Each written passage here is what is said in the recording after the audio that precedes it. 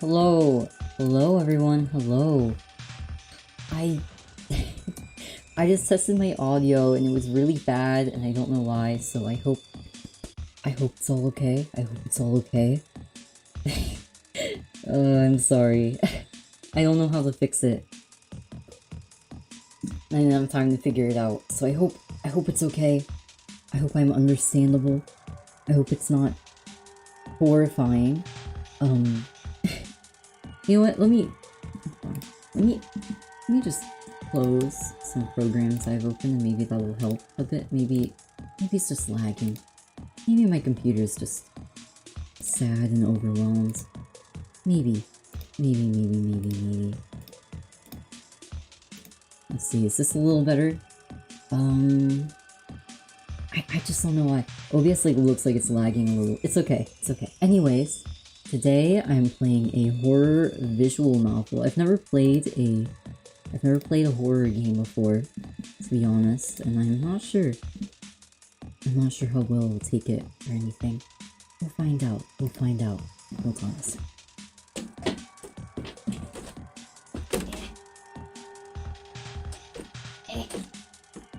Okay. Anyways, let's start. I'm not sure what to expect. Mr. Etienne kindly recommended this game to me, so thank you Etienne for recommending this game. And let's start. I'm excited. There's pretty boys. I'm excited. I hope one kills me. Oh my. Let me see the options first. What's this? Okay. That's just about the author? Developer? The person who made this. Thank you, Dino9997. Alright. I wanna see. I wanna play.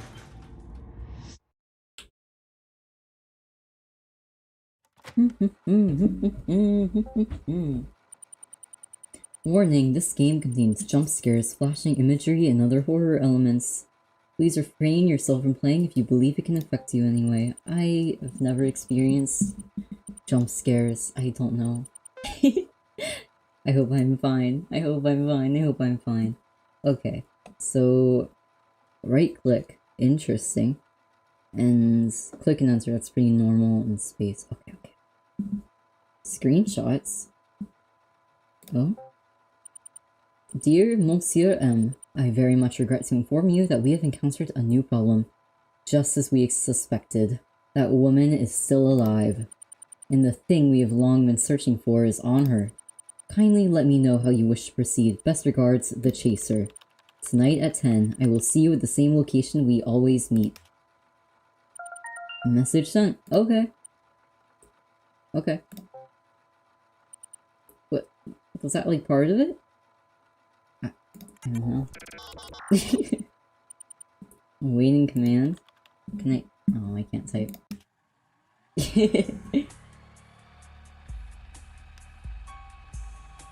Is this the year here? 2086? That's quite a ways in the future, isn't it? It is believed that personalities are forged through experiences, that when we are first born, we are no different than a ball of clay. As we journey through life, we constantly change, being shaped either by traumatic events or mundanities of everyday life. Even if it's something as trivial as the food you eat, the coffee you buy, or the time you clock into work. Those unassuming little things, they alter the paths to our fate without us recognizing it. And of course, when a person loses their memories, their origins are gone. But there is one thing that always lingers at the back of my mind. What would happen if someone gains memories that don't belong to them? ...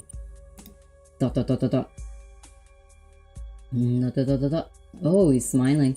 I would love to find out what they become. Oh my.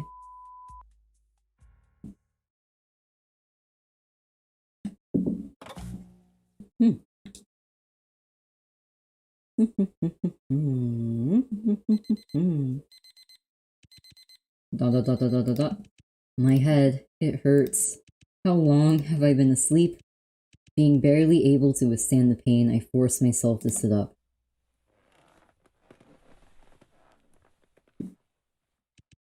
Hmm? Oh, what are those paw prints on the— I think it's a blood stain on the painting. It looked like paw prints for a moment. What I saw was a luxurious bedroom embellished in excellent choices of upholstery with lavish and upscale decor, scorning in the face of modesty. What happened? I struggled to recall anything about how I ended up here. My phone! Where's my phone? I frantically reached into my pockets. But it wasn't there. Shit, what should I do?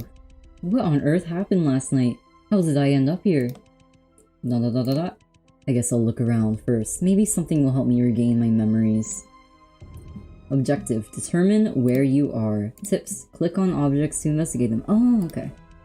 You can end your investigation with a button in the top right corner. Alright. Paw prints. They look a little like paw prints. Like if this is one big paw, and then this is one smaller paw. And there's a little thumb. That makes it look like a foot.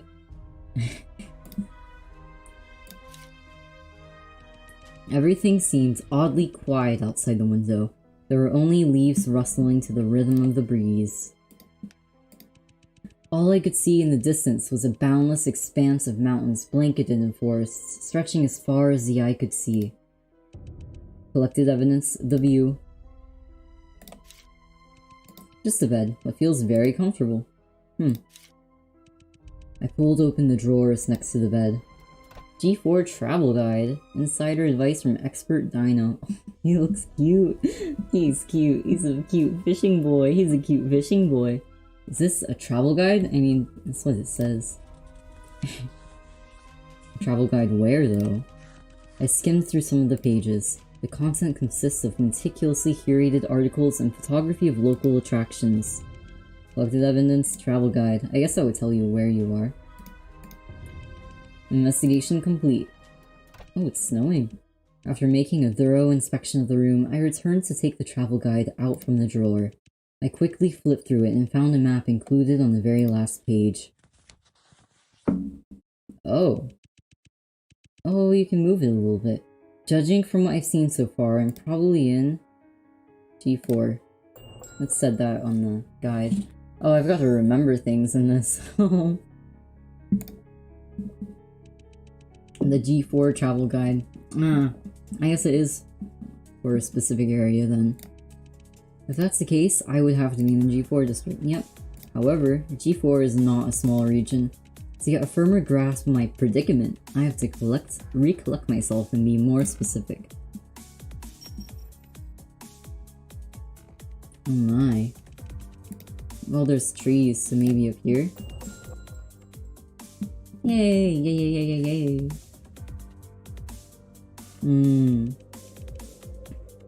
It wouldn't make any sense if I was in a city. It sure wouldn't.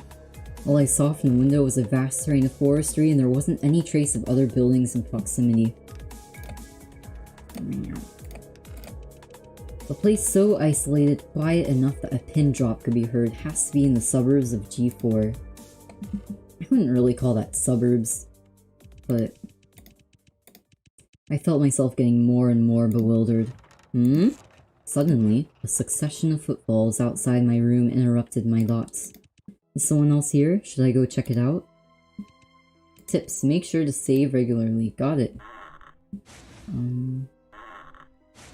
Let me save. Right here. Can I do that? Yay! Let's go see. Hello, Etienne. Hello, how are you doing today? I want to see the guy. I want to see who's outside. Why did I just quiver? My head, it hurts. But it would be a waste of time for me to stay here. Maybe the person outside knows something. I got out of the bed and made a beeline to the door. Bees. Bzz, bzz, bzz, bzz, bzz. This is a bar. The lobby was shrouded in darkness. All I could faintly discern were the contours of a bar room set up in front of me. Dot dot dot dot dot. A bar counter? A possible scenario is that I passed out here after getting drunk. It could be a hangover. Oh, congrats on being bleached, Etienne. Yet, judging from my surroundings, I highly doubt that a bar is where I'm at right now. To me, this place seems more like someone's residency. Whose house could this possibly be then? I have no clue. Oh, it's snowing. Behind me, I heard the stomping of something approaching at an accelerating tempo, striking my eardrums with heavy percussion that were almost deafening as it continued to grow in strength, and my racing heartbeat began to resonate with it. What is going on? Cautiously, I looked back. Oh. What is that? It's like oozing. It's oozing. What is that? The scene in front of me is an unutterable atrocity, a disfigured face half sawed off with fresh blood oozing out from its remaining pores, making small puddles on the floor. Why is its blood green? Its disproportionate bulged eye is filled with contempt, while every broken capillary and vessel extended across the sclera, emitting what word is that? Disparate discharges, and the only thing that even looked close to human. The sound it made was its forced, contorted grin. Oh my, it's shaking. Live or die. I backed away quickly and was able to see the full form of this creature. Blood was gushing from every crevice of it, looking like it could collapse into a pile of limbs with a pull of a string. This is so dramatic. Let me know if the audio is okay, by the way. It sounded odd when I tested it, and I just want to make sure that I sound alright. Hello, Bucky, welcome. Waving its claw in the air, it snarled at me with unfathomable anguish and began to approach me. What should I do? Oh, there's a timer on this. I'll just leave. Bye-bye. Oh, wrong. Run, I have to run. I have to get out of here as soon as possible. I swiveled around and ran as fast as I could. However, the enormity of this house had me running in circles. With the lobby blanketed in darkness, I quickly lost all sense of direction. My head was still pounding and my limbs were getting weaker and weaker by the second. The last thing I heard was a stomping closing in on me. Whoa, whoa, whoa, whoa.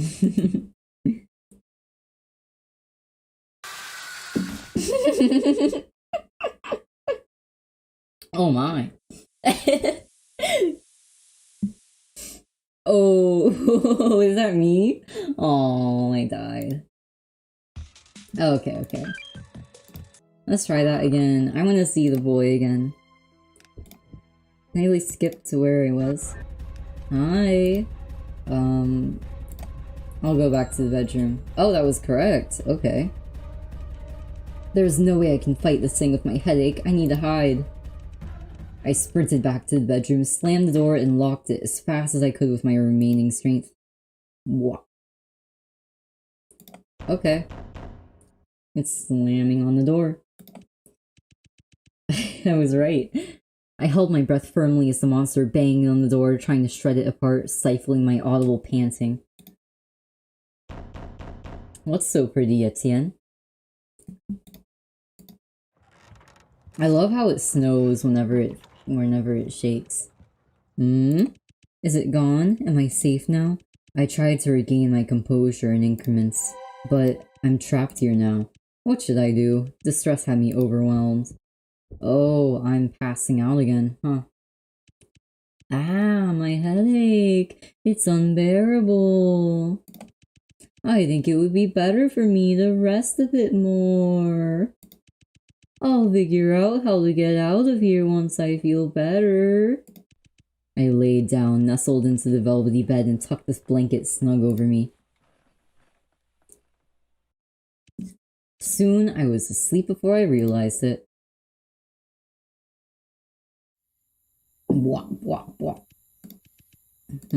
What time is it now? Slowly, I opened my eyes. Hi, boy. Who are you? He kind of looks like... This is a horrible thing to say. I'm so sorry, but he kind of looks like when people draw the Five Nights at Freddy's characters as people. He kind of reminds me of that. Like, he's got the bow tie, and he's got the eyes, and the hair. I was greeted by a figure sitting in the darkness at the edge of my bed, staring at me with his eerie eyes. He's like a sleep paralysis demon then, isn't he?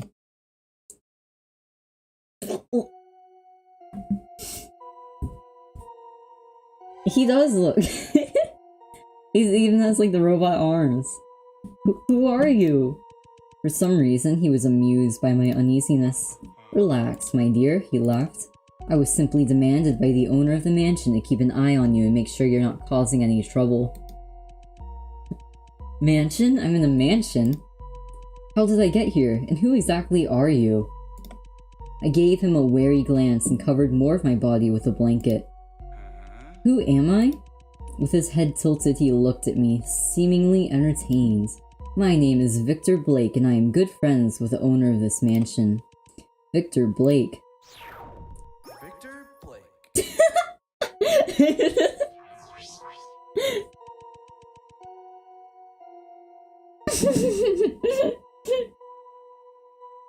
I was not expecting it to do that at all. I calmed down and started to take a closer look at this man. Staring at his waist and his head, alright. He was wearing a tasteful black bow tie and had vibrant, stylish red hair. But the most striking part about him had to be his unusual eyes and arms. Are those mechanical prosthetics? Well, as for how you ended up here, I am personally quite curious about that as well. So, he has no clue about how I got here either. What else should I ask him? Oh my. Who is the owner of this mansion? Have you been watching me sleep this whole time? What happened to your eyes and arms? What was that thing? End the conversation. What was that thing? Did you see that petrifying monster with blood oozing out of its body? A monster? He seemed puzzled. Oh, let me guess. You're talking about those cyborgs, huh? Cyborgs? And there's more than one of them? Don't be so worried, my dear. They're just Vincent's little pets. Vincent? Who's that? And what kind of person would keep those things as pets? Okay, so I can ask all of these. He's got a small waist and a pretty face. He sure does. He sure does. Who's the owner of this mansion? You mentioned that you were not the one who owned this place. Who is the owner then? The owner? His name is Vincent Edgeworth. Oh, just like the boy in the Lawyer series. How should I put this? He's quite an adorable man. It could be extremely dangerous at the same time. Vincent Edgeworth? For some reason, his name rang a bell. It's because he sounds like Miles Edgeworth. I bet they're cousins. Have you been watching me sleep this whole time? Indeed I have, my dear. In fact, I'm getting quite envious seeing how peacefully you slept. I felt my cheeks warming up despite having no familiarity with him. Oh my, oh my. Okay, and what happened to your eyes and arms? Victor went silent for a moment.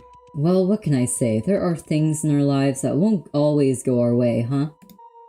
He shrugged his shoulders, smiled, and my question seemed to be soon forgotten. Alright. Thanks, boy. If Victor doesn't know how I ended up here either, then there's no need for me to keep asking him questions.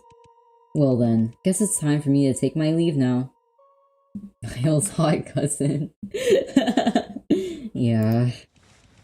I think I would like him more if he shaved his weird little tuft. I lifted the posh blanket to the side and got out of my bed. Please thank Mr. Edgeworth on my behalf for providing you with such a nice room. I started to make my way towards the door. May I ask where you're headed to, my dear? Victor looked at me with curiosity. Where? I'm heading back to... I felt my hand tighten on the door handle like a vice. I struggled to come up with a response. Where am I going? Where is my home? I realized that I had not simply forgotten what happened last night. I had lost all my memories. Interesting. If you lose all your memories, Are you still able to talk? Vincent, the secret admirers. Ooh. Yeah.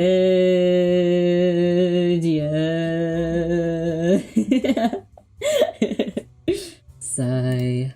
No name, no cash, no ID. I'm not even in a position to be a vagabond. Oh, darling, please. Don't be so distressed. You have to realize losing your memories could also be a blessing. Countless people are imprisoned by their own memories. They try their best to let go, yet cling to them at the same time. But you, on the other hand, are given a second chance. Isn't that wonderful? I'll be honest, even I am getting a bit jealous. I see where his point is coming from, but seriously, what could be worse than being homeless? That's a statement. I sighed again. Victor, how many times do I have to tell you, quit smoking my mansion? Oh, are we meeting the boy? The other boy? Well, well, well, speak of the devil, isn't my dear friend Vincent. Oh my, oh! Oh my, oh my. Vincent, so he's the owner of the mansion. Madame, if this perverted man has caused you any trouble, is that Madame or Mad... I don't know how it's pronounced in English. I'll just stick with how it is in French. I'm sorry. Madame, if this perverted man has caused you any trouble, I could call the police and have him arrested right away. I think I'm good. Thank you, though, I responded awkwardly. Are those two really friends? Vincent, may I ask if you're the owner of this mansion? Maybe I should give the girl a different voice. Indeed I am, he smiled. My apologies for not introducing myself properly. My name is Vincent Edgeworth, and I am the owner of this mansion. He really is Miles' hot cousin. He's so pretty. Oh, he's pretty. Vincent Edgeworth. I love how it does that so much. May I have your name, madame, and the reason for your visit? The reason for my visit? So I was the one who came here to begin with. I wasn't sure how to respond. It's a shame, Vincent. It appears that our guest has lost all her memories. Victor came to my rescue. Is that so? How interesting. If that's the case, shall we decide on a new name for you then, madame? I guess he's right. A temporary name would be better than nothing. Well then, what should my name be? Okay. Well, my name is June, but should I... Is that what I should make this girl's name? Is that what I should make this girl's name? I'll leave it. Yeah. Why not? Should I go by June? Sure. Please call me June. June, very good. It is my great pleasure to meet you, June. You seem a bit distressed, and I am assuming you have many questions on your minds right now. Is there anything I can try to help you with? Vincent might know something valuable that will reopen my memory banks. Memory banks? That sounds like I'm a robot. What should I ask him? How did I get here? Mr. Edgeworth, please tell me, how did I end up here? One.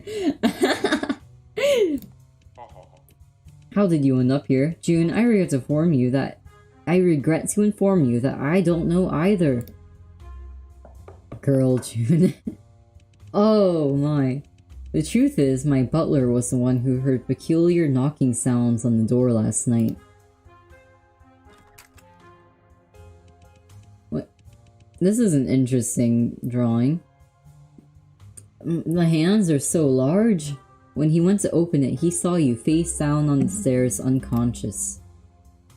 Since we knew nothing about you or the reason you were here, we decided to place you in the guest room for the time being. Vincent's words sent me deep into thoughts. Why on earth would I come to his mansion? What was that monster? Earlier today, I saw some sort of creature I've never seen before. Something that seemed half human, half robotic. What exactly was that? Oh, my dear June, it appears that you have already met one of my friends.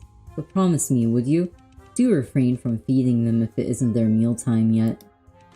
I guess I would be a fitting appetizer for them, am I not? Did they bring anything? Did I have anything on me when I arrived here? Speaking of that, we did find this in your pocket. A business card. It's eaten. It's eaten up. It looks like it was burned or something. Myers Corporation. I pondered where I have heard of this name. Why would I own a business card of someone working there? Maybe you work there, girl. What is Myers Corporation? I looked up and asked. Myers Corporation is a world-famous mechanical engineering corporation based in the G4 district, said Victor. It is also the first company that was able to develop highly flexible mechanical prosthetics.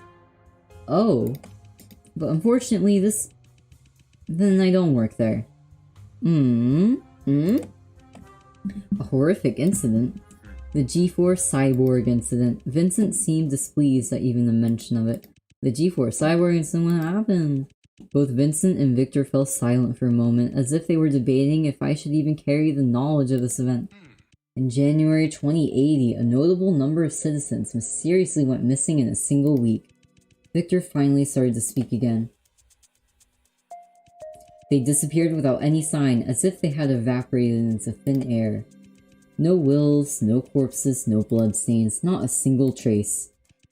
But there was one thing those people had in common. They were all last spotted near the G4 district. Who would have enough power to make hundreds of citizens disappear in a single week? Naturally, the police suspected Myers Corporation, a mega international monopoly located in the G4 district. Nonetheless, Myers Corporation refused to admit that they had any involvement in this matter. After a year-long investigation, the police accidentally discovered a secret chamber located in the basement of this corporation. Oh, that's a kitty robot. Aww. Inside the chamber, there was a group of cyborgs. Cyborg? Isn't that the thing I saw before? Oops. I just breathed in my tea. That's not a good thing to breathe in. It would be natural for you to assume those cyborgs were the missing citizens. But the truth was more gruesome than that.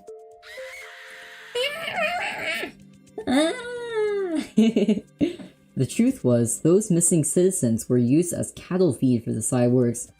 If they're robots, how do they eat? Where does the food go in their body? Do they poop? As for where the cyborgs themselves originally came from, nobody was really sure. Even in light of this discovery, Myers Corporation still firmly denied the fact that they had ever granted permission for such an inhumane experiment. With help from an attorney, one innocent employee was convicted. He was sentenced to life without parole, yet the company itself was free of any charges. However, that was not the end of the story. 2 months later, the attorney suffered serious injuries from a vehicle accident and was one step away from getting killed. Within the same year, all core members of Myers Corporation were found brutally murdered. Oh, little pastel pink. The perpetrator behind these horrific acts was never found. To this day, people still mysteriously vanish in the G4 district. Rumor says that the spirits of the victims from the experiment are still wandering the streets, taking the lives of those unfortunate enough to cross paths with them. Victor's story sent shivers down my spine. I was not expecting such chilling urban legend from the G4 district. Victor, may I ask how you knew all of this? The answer to that is simple, Victor laughed. Both Vincent and I are former employees of Myers Corporation. Victor, I must say that I am quite impressed by how much you've committed this story to memory. Vincent said sarcastically. Oh, oops. Victor tried to cough it off. He glanced at the clock on the wall and seemed to be a bit troubled by the time. Well, story time's over. I shall take my leave now. Vincent, join me for a drink at the pub tomorrow night, won't you? And it was a pleasure to meet you, my dear June. He zoomed off. Victor left the mansion. After that, Vincent helped me settle into the guest room. I thanked him and then returned to my room to get some rest for the night.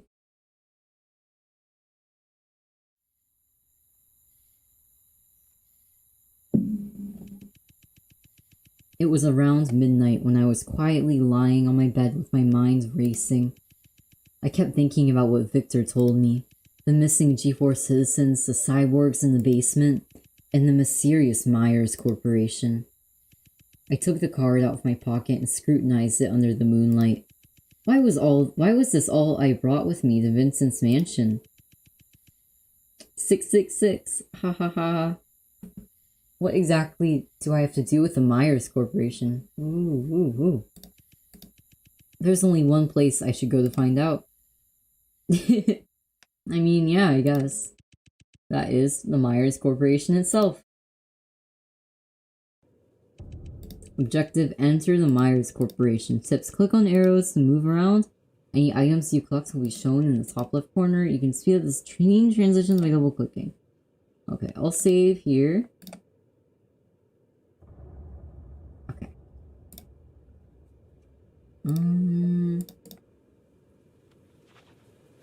Meow, meow, meow, meow, meow, meow, meow.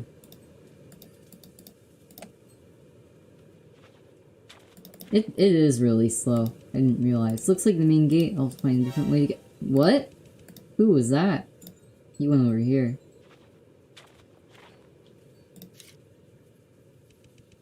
Located in the G4 district, Myers Corporation is an innovative company and research institute specializing in the application of mechanical prosthetics. That word is so hard to say. The founder, Mr. Myers, believes that the reason why humans have become Earth's dominant species is because we were given the ability to innovate.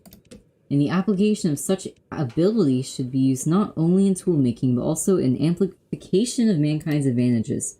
Therefore, Myers Corporation is committed to redefining the balance between machinery and the human body. A large number of Myers employees have undergone some degree of modification. That explains the boy with the tuft. What's his name? Victor? Victor. As a result, they exemplify excellent working abilities and are, for this reason, more competent than most ordinary people. I want to find the boy that ran across the screen. Murderer. Myers. Murderer. That's what the graffiti says. Yeah.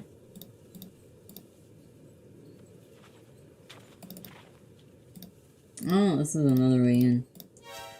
Where is the... Who's that boy? Hey.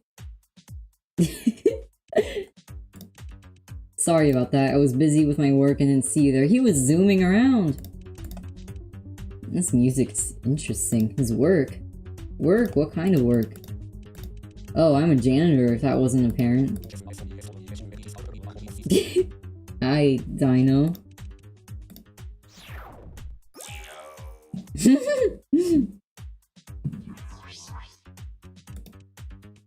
My job is to keep this place absolutely spotless, not leaving even one trace of dust. The guy's outstandingly suspicious. Why would you sweep outside Myers? Why would I? Do I really need a reason for that? What if I just enjoy it? A janitor who enjoys his job, that's quite unusual. Is there anything else I should ask him?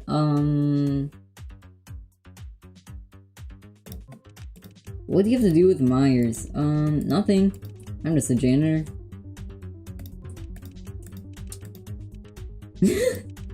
Good catch, miss. In fact, I am Michael Myers' #1 fan. His graceful and elegant modesty is something all of us should aspire to be.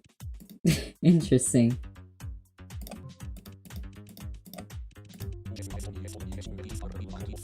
Interesting.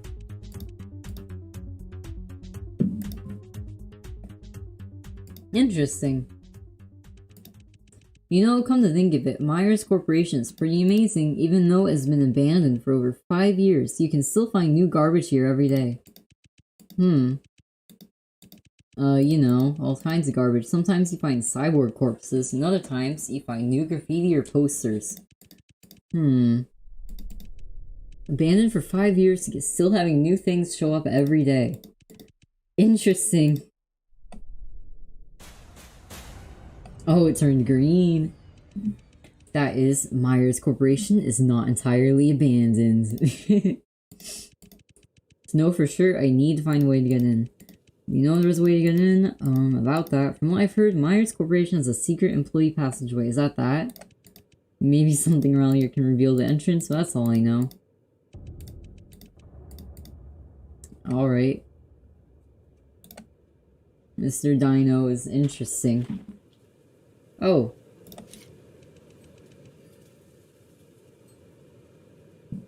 Random English letters and numbers.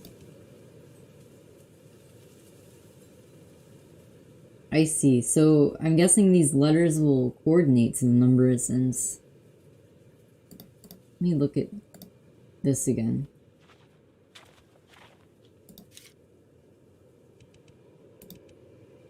Oh, okay. Maybe I have to unscramble this. UEMRD.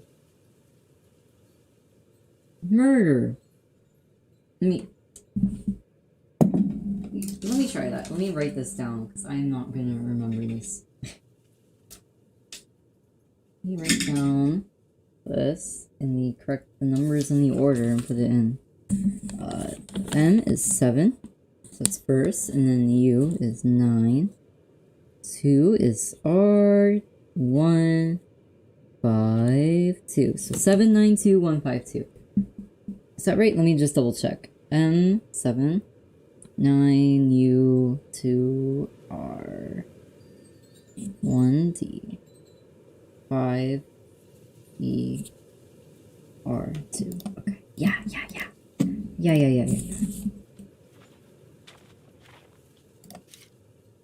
Okay, 7, 9, 2, 1, 5. Oh, it's longer than that. Never mind.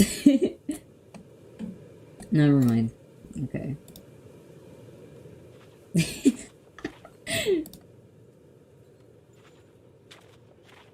Oh my. Hi. I don't know if I want to get any closer to that thing.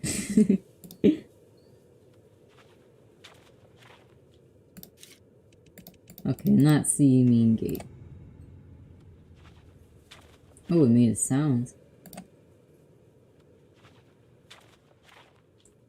Is there anything else I can look at here?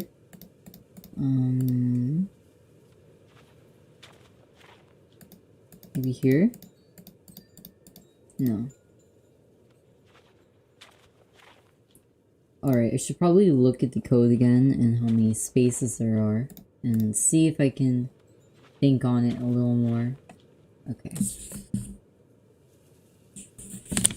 U 9 E 5 M 7 R 2 D 1. Yeah.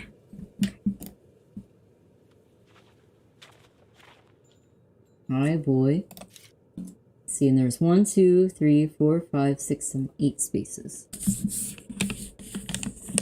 1, 2, 3, 4, 5, 6, 7.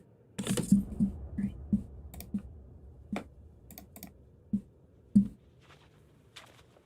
I love. Oh, it's murderer. I'm dumb. Okay. Let me write this out then. Again. Because okay, so M, 7. U is 9. R is 2.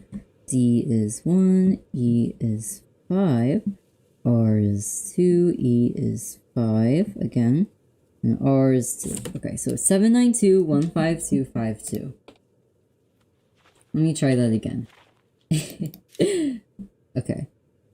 792 152 52.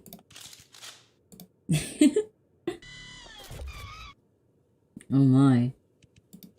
Oh, looks like you've successfully opened the secret passageway. Now I gotta find it.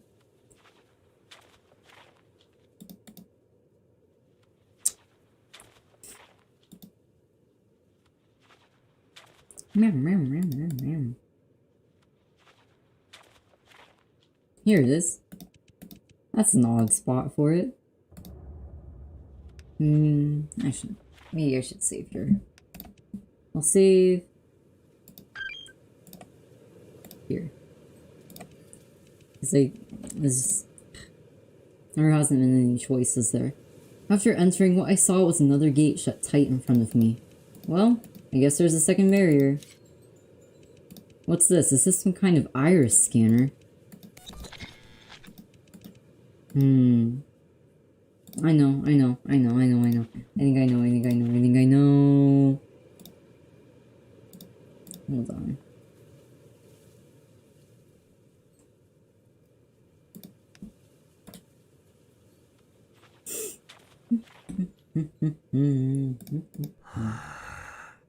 Oh my.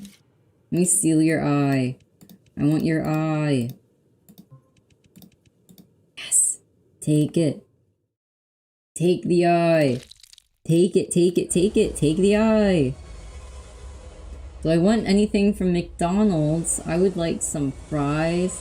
And I want a milkshake. I want a milkshake and fries. Thank you, Kai. Thank you, Kai, for bringing me McDonald's during my stream. Thank you. I just had a moment. A girl just had a moment, touching that eyeball. What was that chamber I saw? Collected item, the cyborg's eyeball. Left click to choose the object you like to use. Oh, okay. I really like the puzzle that was in this so far. It was fun. Okay, we'll get you a milkshake and fries. I'll be home soon, my beloved baby boy. Put the eye in the scanner. Yes! Okay, I'll save here.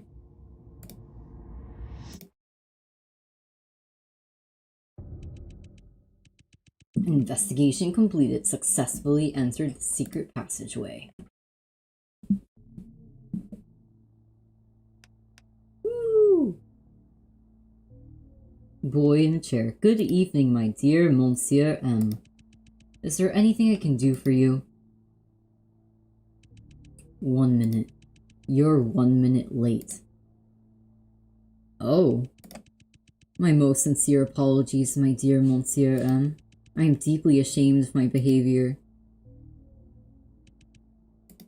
I heard that you had something important to tell me. Is that true? Yes, sir, I have good news and bad news. Oh, the good news is, according to a reliable source, she has awakened. But the bad news is, she doesn't seem to remember who she is. That is quite unexpected. Well, what's your plan then, my dear Monsieur M? A plan? I don't have one. All we need to do is sit here and wait for her arrival. Oh no, Kai is loose? You mean like Kai is on the loose?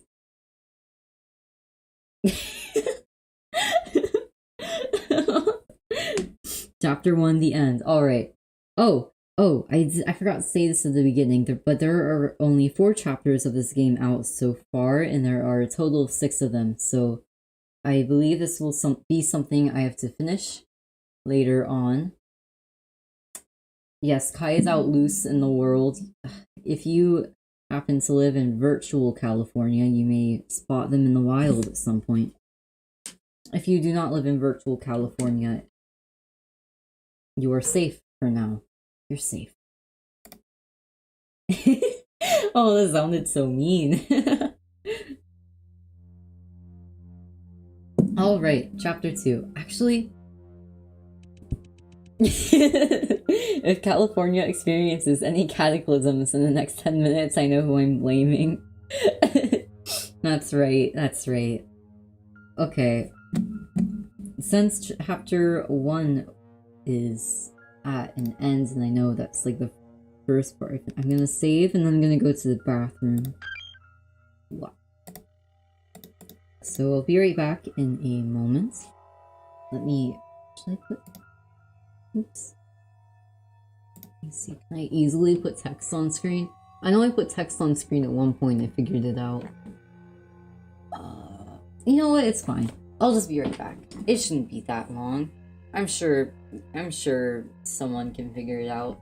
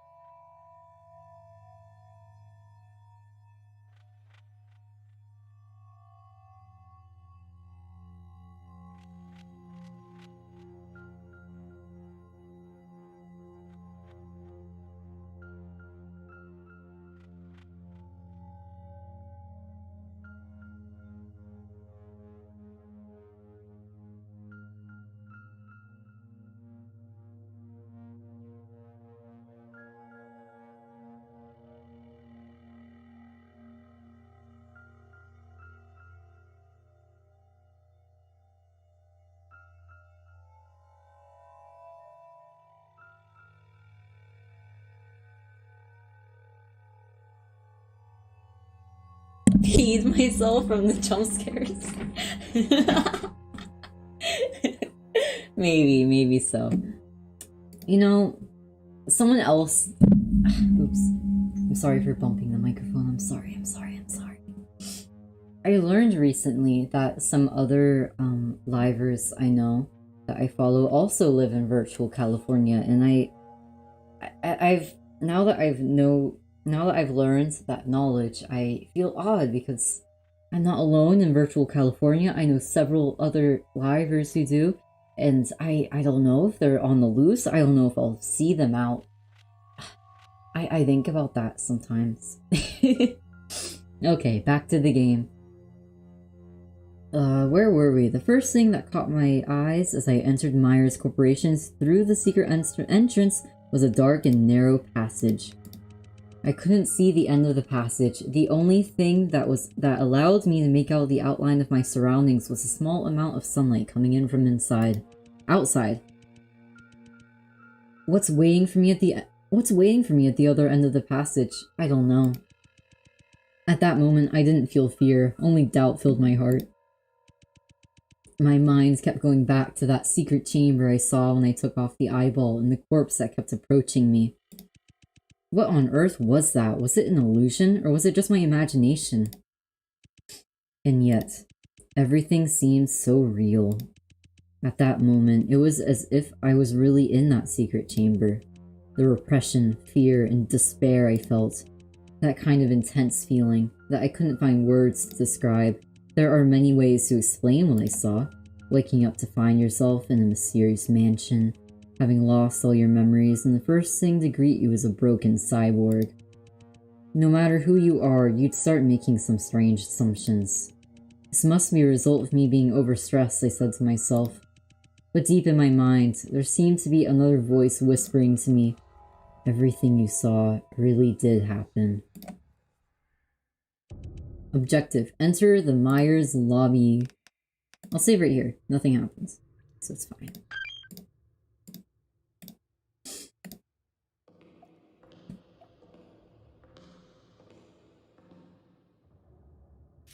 Blood on the ground. A puddle of blood. To be honest, this is not what I wanted to see, but I'm starting to get used to it. From the shape of the blood splatter, it looks like a body has been dragged deeper into the tunnel after someone was killed. I squatted down and carefully dipped my fingers into it. No hallucinations, nothing happened this time, but I rubbed my fingertips with my thumb. This puddle of blood, it's not completely dried up. In other words, I may not be the only uninvited guest here. I need to be careful. Interesting.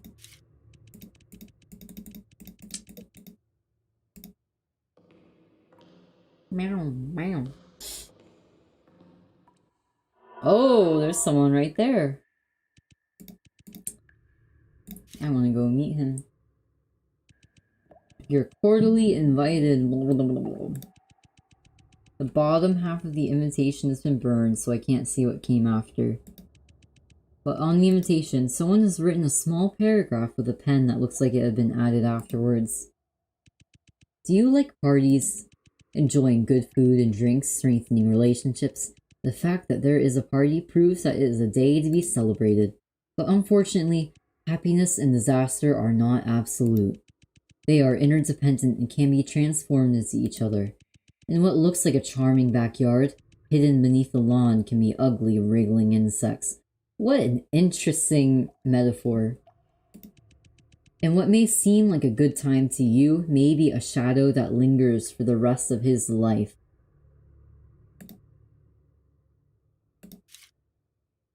The blood trail ends here, but strangely enough, there is no corpse to be seen anywhere.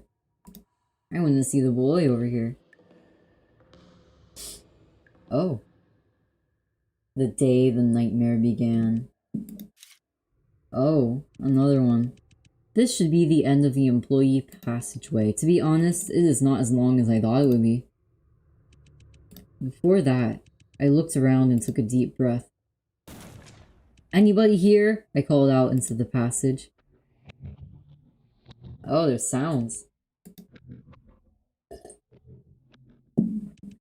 Oh, for a moment, I thought I heard a low, vague reply, but it was just a distorted echo of my own voice. Strangely enough, the figure I had just seen is now inexplicably gone. And there's an even trickier problem at hand. If I want to access the lobby, I'll need to enter a 4-digit code. Well, in this case, I started thinking. Oh. Oh. Just then, a screeching noise came from behind me and interrupted my thoughts. What was that noise? The day the nightmare began. Interesting. I wonder what that means. Coded door, I have no clue.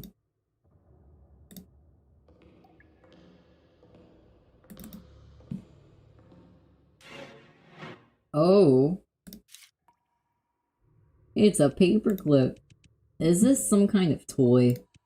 I don't quite understand, but it looks like an arm with arms. But more importantly, I'm pretty sure this thing wasn't here before. It's supposed to look like an arm with arms. I thought it was a paperclip. The strange noise from earlier could have been the sound of it falling. Who is following me here, and what do they want? That is not an arm. Well, I mean, it has a hand on it. Oh, I see what it means by its arm shaped. It's like a... This is like the hand, and then this is the elbow. Interesting.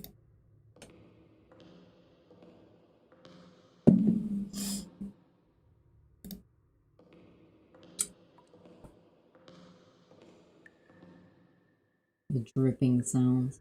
Wait, did I miss something?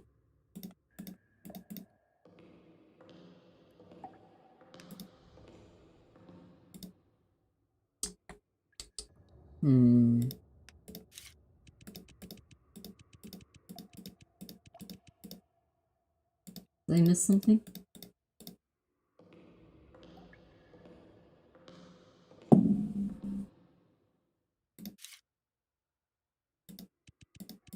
This is all the same, right?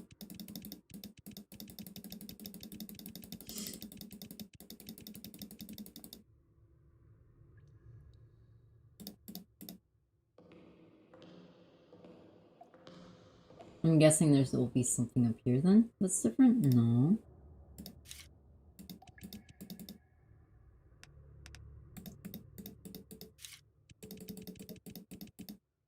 Okay, I've missed something.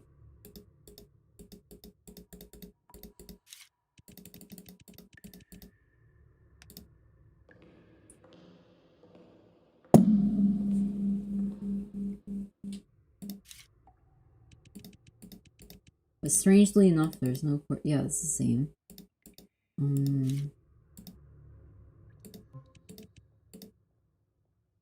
Oh, I've not done that? Oh, okay.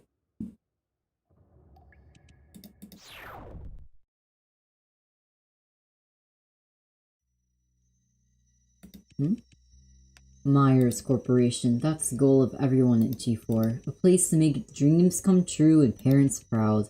At least, that's what I thought. I will never forget the day I came to Myers. My excitement and exhilaration inevitably mixed up with nervousness. Because to me, it was a reward for my years of dedication and hard work. I think every single elite at Myers can relate to that. But who would have thought that behind this company that so many G4 residents longed for, there was only filth, sin, and blood that would never dry up? Who am I? I'm no longer human. At this time, I can't even remember my own name. Every day now, I can only wander aimlessly around Myers.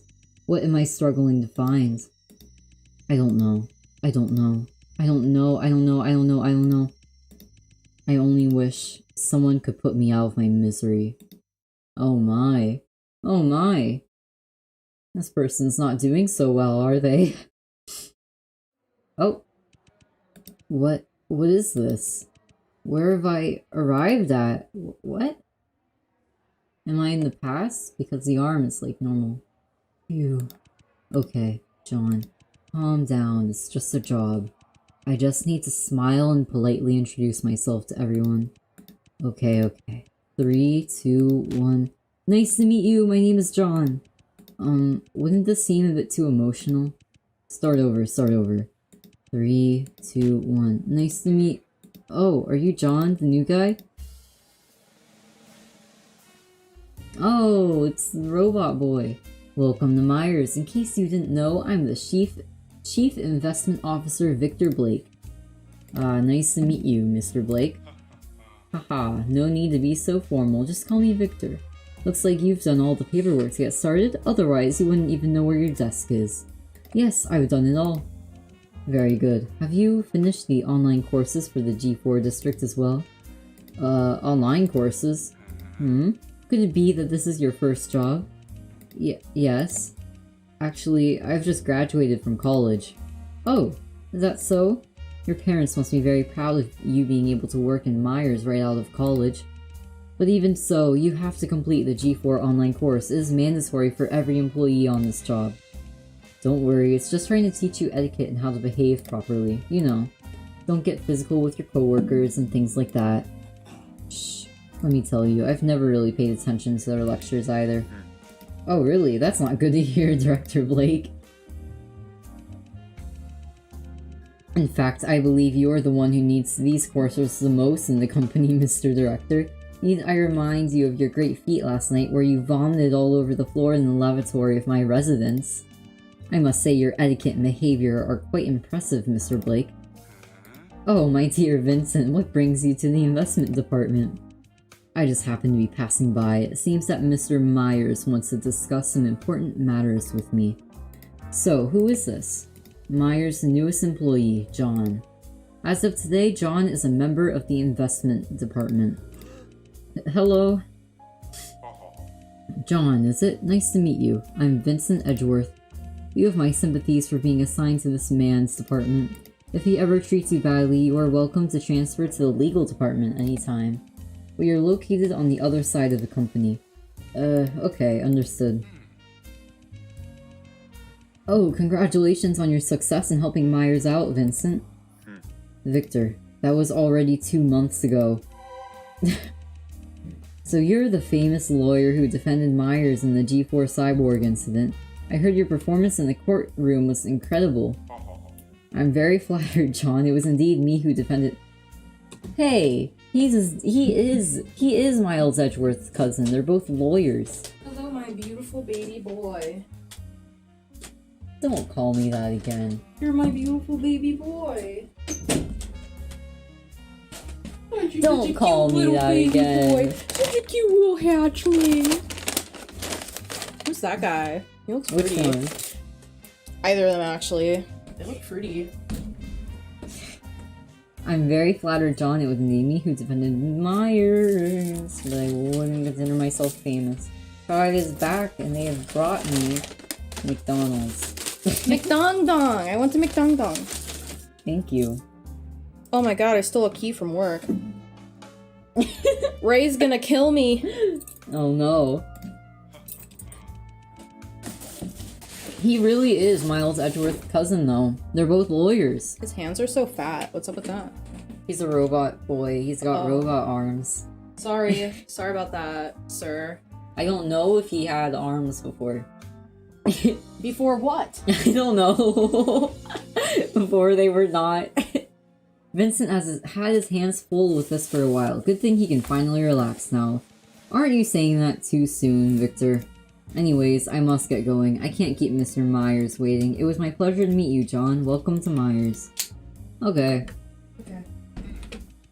You were lucky to meet Vincent on your first day. Even I don't see him very often at work. That guy's attitude towards others has improved a lot since college, but he hasn't changed a bit towards me. Since college? Were you and Mr. Edgeworth college classmates? Not only that, we were also roommates. They were roommates. They were roommates. And they were roommates. Yes, we all know Ray. Is there a question about Ray? Mm-hmm. Yes. Vucky asked, wait, you actually know Ray in real life? Yeah, we all know him. We all know him. We see him every day. Yeah, we see him like every day. Everyone in VCafé sees him every day. What he works looks there. like is like every day kind of changes, and his kind of depends on his mood. He's interesting. He scares me. He's a creature of a person. Is a creature of a person. Okay.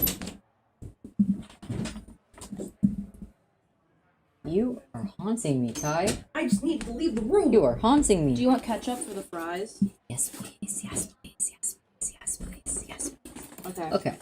Although he seems very gentle now, he was quite aloof to everyone back then. His pretty face may have won the hearts of many girls, but his cold and arrogant attitude did offend many classmates as well. However, what does remain unchanged is his perseverance and determination. When Vincent was in college, he only had one goal, and that was to get his dream job at Myers. Then he was just as busy as he is now, always working late in the night to achieve his goals. But as you can see, hard work does pay off. He is now the chief legal officer at Myers. I'm having a hard time believing Arco sees him with the whole Pacific Ocean thing.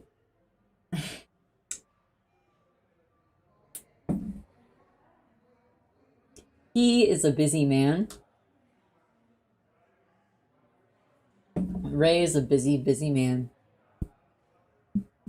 He travels a lot further than you would think he does. Alright, John, I think it is time to give you some personal space to finish those tedious courses.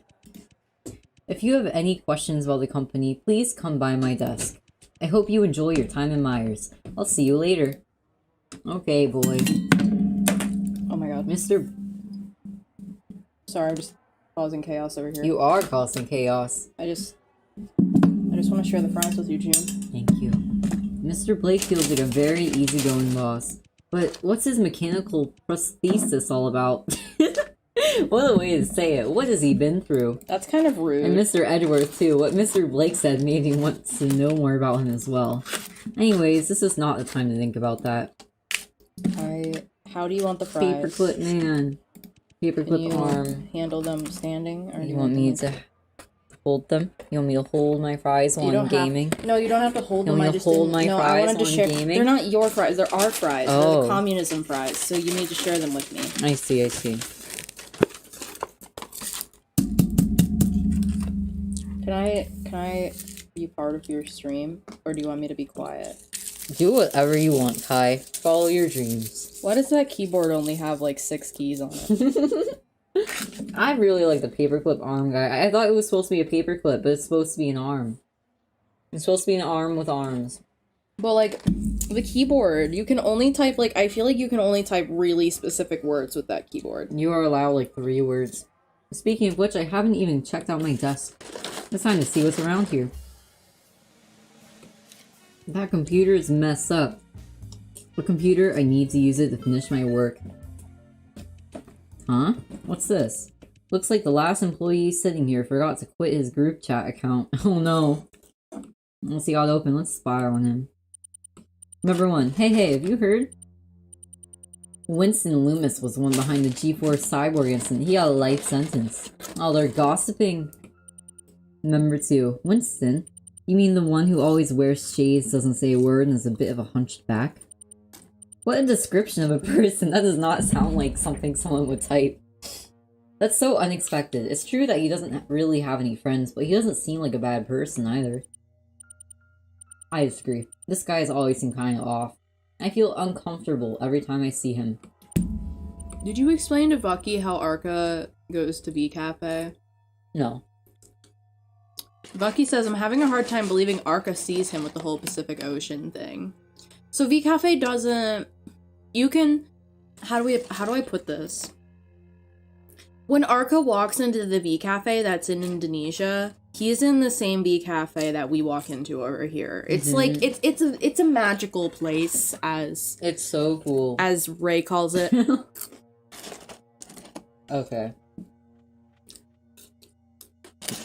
Coolest in the world. I'm so sorry. It's like a portal, I guess. It's the best way I can put it. Huh? What do you mean? How should I put this? This guy doesn't really seem like the type that could drag that many people into the basement to experiment on them. These people are having real gossip in the workplace. Maybe at helpers, who knows?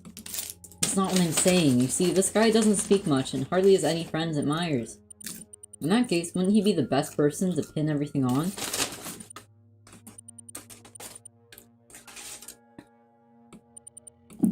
They're all dots. Hey, what the hell are you thinking? You'll be targeted by the company for saying that. Huh? This is just a random dot. Anyways, let's change the subject to something more uplifting. I heard that if everything goes well, the company will host a party after all of this. I'm sure it'll go well. After all, we have Vincent. Party? When? Well, I think on a Thursday, 2 months from now. I don't remember the exact date. Thursday? Damn it, I work overtime every Thursday night. I know when the party is, but I can't go either, because I'll be on vacation at the time. Hee hee. Vacation? That sounds nice. I'm pretty excited about it too. I haven't been in touch with my parents for a long time. However, I'm drooling at the thought of getting close to Victor at the party. Oh my.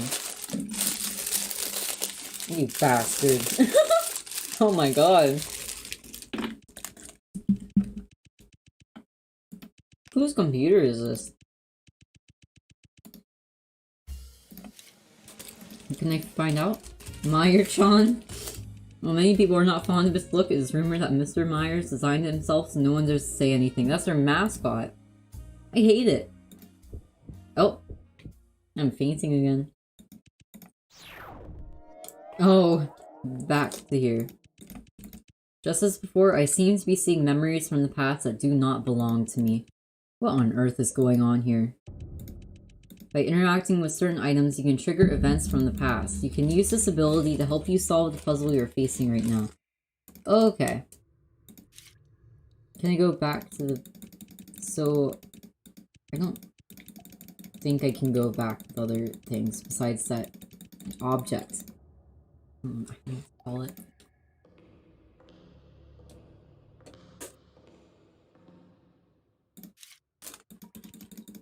That wouldn't be it.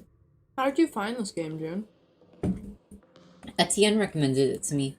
Ah. So it's a clown game. No. There are no clowns in it.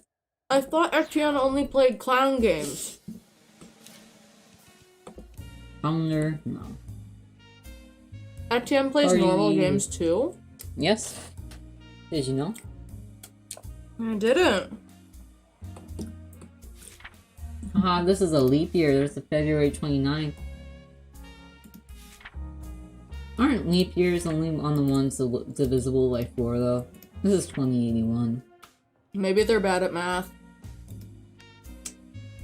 Yeah, maybe. Let's see. Was last year a leap year? I don't remember. A little post-it note, 2 pieces of candy next to it. Ju John, welcome to the Myers Corporation. Celebrate your joining. We have a very special gift for you. That is the figurine of Myers Corporation's mascot, Meyer-chan. Very lovely, isn't it? Anyways, we hope you'll enjoy your time at Myers Corporation. Myers Investment Department 2081.4. The pink one counts as a clown. You're right, you're right. He's interesting enough. Can I look on this?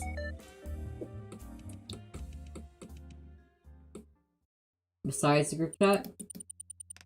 I don't want to hear the group chat again.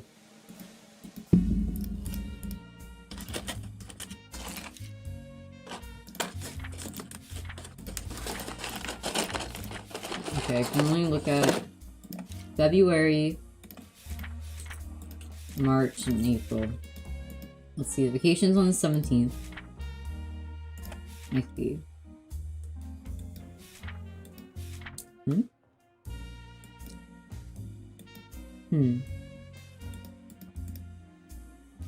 Ooh.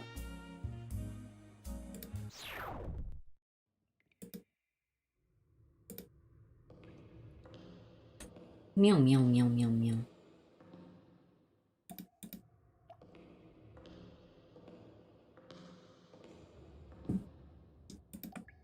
Okay, there's nothing there still. How about up there again?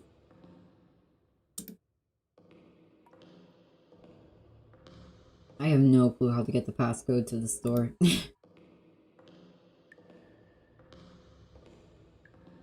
Maybe the dates are related to it. The door will unlock automatically after entering the right. Oh god, I have no clue. Yeah, I can try the dates. I'll have to look at them. Do you know who the doors were related to? It is to the company.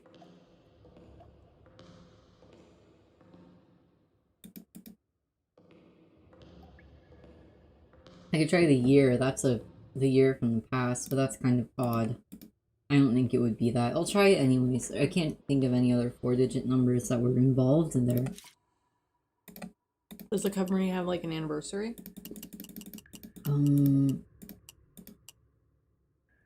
Yeah, that's not it. Let me look at the things that were there again.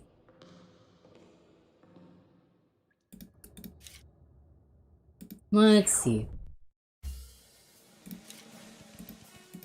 This is the welcome gift. Wasn't there a 4-digit number at the end of that? Let's see, 2081.4. I just tried 2081 though. Like, look at the calendar. I know there was nothing here. Okay. What is the 26th? I don't know. I don't know what these indications mean. There's a birthday, it looks like, here for someone. Or something. Maybe Vincent?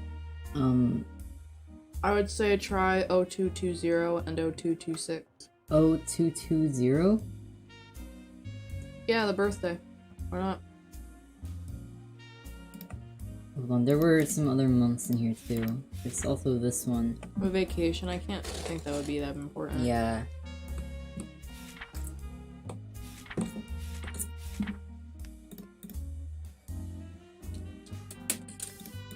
Can I see anything else here? No.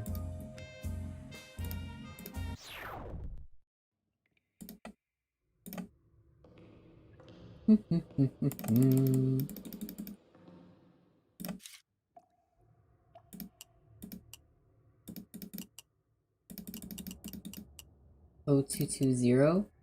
And what else? 226. No. Okay.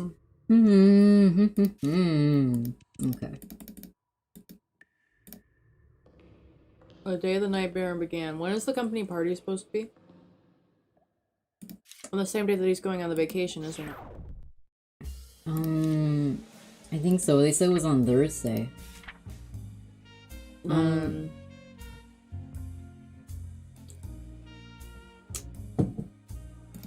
Either the 16th or the 23rd, depending on when he's coming home. Wait, I'm gonna have to look at the chat again. Let me look at the chat again. Definitely seems like it'd be a date. Yeah.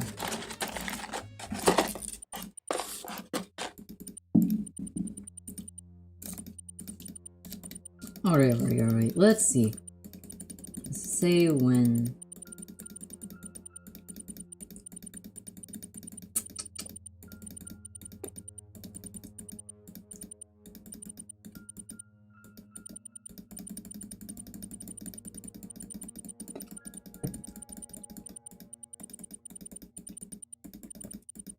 Okay.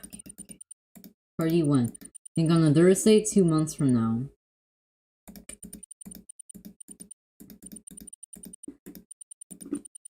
I will be on a vacation at that time, so it should be the one after the vacation thing. I guess it depends on how long.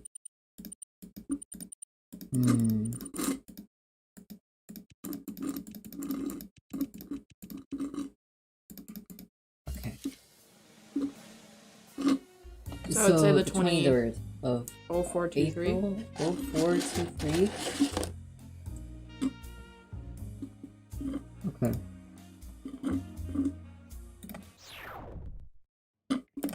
It could be a different date format too.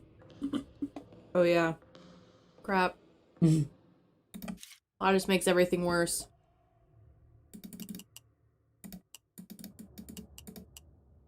You could try 2304.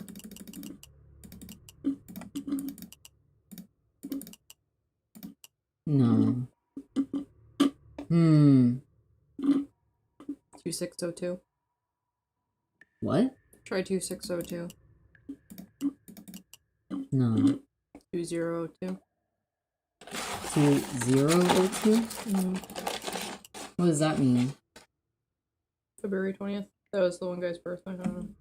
Trying all the dates in the different format. Let's see, so April 3rd. So... You know what's a real puzzle game when you gotta write shit down? Gotta whip out the pen and paper. Wait. Erase. It's like crap. Oh, I see. Eraser is no longer trapped. So it's 0423, or perhaps the week before, which would be... What's it? Subtract 7, June. Subtract 7? You think I can do math? You think I can do math? Okay, subtract 3, which would make it 23 minus 20. 7? Subtract 3, that makes it 20. Subtract Yes. 4, that makes 16. it 6. Okay, I was right. Okay. Okay.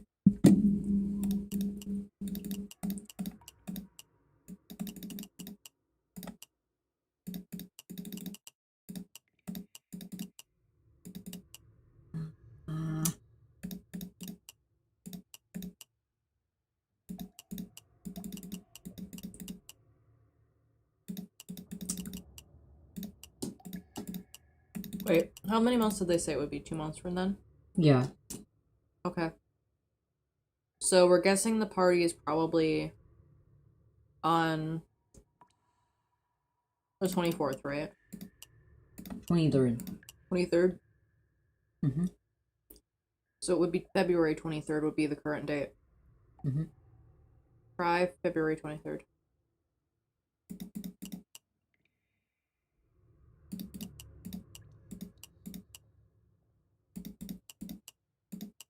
Mm-mm. Shit. I'm gonna have to look up. I'm not beyond cheating, I'm sorry. But, okay. Secret Fire. Passcode chapter 2. Let's see, that's not right. That was the first one, which I did get. So the second one would be... Oh. What is it? It's 0430. It's April 30th. Because it's after... Because it's the week after that. Oh. He's on a long vacation. Huh.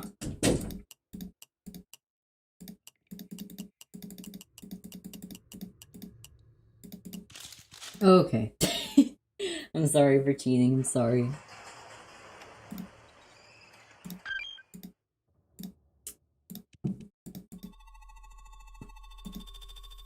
All right, let's go in. Let's go in. Oh my.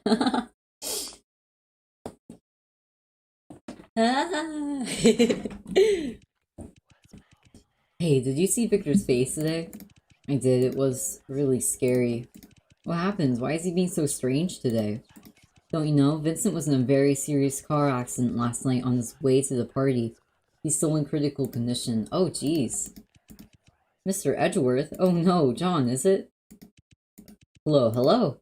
Please excuse my surprise visit. I just wanted to come by and say hi.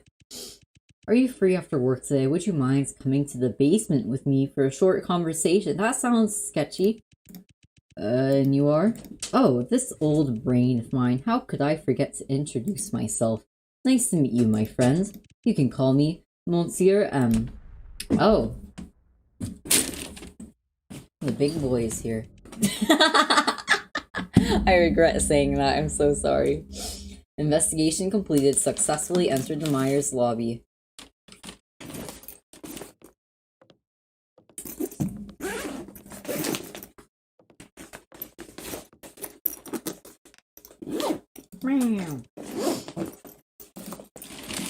That was an odd sentence. I could not say that.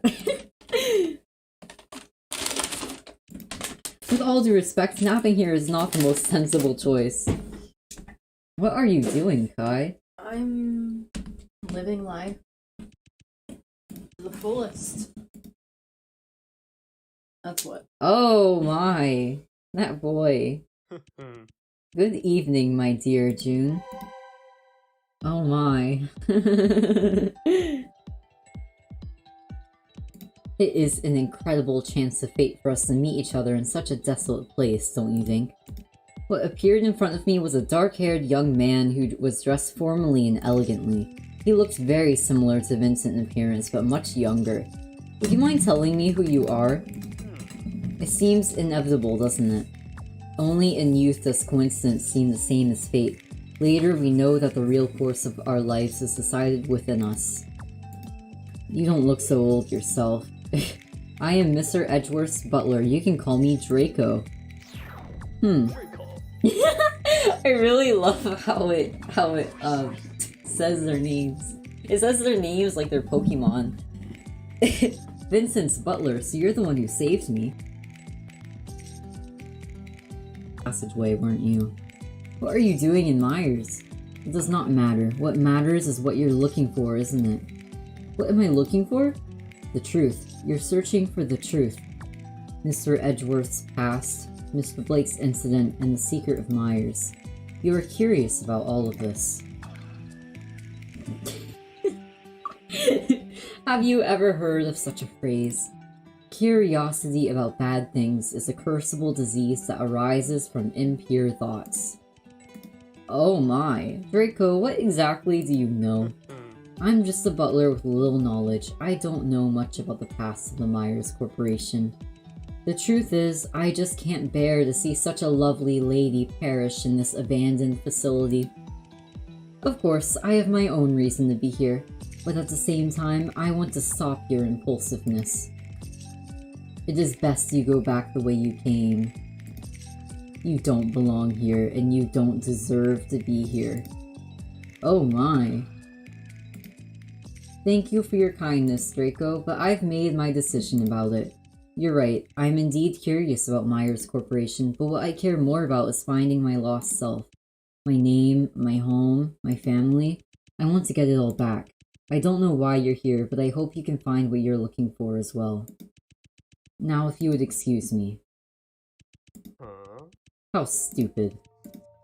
Anyone who studies the history of human catastrophes can be sure that ignorance is the main source of human adversities.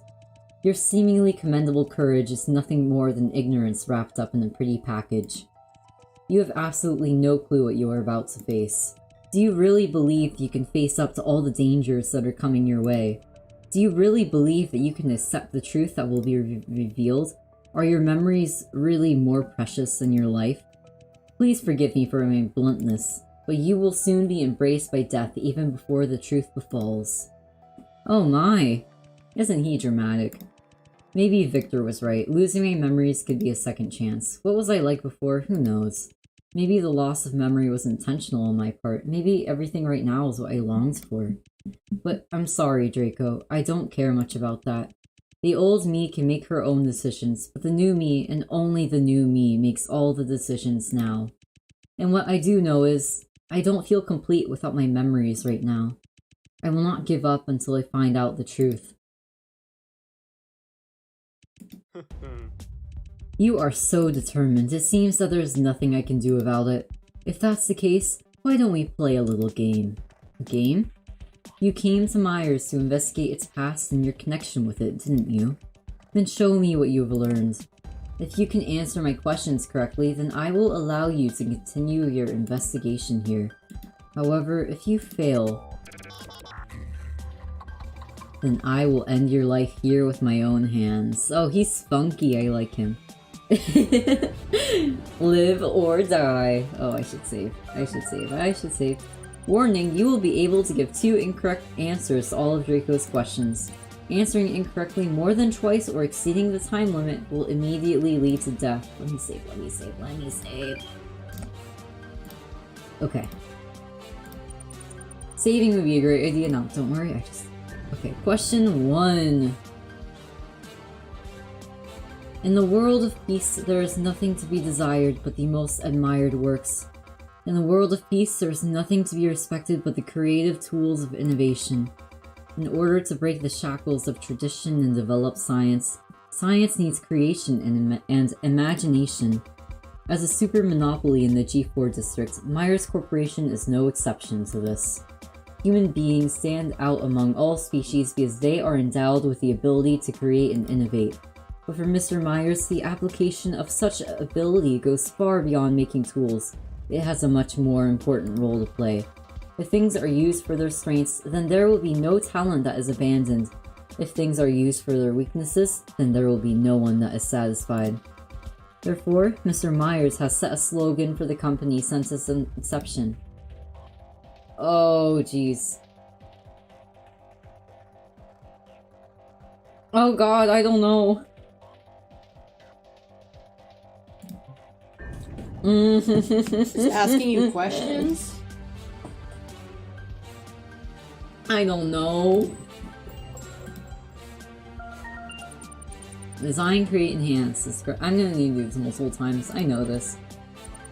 For Mr. Myers, humanity has lasted because it was endowed with the ability to innovate, and the application of such ability should be used not only in toolmaking but also in amplification of mankind's advantages.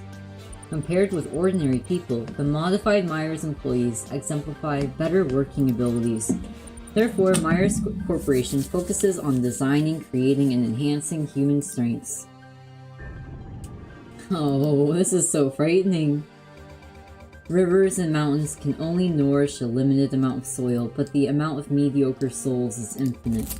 The sinful souls do not deserve to be judged and can only be redeemed by repaying their bodies to the world that has allowed it to take so much. The above excerpt is from a gospel discovered by the police during the investigation of Myers Corporation. The gospel is considered to be the embodiment of the ideas and concepts of the mastermind of the G4 cyborg incident. The so-called mastermind was sentenced to life in prison, yet Myers Corporation itself was never charged. Nonetheless, a series of mysterious murders took place afterwards, led to the belief that there was nothing more to it than met the eye. On July 20th, 2081, several small explosions occurred near the G4 Central Prison area, destroying parts of the prison walls.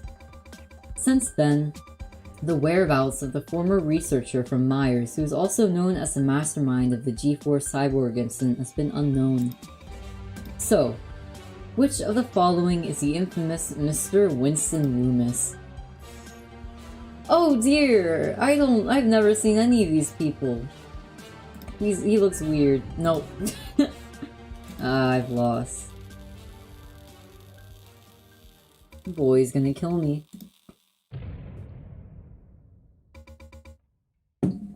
The game is over.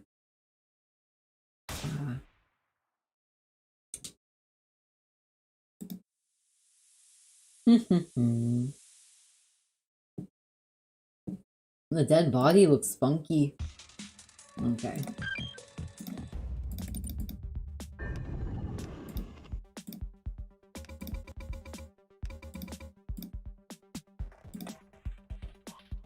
I know it's this one.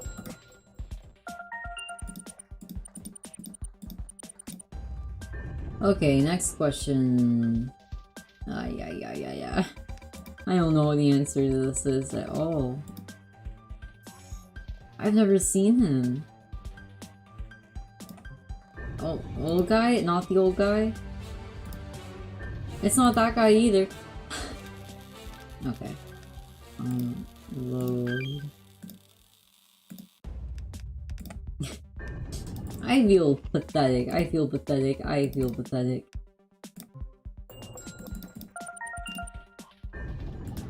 Is there a way you're supposed to know what he looks like? Because it never showed him.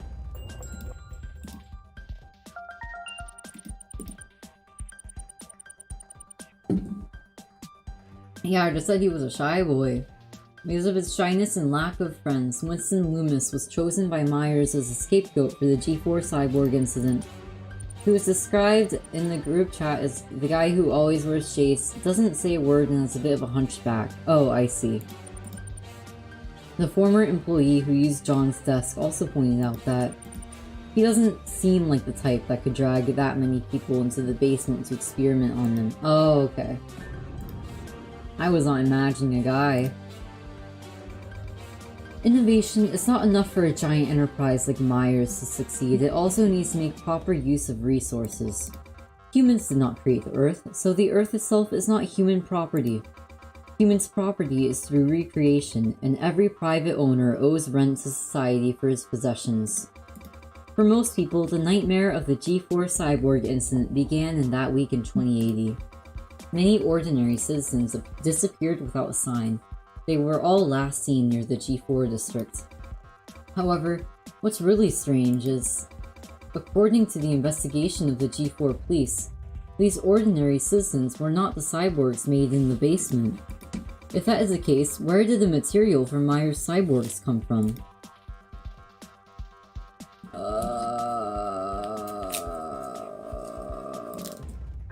No? Oh geez, I don't know. By removing the cyborg's eye- Oh, right.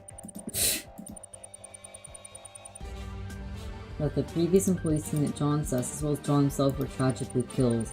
Because of the many classified experiments that Myers has been doing for a long time, many of its employees have little contact with their families. As a result, no one would have been aware of their disappearance.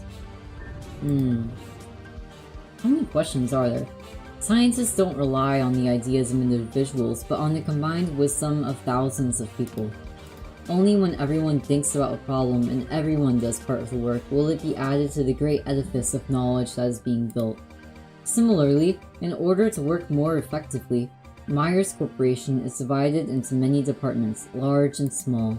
In addition, each elite is assigned to their own dedicated department. This included the outstanding graduates, Mr. Blake and Mr. Edgeworth. There are no smooth paths in science. Only those who climb the steep hills without fear of hardship can hope to reach the summit of glory. So, may I ask, which two departments Mr. Blake and Mr. Edgeworth, as former employees of Myers, came from? Finance and legal, right? Or something in legal. Investment in legal, yes. I know one of them was a lawyer. We know from John's past memories that Victor is John's boss and also chief investment officer at Myers Corporation. Yeah, he's the lawyer. That was the last one. I didn't die. Woohoo!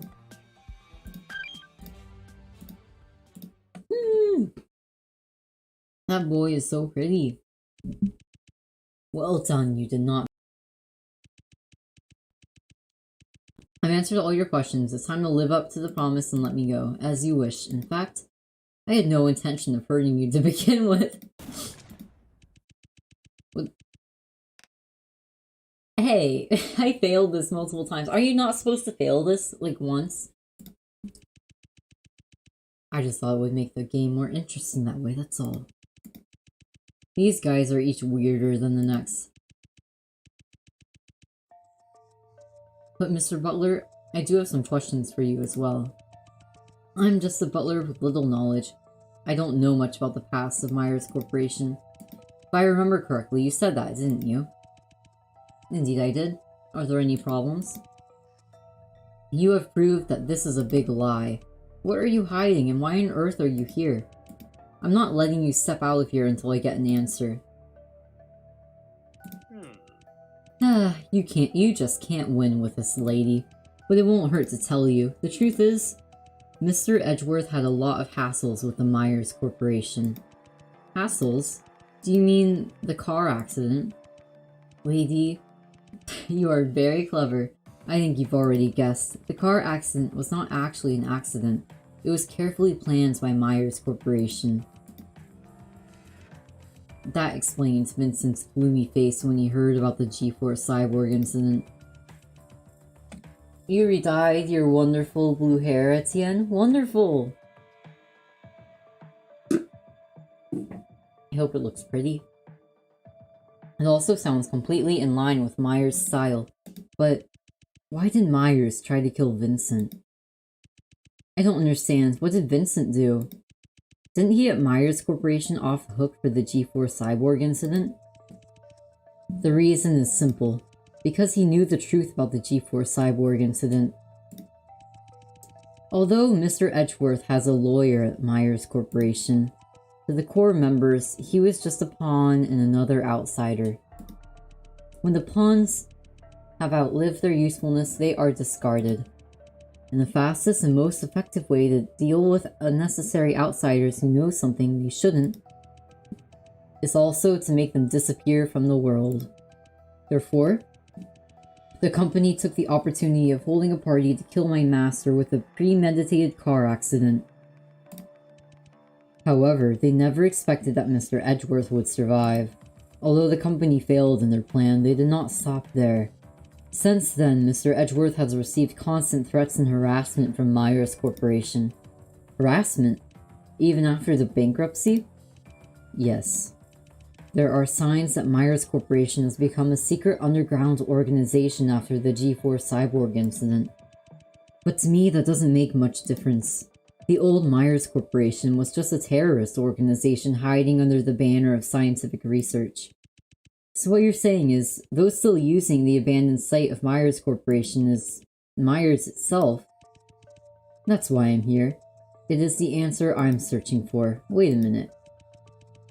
If Vincent's car accident was the work of Myers, how do you explain the death of all the core members? Someone else must have been responsible for that, but I don't know who. So basically, after Myers attempted to murder Vincent, there was a different perpetrator who assassinated all the core members of Myers Corporation. So, one last question. Do you know how I am involved with all of this? At that moment, Draco's smile disappeared. Sorry, June, I don't know. For some reason, his tone is much heavier than before, and the sudden drop of formality also left me lost for words. That's what you're here for, isn't it? I'm sure you'll find the answer. Draco regained a smile as if he suddenly become aware that he was being out of character. But this time, the smile was a bit different. It reminded me of someone else. I need your help, Draco. If the two of us work together to investigate, we will soon find out the truth. Partner with me, I'm flattered. So listen up. What I'm going to tell you next is very important for our investigation. Starting from the lobby, Myers Corporation is divided into two sections, left and right. Each section contains different departments and rooms. On the left is Mr. Blake's investment... Hold on.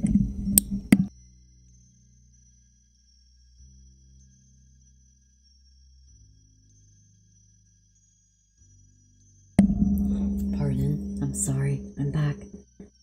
Each section contains different departments and rooms. On the left is Mr. Blake's investment department, and Mr. Edgeworth's legal department is on the right side of Myers Corporation. As to where you want to start, it is entirely up to you. No matter which route you choose, they will eventually lead to the basement. In other words, where the secret chamber of G4 cyborg incident is located. That is to say, if I want to know about Victor's past, I should choose to go left, but if I'm more curious about Vincent, I should choose to go right.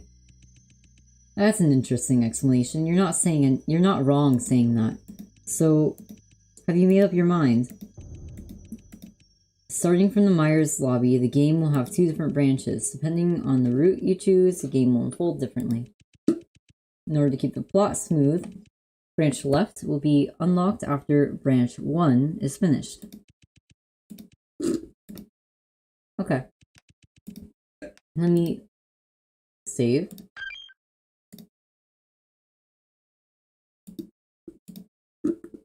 Okay, you can only choose... Huh? Oh, I was on in the bathroom. Right, is it? I was so alarmed by your comment at the end. Looks like you're more interested in Mr. Edgeworth. It didn't give me a choice. You didn't give me a choice. From the information we've gathered so far, Vincent seems to be more closely related in the incident. I believe investigating the legal department will give us the answers we want. I see, we'll have to agree. Oh, the lights are funky. Hmm?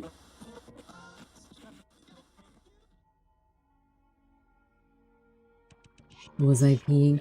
Welcome to the Myers Corporation. As the #1 trusted source for mechanical prosthetics, we define global standards and create a first-class corporate image. Design, create, enhance. Myers Corporation. Please enjoy your visit and have a wonderful, painful day.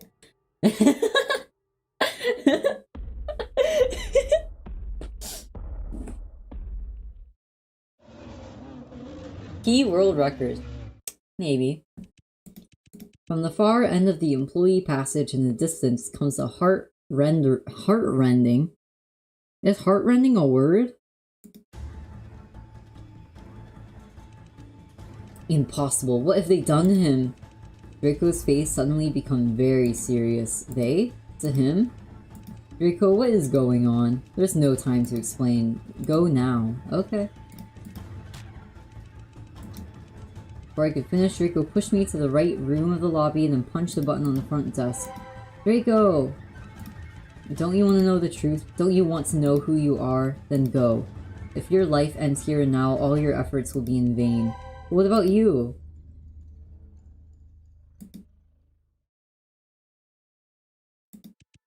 I'm just a butler. Please don't worry about me. I'll try my best to hold him back. But... June, like you, I am a person without a past. It wasn't that long ago that my life could only be described as empty, monotonous, and boring. But the arrival of this one person changed everything around me.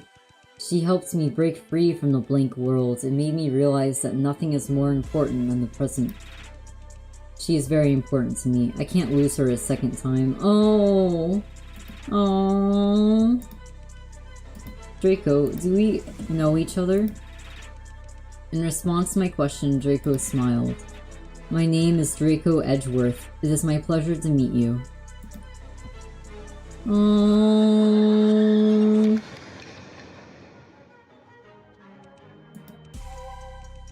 Oh.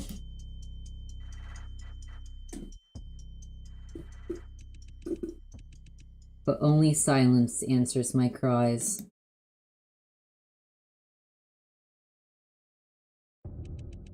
Chapter 2, the end. Okay.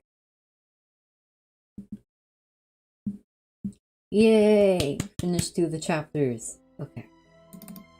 I'm gonna save and I will go to the bathroom again. I go to the bathroom so much when I'm streaming and only when I'm streaming because I don't really drink much water. I never remember to.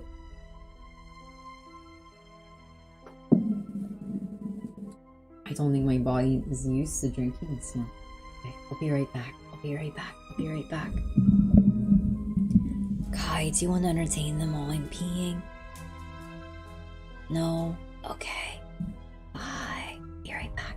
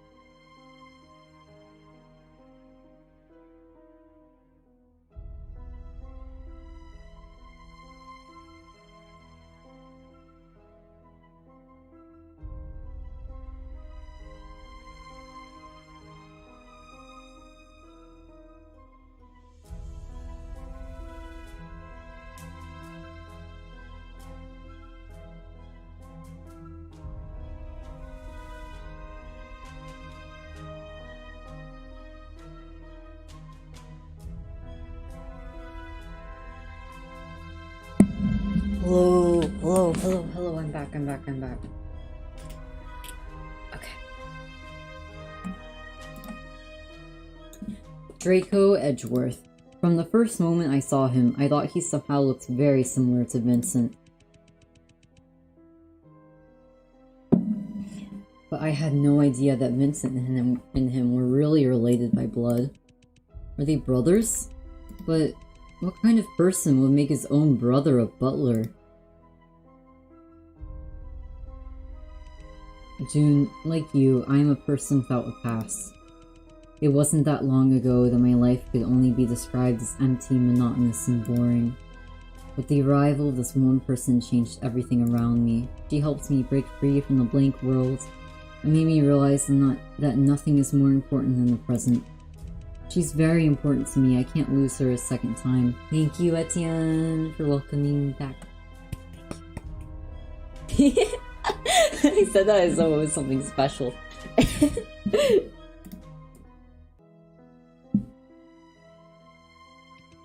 Draco, what exactly did all of that mean?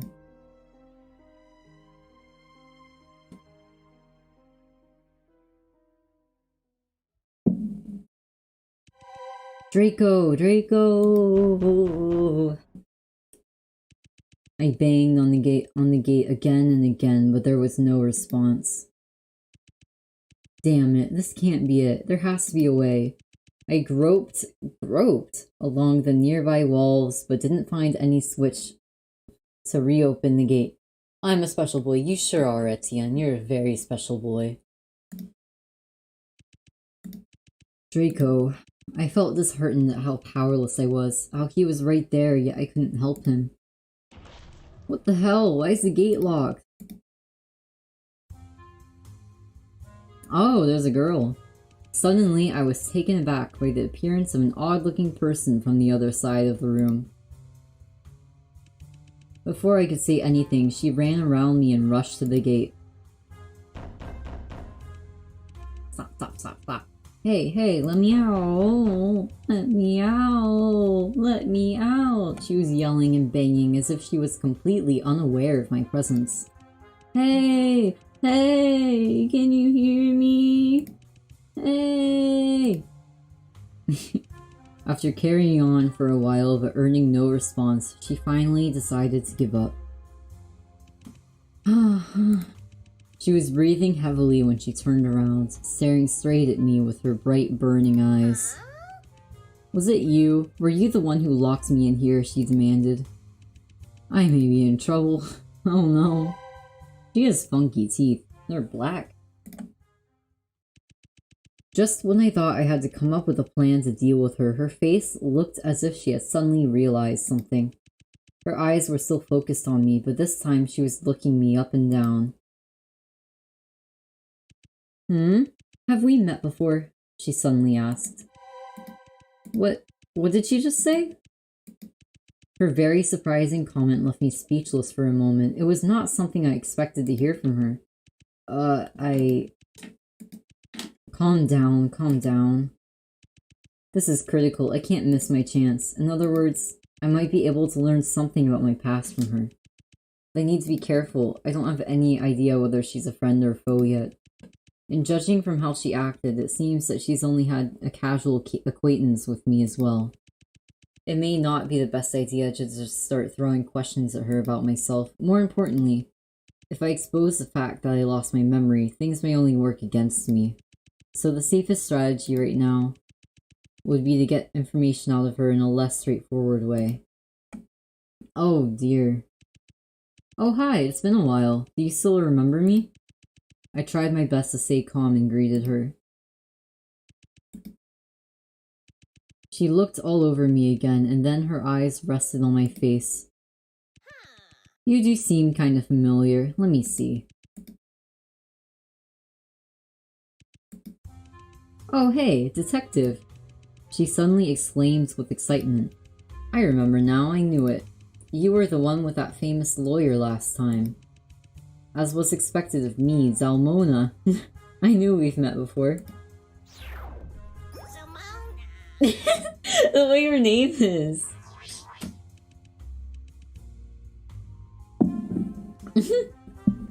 They really sound like Pokemon. Zalmona, is that her name? But more importantly, did she just say I'm a detective? My brain felt as if it couldn't handle all the information I had just received at once. I never thought I would be a cop. Was I involved in a case? Did something happen during my investigation that caused me to lose my memories? But, wait a minute. She mentioned that I was with a famous lawyer. She possibly be referring to... But, detective... Salmona's voice interrupted my thoughts and dragged my mind back to reality. I'm curious. What brings you back to Myers Corporation this time? Back to Myers. Think. I need to come up with an answer. If I were a cop, there would only be one explanation for coming back here. I love her. Weird Girl Wednesday. She's very Weird Girl Wednesday. I love her though. She looks so inhuman. I'm here to investigate the case of missing citizens over recent years and the truth behind the G4 cyborg incident.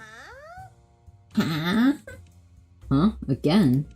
My god, the G4 Investigation Bureau is as useless as ever. Detective, then it looks like your last investigation with that lawyer didn't go so well? Why didn't you bring him along this time? The famous lawyer. Are you by any chance referring to Mr. Vincent Edgeworth? Of course, who else can it be? So it seems that my speculation was correct. Vincent and I had indeed met before, and following this logic, it would make sense that I've met Draco as well. If that's the case, why would Vincent hide everything from me and pretend that he doesn't know me? I suddenly remembered about the cyborg I saw at the mansion and how Vincent and Victor refused to explain anything about it. Myers had gone bankrupt years ago, but it's clear that someone is still using the abandoned site for some kind of experiments. Draco told me Myers Corporation had become a secret underground organization after that huge incident. But even if that's true, how can it explain the cyborg in Vincent's mansion? Could it be that, as a detective, I was actually investigating Vincent and not the Myers Corporation? If we go with that explanation, Vincent is most likely the person behind my memory loss. The more I thought about it, the more worried I became, but there's something that has especially been bothering me. Aww. If you had asked me what kind of person Vincent was, I would have answered noble, elegant, and mysterious. His words, while exuding charm, could make you feel very uneasy at the same time. Is he someone we should be suspicious of? Of course, there's no doubt about it. Knowing Vincent was innocent, he single-handedly succeeded in proving that the entire experiment was the work of a single employee. I love how everything moves around. How scary is this man for him to be able to do something like that? Nonetheless, when I met him at the mansion, I felt that there was a subtle connection between us that I couldn't explain. I'm well aware that I've lost all my memories. I have no idea about our past, and have no reason to draw such conclusions. But this feeling was particularly strong. It was as if the part of my brain that stored memories had disappeared, but the part that stored emotions was still intact. I have to learn about Vincent's past. It is vital for me to know. Salmona, did you just come from the legal department? Huh?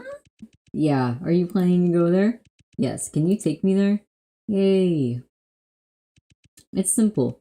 Just go through the door right here and you will reach the legal department. However, she pulled out a card from her pocket. Only by swiping this key card can you unlock this door. How did you get that? No comment, Miss Detective. You know, I haven't even yet dealt with you for locking us in here. But considering you're from the G4 Investigation Bureau, I can make a deal with you. Just like last time. You do me a favor, and I'll do you a favor. Boy's so pretty. He is so pretty. How's that? Last time? Really? Have you forgotten already?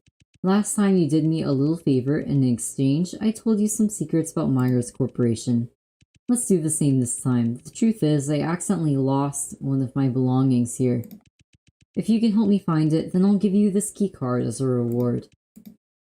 Alright. Before I agree to anything, tell me, what exactly have you lost? Oh, a round spherical object. What? What's that look all about? I know, it does sound kind of vague. But trust me, the moment you see it, you'll instantly realize. Aha! This must be what Zelmona is looking for. This time I'll take your word for it, and this thing is something that you did indeed lose? Shush shush, stop asking so many questions. Bye bye, Kai. We're making a deal here, not playing 20 questions, alright? What, don't you want the key card, huh? Interesting, she is very much a weird girl. Alright, then are you sure you left the spherical object in this lab? No doubt about it, I'm pretty sure it's somewhere in this lab. It really does look like the Gmail logo. The Myers logo is so male. Draco told me both sides of the lobby would eventually lead us to the basement, where the secret chamber of the G4 cyborg incident is located. In other words, not only will I be able to find a lot of clues there, but I could also get out of this place through the other side of the Myers lobby. At this moment, still nothing could be heard from the other side of the gate. I don't know what has happened to Draco. Will I ever get to see him again? Anyway, time for us to search for that spherical object. Objective, find Zelmona's item. Oh, my throat hurts. Time to observe things.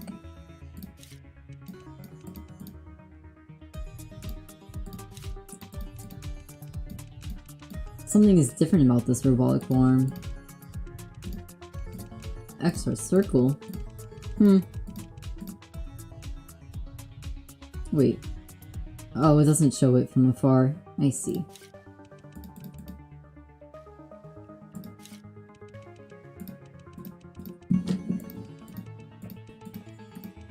I don't think either of us will fit through. Huh? For real?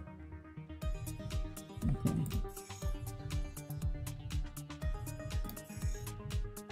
Oh my. Robotic arm, nothing special about it. Robotic arm, this one has a key in it.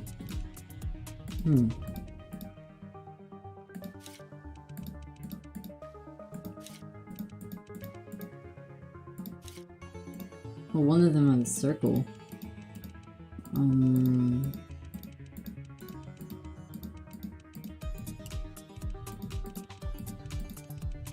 Oh. Match each shape with a color?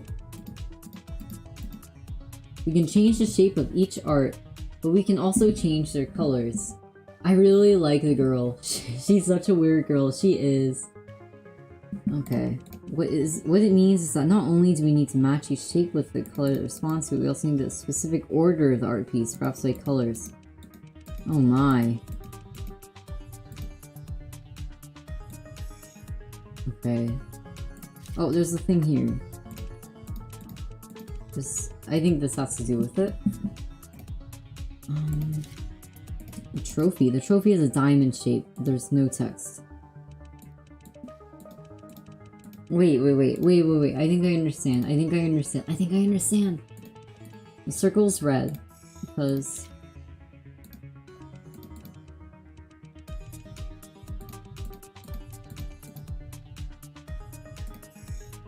Okay. I'll do as it says, I'll ignore it. A boombox. I don't really feel like listening to the radio right now. Okay. That's fair enough. Does the key go fit in there? There's a lock on it, so I don't want there to be goodies in there, huh? The lock has been pried open. Oh.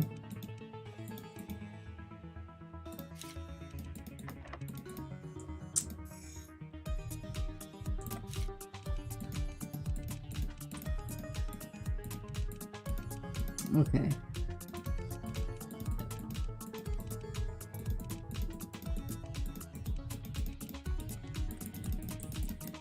Okay. Shape. So the red has a circle. Red circle. And yellow diamond.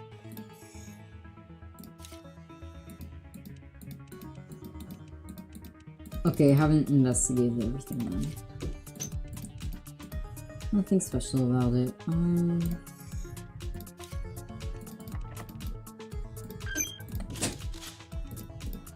Is there anything in here? A knife, a scalpel, and a cassette tape.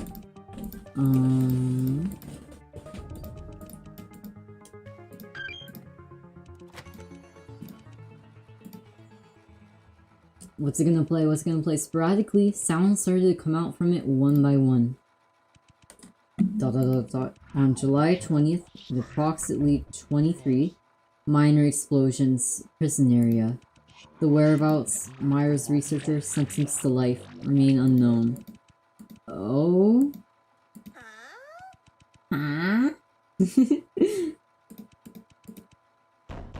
Oh my.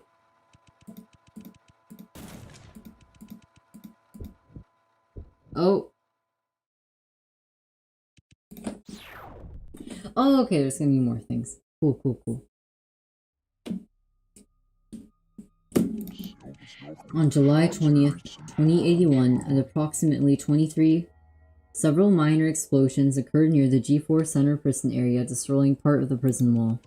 The whereabouts of Winston Loomis, a former Myers researcher and the mastermind behind the G4 cyborg incident, who was sentenced for life, remain unknown.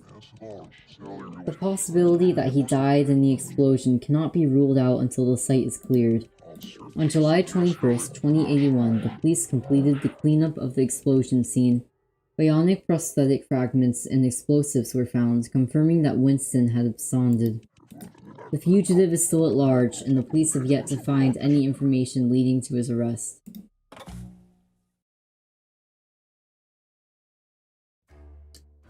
Oh?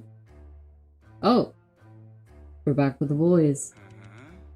My dear Vincent, tell me, this news doesn't happen to be connected to you in any way, does it? I have no knowledge of this. I've only just heard about the news as well. Oh, is that so? Then would you mind explaining to me how this man is right here in your mansion? I just happened to run into Mr. Loomis on my way back. What an amazing twist of fate, wouldn't you agree, Mr. Loomis?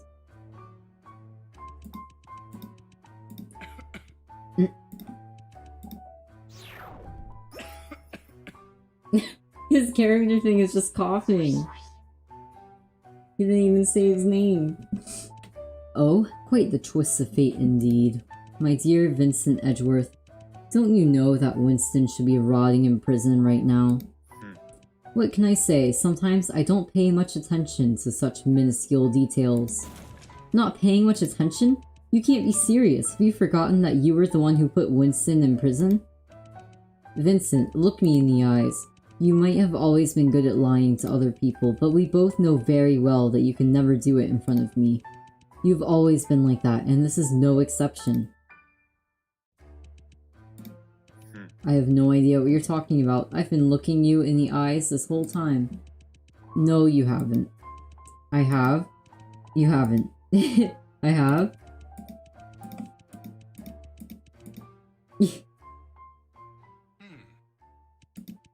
You know, my friend, I would always support you no matter what choice you make, and I always have ever since we met each other in college. But all of this is just pure madness. I understand. What Myers did to you is absolutely unforgivable. But do you realize that there's also no turning back to the path you're going? The moment you choose revenge, you are no longer different from your enemies. Vincent Edgeworth, it is already a miracle that you survived from that disaster.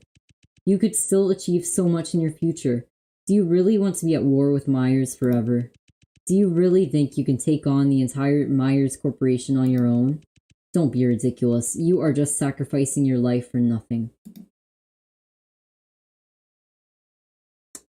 They're having drama.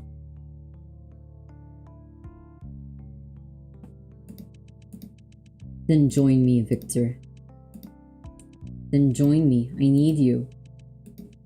I may look like an idiot who's in over his head to you, but I just no longer wish to be pushed around. Do you really think Myers is going to let me go after all of that? If I choose to do nothing now, I will definitely be dead sooner or later. But if I succeed in mastering this technology, I can become the one in charge. I can become better than Myers. You are right, Victor. I can't do that on my own. I need the mind of Winston Loomis, but beyond that, I need another man. Someone I know I can trust. Someone I know I can entrust my life to. Oh my. Vincent, have you gone mad? Don't you realize who I am? Do you understand how dangerous a decision like this is? I believe the world is an equilibrium, a dynamic equilibrium. And eventually, you will realize that good and evil are but two changing rhythms. I trust you, Victor, and I'm sure that we can find the equilibrium that's just right.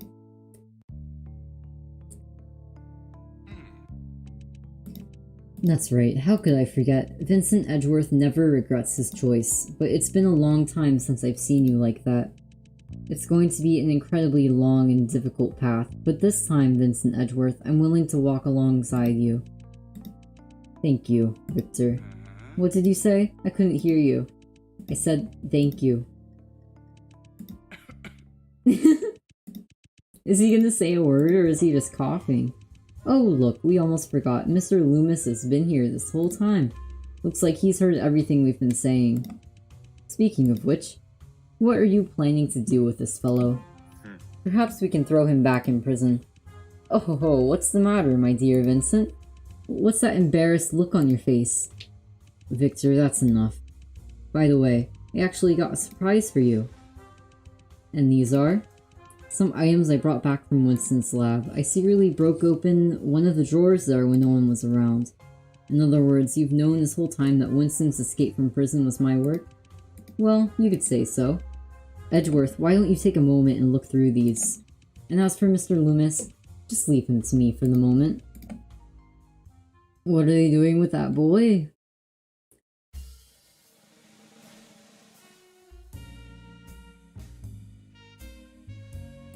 Oh. Victor Blake. He intimidates me sometimes.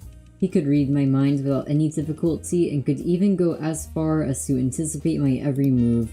He never needed Myers' mechanical prosthesis to be a superhuman. He already is one. Sometimes I can't help but wonder, if I hadn't become friends with him back in college, if I never had him next to me when I needed him, how different would things be now? Where would I possibly be at this moment? I'd rather not think about it.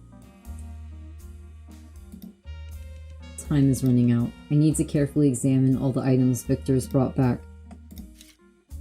The boombox Victor brought in, I don't know what he was thinking. However, the news of Winston's escape is now widespread throughout the G4 district. This is not what I desired, but unfortunately it is inevitable. Oh, I see, the boombox is a thing to leave.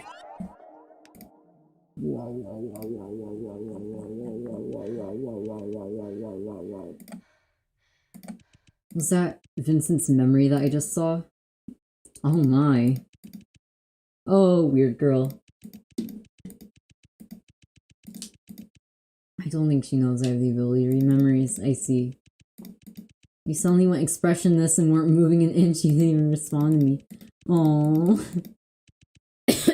Weird girl's nice.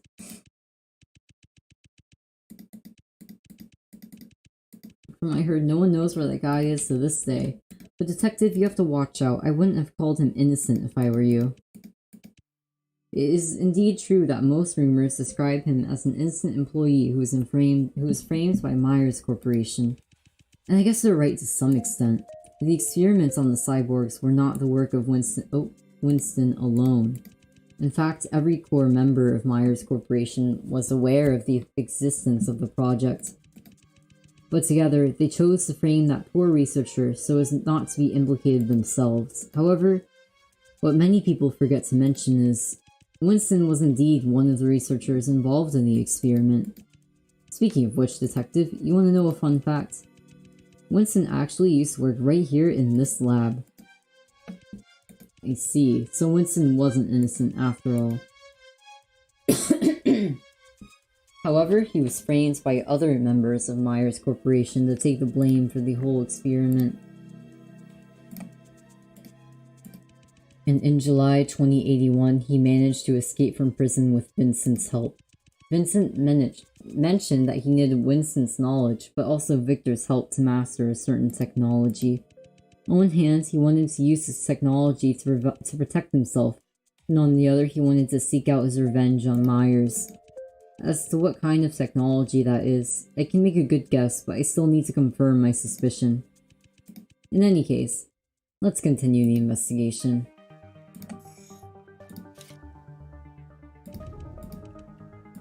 Okay. The order is probably the same as on this, so green, red, blue, yellow. Green, red, blue, yellow. Okay, don't need to change the color. What do you think?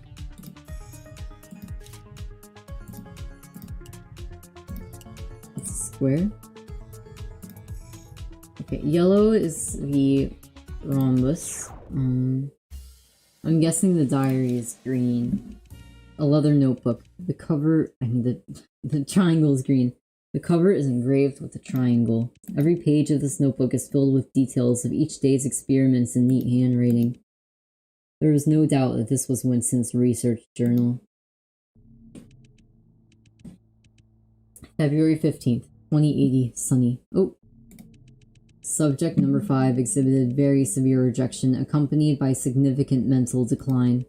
The subject exhibited multiple symptoms of discomfort, including convulsions, screaming, and banging on the containment unit. Subjects number 1 and number 3 are currently stable and have not exhibited any signs of rejection. April 10th, 2080, sunny.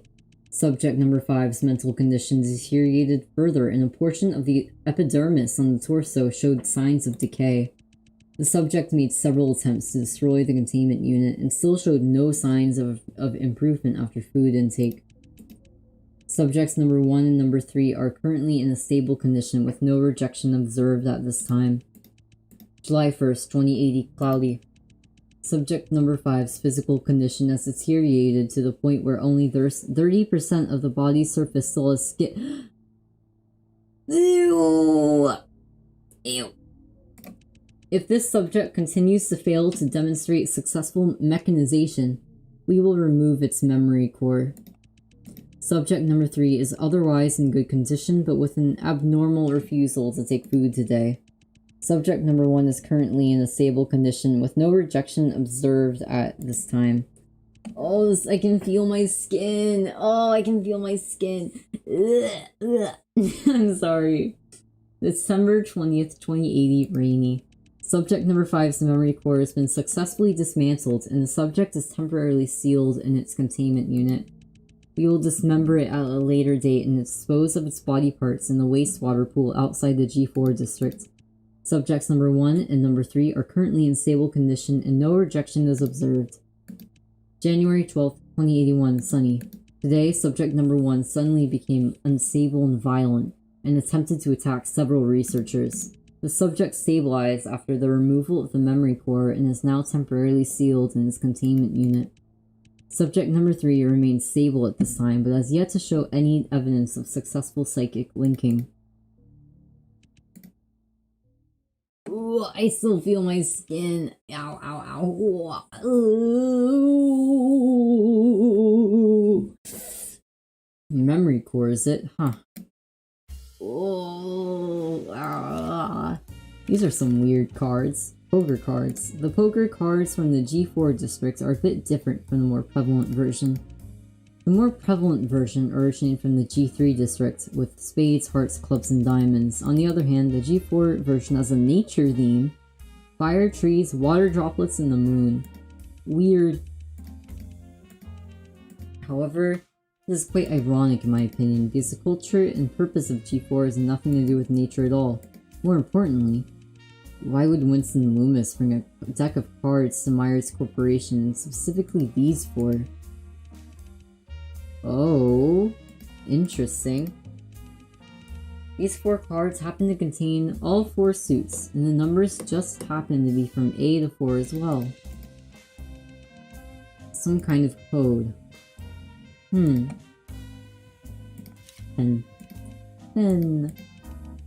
Oh. Blue square. You know what? I need to write things down again. Because I'm not going to remember this. Okay. Blue square. green, triangle. Let me see the wine cup. Especially mixed martini. It has become more than just a mere pleasure of taste for me.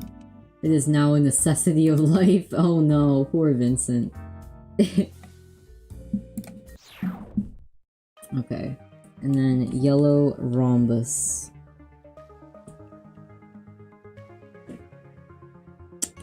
And red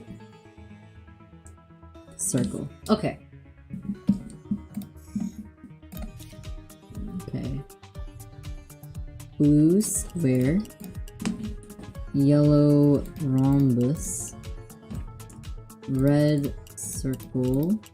And green triangle. Oh, they're in the wrong order.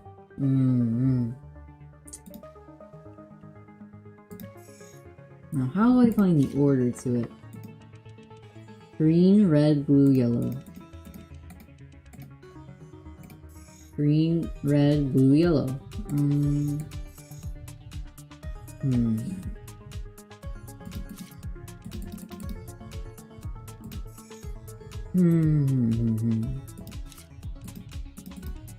Is there anything? Okay.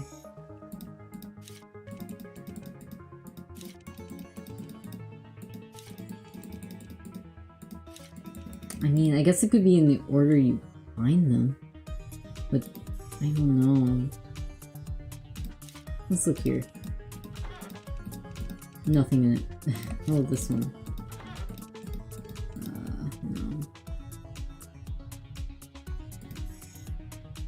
No. Hello. Hello. How are you doing? Hello, hello, hello. Okay. If that's not the order for it. Okay.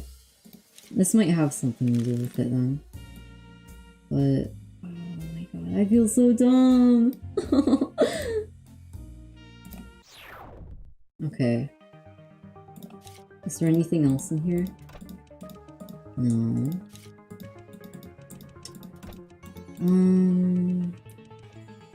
Okay. Is there I'll check over these again.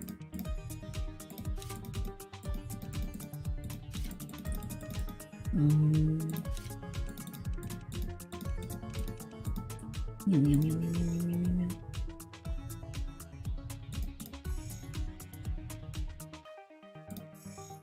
Okay. Is there anything here again? Maybe it's in here. Let's see. Maybe the numbers have something to do with it. Okay. Subject number 5. Oh, I don't want to read this again. My skin.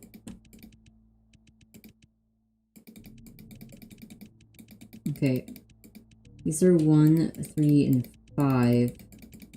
But that doesn't have anything to do with the numbers on the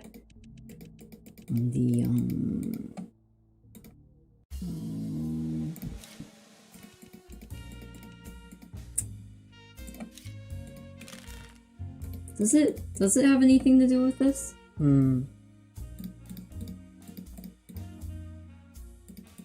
Okay, I'm lost. I feel so dumb. I want to check what the order is for it. I know, like, what the shapes are, but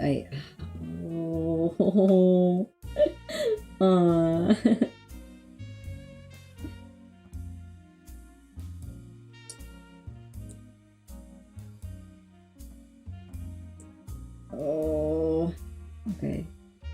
What is the order for it? What is the order?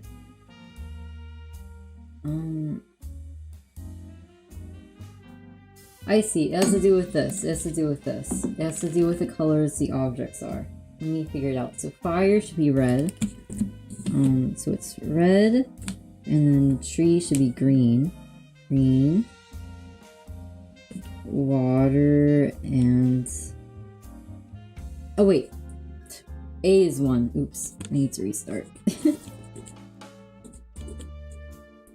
Okay, A is 1, so that would be green.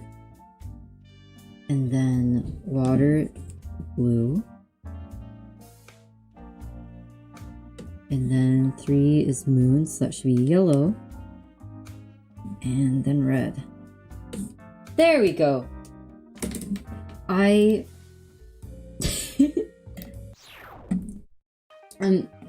have to confess, I used a walkthrough for this whole game. That's okay. I try not to use walkthroughs, but I am not completely against them. So green should be... it should be green. Okay, and then green is triangle. Oops, I changed it. And blue.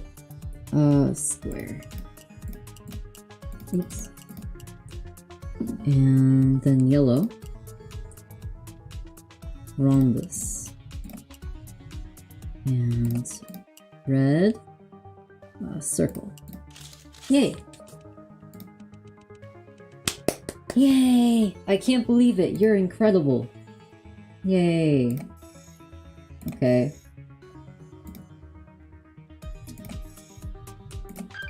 So then I can go in here.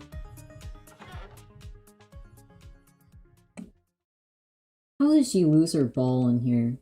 Spherical object, not ball. The room behind the door was much darker. My eyes had a hard time adjusting to the sudden darkness. What was that? I just stepped on some kind of wet, sticky substance. That doesn't sound very good. I bent down and tried to reach for it, but my arm was nicked by something sharp. Ouch. Are these shards of glass? That was when I suddenly realized that there was a huge glass chamber standing in front of me. And inside it was... Oh, it's a boy! Get back! Get back! Oh, he's in a... tube? He's broken out? There's a person. They look kind of alien-shaped, though. Thank God, it looks like that thing is dead. Look there, someone's in there. Someone's in that glass chamber in the middle. Oh, that's probably just a cyborg, too. A cyborg? But they look as if they're... Detective, didn't you know? There are many kinds of cyborg. Many kinds? What do you mean? I'm not really an expert myself, but...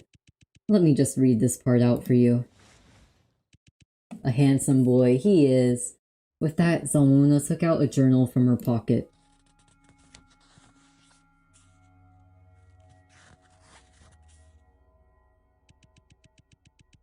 Due to different bodies' varying ability to withstand semi-mechanization, the phenomenon of intellectual polarization often appears in each batch of experimental subjects.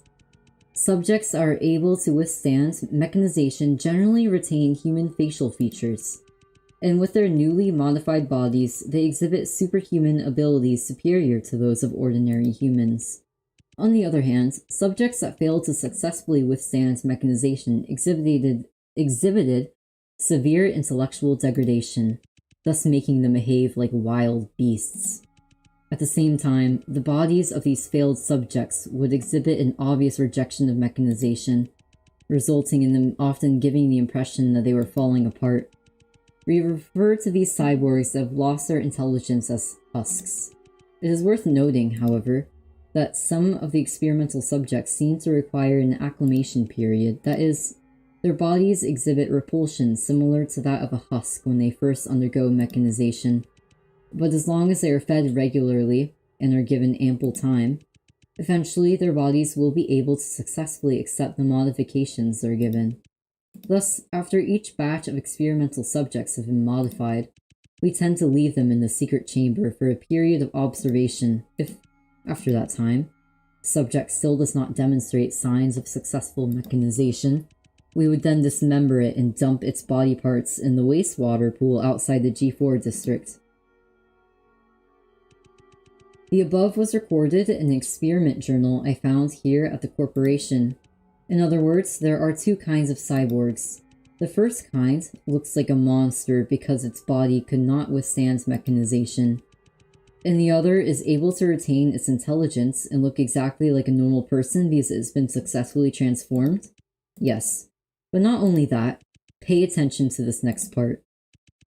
Since often only a small number of subjects possess the ability to withstand mechanization, we often have to dismember and discard most of the cyborgs in the chamber, and this is definitely very costly and burdensome for us. Therefore, thanks to the tireless efforts of several researchers, we have successfully developed a method to create new types of cyborg through genetic cloning technology. As a result, we no longer need to search for the minority that can withstand mechanization. In batch after batch of experimental subjects, all we need to do is to extract the genes of the subjects that have been successfully modified, and then we can produce them again. Nonetheless, since these new cyborgs do not possess any memory, we need to install a memory core inside them, giving them memories that do not exist, thus giving them a unique personality. These memories can be extracted from any existing employee to achieve the desired personality. Oh? In other words, there are cyborgs that do not directly modified from human beings, but are created through genetic cloning technology. But it's hard to tell them apart just by looking at them. You mean, it's possible that there are cyborgs lurking around that look just like us ordinary humans? Yes, in a manner of speaking. Oh my. Blackboard. There's a lot of diagrams and text marked on it. Detective, you see the string of numbers in the upper right corner? 1... Isn't decimal to binary conversion? Correct. The binary numeral system is widely used in computing technology to represent numbers with just two symbols, 0 and 1. For example, in binary, 110 means 0 plus 1 times 2, plus 1 times 2 times 2, which is 6. Oh, that's confusing. I'm not good at math. And 111 means 1 plus 1 times 2 plus 1 times 2 times 2, which is 7. I see. In other words, we need to find the corresponding experimental subject number in binary. Oh no, my brain's not big enough for this. Oh no. Okay.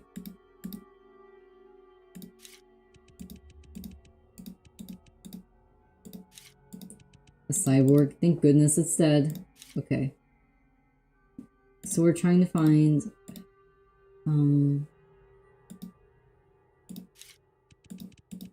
Well, there are only 1, 3, and 5 in there. Oh, God. Oh, geez, I have to convert it myself. Oh, no. Oh, no. I already forgot the explanation. Okay. Oh, dear. Okay. Oh, God.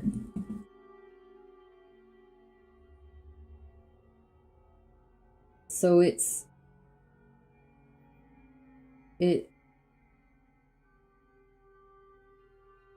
Oh dear.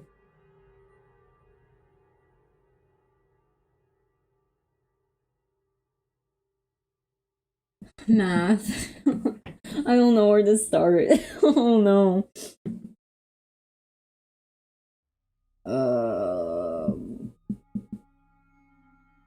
Okay. I'm gonna take a wild guess. Oh, wait, I can just mess around with this. There's not many combinations you can do.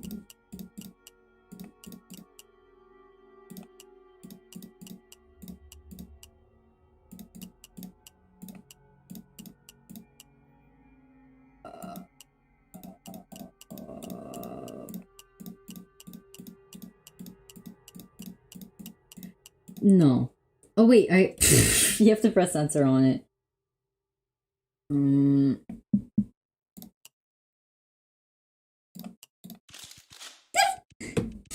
Okay.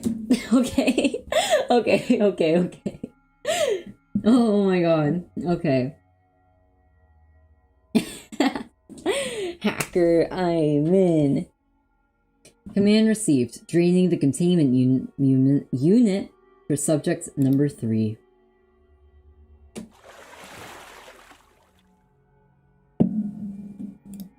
Can we look at the boy now? Oh, they're not a boy.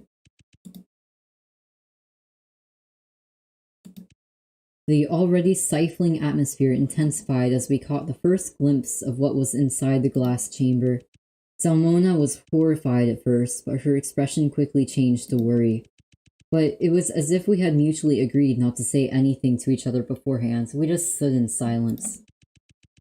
I could sense Salmona staring straight at me, but at that moment I was completely focused on the cyborg in front of me. Let's do this then. Okay. We're cutting her open. I took the scalpel that Salmona handed to me and started making deep cuts into the cyborg's body. Again and again and again. I felt emotions I had never felt before welling up inside me, but all Salmona did was just stare. She didn't utter a word. Before I realized it, the cyborg's chest was shredded to pieces, and revealed beneath her skin was a peculiar spherical device. I grabbed the spear with my bare hands and pulled it out. Oh, that sound was horrible. This is what you wanted, right? The cyborg's memory core? Yes. I handed it to Salmona with my blood-soaked hand. Oh, sounds like the yummiest mac and cheese. Oh no. Let's get the hell out of here. I can't stand it in here anymore.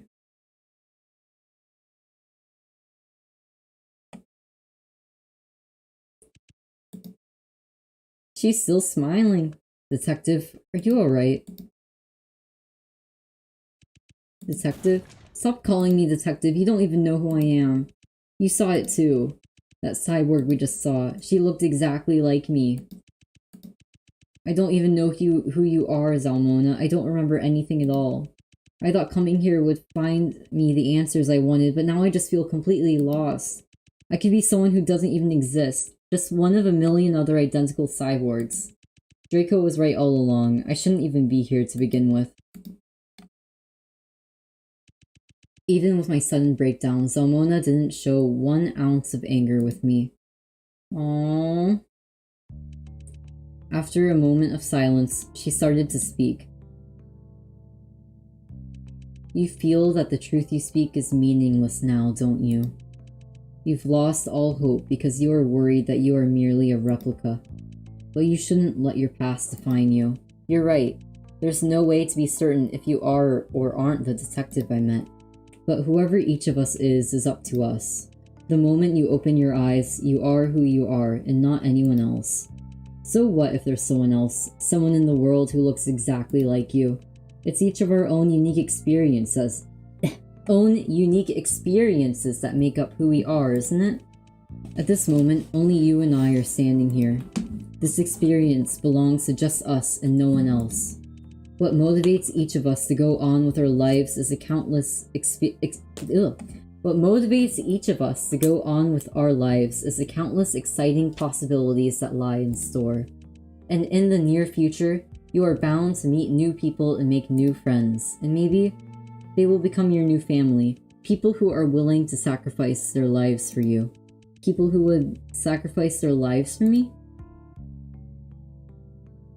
Salmona's words were somehow very reassuring. It was very different from how I had imagined her to be. I never thought I would hear such words from you. Probably something I picked up during my previous profession, huh? Don't worry too much about it. It's irrelevant now. Anyway, thanks a lot for your help. You have no idea how important this device is to me. Salmona, why do you need the cyborg's memory core? It's a long story. You said you've lost all your memories. But seeing that you found your way into Myers, I think it's safe to assume that you've heard the urban legends about the G4 district. G4 district's urban legend? You mean the infamous G4 cyborg incident? Close, but I'm thinking particularly about the end of that legend. It should sound something like this. To this day, people still mysteriously vanish in the G4 district. Rumor says that the spirits of the victims from the experiments are still wandering the streets, taking the lives of those unfortunate enough to cross paths with them. Ah, I remember. Right. And you don't need me to tell you that ghosts don't exist. These recent disappearances in the G4 district are the deliberate work of a certain someone as well. Are you suggesting that Myers Corporation is behind these recent disappearances as well? The Myers Corporation that is continuing operations covertly? Yeah, something like that. But here's the thing. A lot of details about these cases are different from the original G4 Cyborg incident.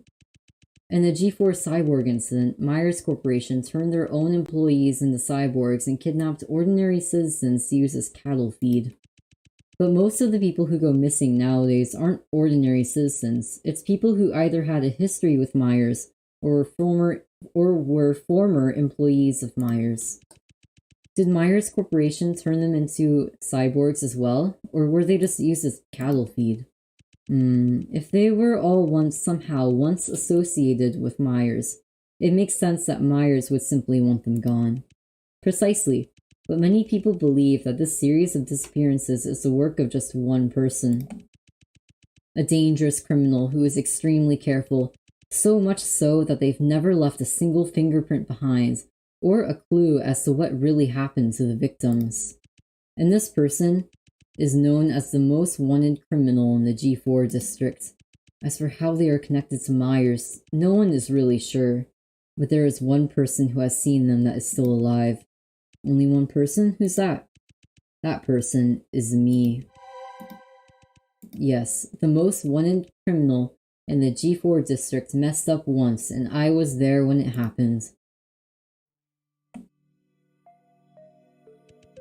It was a dark and windy night. I had just gotten back to my apartment building and was about to go inside my apartment to relax.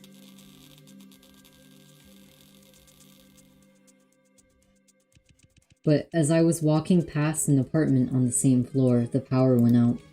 The hallway was enveloped in complete darkness. I couldn't see anything around me. Just then, I heard blood-curdling screams accompanied with what sounded like flesh being torn off from the bone from the apartment next to me. A person rushed out of the apartment and brushed past me. They were in such a panic that I wasn't even sure if they noticed my presence. Oh my. Shortly afterwards, the power came back on, but that person was long gone. And the hallway that had been spotless beforehand was completely different after the power was restored. The walls and floors were painted red with blood, and the apartment's door, which had previously been closed, was half ajar. Holy shit, this is serious. Without thinking much, I pushed open the door of the apartment to check in on my neighbor. And what I saw before me was the most horrible thing I've ever seen in my life. A man on the floor, his body shredded to bits. The room was strewn with pieces of his body and entrails, but that wasn't even the worst part. The scariest thing was, even though his head was completely detached from his body, his mouth was still opening and closing as if he were desperately trying to catch his breath. Hey, hang in there. I'll call an ambulance right away. I impulsively rushed to help him, even though I knew very well that it was much too late. Just then, some of the neighbors had heard the scream and rushed over. But my attempts to help the victim were misunderstood. Hey, what do you think you're doing? Murderer! She's a murderer! Grab her! Don't let her get away! Wait! I can explain! But it was too late for me to say anything. And then, what happened after that? After that, as embarrassing as it sounds, I became G4's most wanted criminal. Although I've managed to escape from the G4 police, it's getting so much harder finding a new apartment these days. But please believe me, I really wasn't the one who killed him. I wouldn't even hurt a fly. I believe you, Zalmona. But then, you didn't actually get a good look at him either. You're right. The corridor was completely dark when I met him. I didn't get to see what he looked like either. If that's the case, how can you be so sure that this killer is the same person who is responsible for the recent series of disappearances in G4? Honestly, I can't.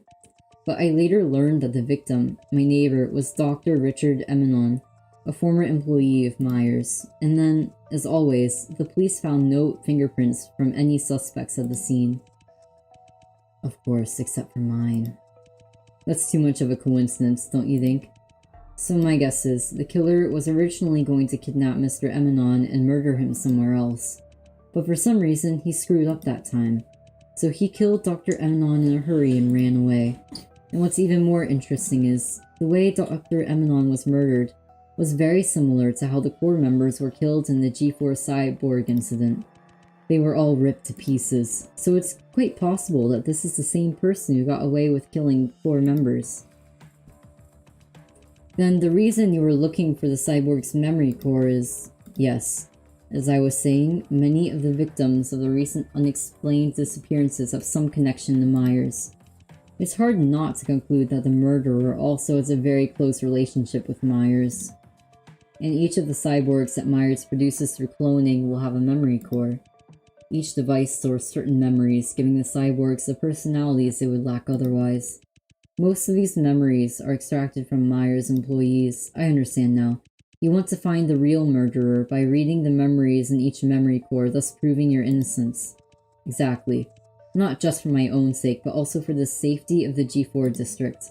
I will keep searching until I find out the truth, even if it's Myers Corporation who's behind all of this. Oh, poor girl, yeah. Poor girl. Oh, I really like her. Alright, that's all I have to say.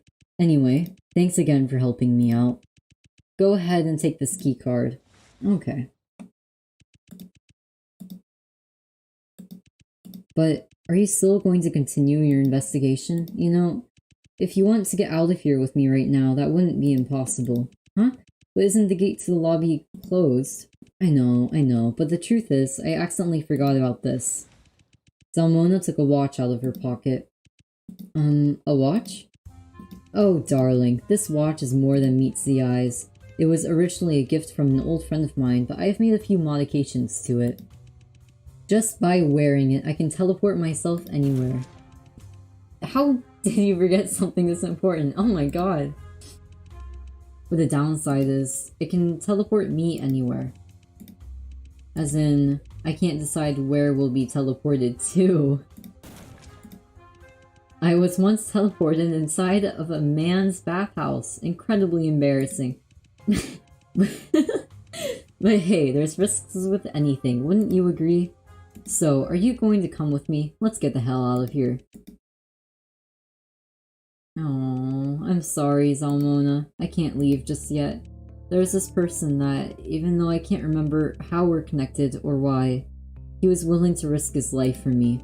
And that person is currently trapped in the Myers lobby. I'm worried about him. I see. Do you want me to come with you? No, Zalmona, that would be too dangerous.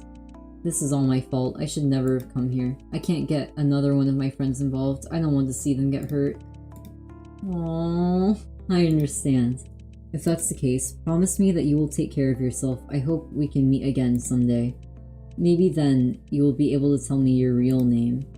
I'll see you later, miss. When you get your memories back, be sure to tell me all the stories about your past, alright? Of course. Goodbye, Zalmona. Aww. She's gone. I wonder where she will be teleported to this time. Well, okay. Next stop. The legal department. Yay! Yay, yay, yay, yay, yay, yay, yay, yay, yay, yay, yay, yay.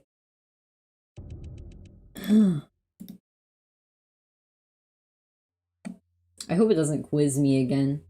My memory is horrible.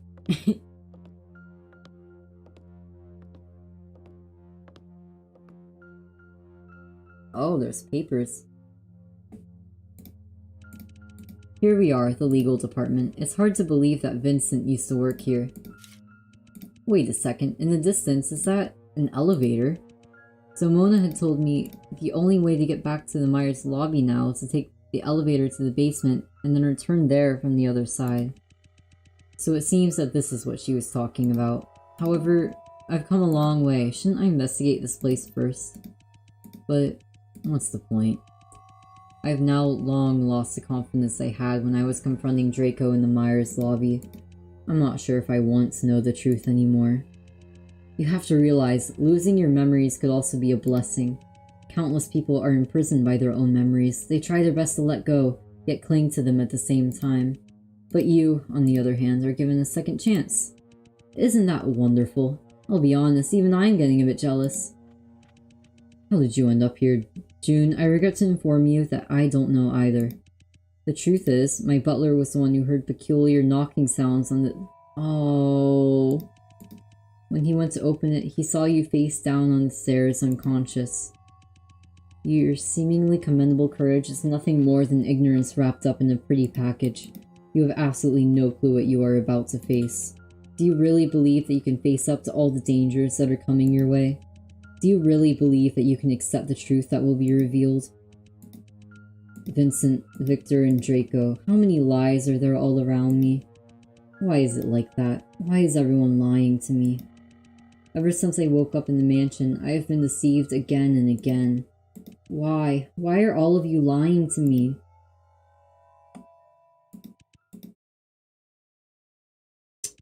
What am I doing? I don't have time to think about that right now. Since I'm already here, I might as well take a little look around first.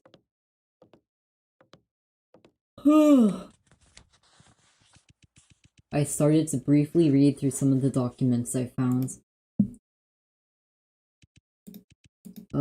These documents from the legal department. I really don't understand them at all.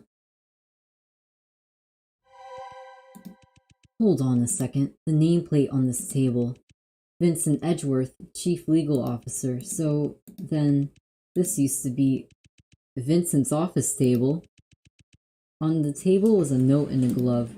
The note looked brand new, and therefore seemed out of place compared to the rest of the files here. Someone could have just recently left it here. Was Dalmona the one who put it here? I picked up the note from the desk. Dear my lovely June, how are you doing?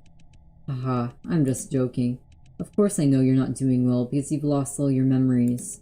So, do you want to get all your memories back? I know you do. In that case, I've left you a small gift. I'm sure it will help you a lot in getting back what you want. An old friend who wishes to remain anonymous. Huh, that's creepy. A gift for me. It must be referring to the glove next to it. For some reason, I was blasted with a wave of anxiety.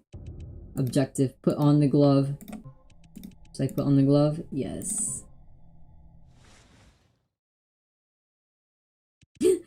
The glove fits my hands perfectly. Oh.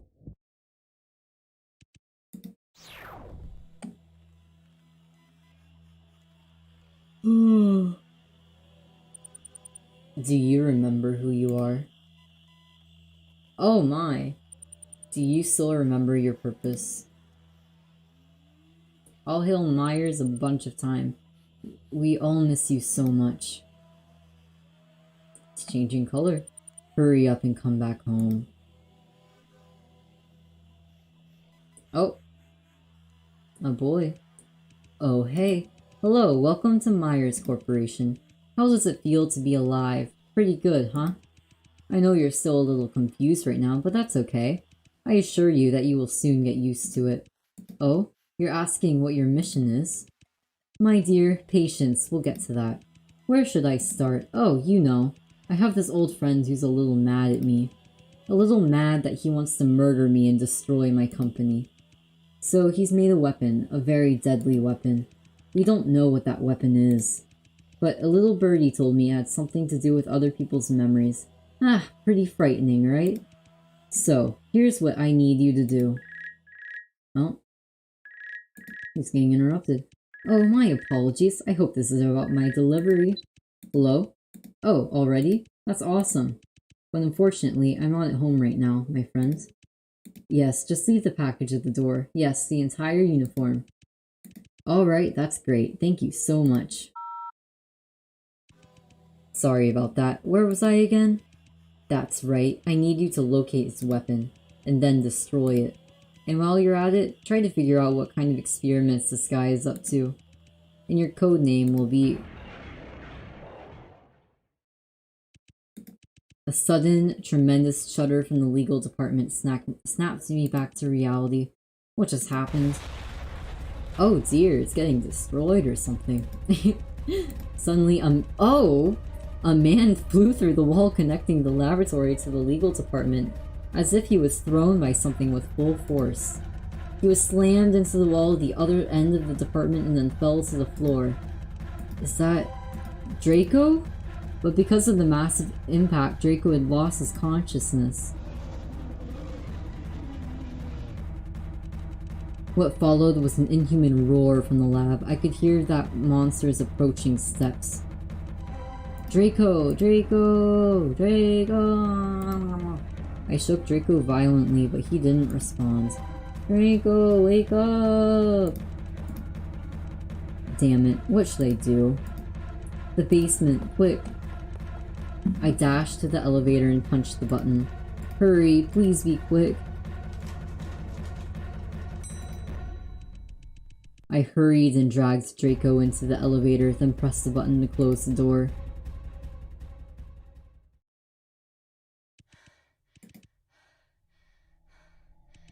I could still feel my heart pounding. That monster doesn't seem to be pursuing us. I think we're safe for now. What exactly was that thing? Jun. Draco? I'm sorry, Jun. I couldn't stop him. Slowly, Draco stood up. He sounded very weak. Draco, are you okay? No need to worry about me. It's just a few scratches. Stop acting like a hero at a time like this. He's all bloody. Draco froze in the face of my emotional outburst. At that moment, we were both just looking at each other and stuck in silence. Draco, are you serious? Stop it with the act. You've been saying strange and comprehensible bullshit ever since we met in the lobby. You're badly hurt, you're making light of it. You're really starting to miss me off. I don't give a damn how cool you are, and at this point, I really don't care how many lies you told me. I do know that what I'm worried about right now is you. Draco is just anemic. Maybe. That's why his blood's a funny color. You reminded me of that time. Draco's face broke and began to show a deep sorrow, a sadness I would never expect to see from him. That time? Jun, I'm sorry. If only I had told you the truth earlier. Maybe things wouldn't be the way they are. Draco.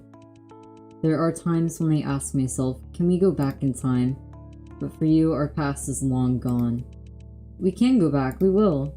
That's what we're here for, isn't it? A search for our past, the past we shared. Even if I've completely forgotten you, I'd like to get to know you again. So when we escape from here, please tell me everything about our past.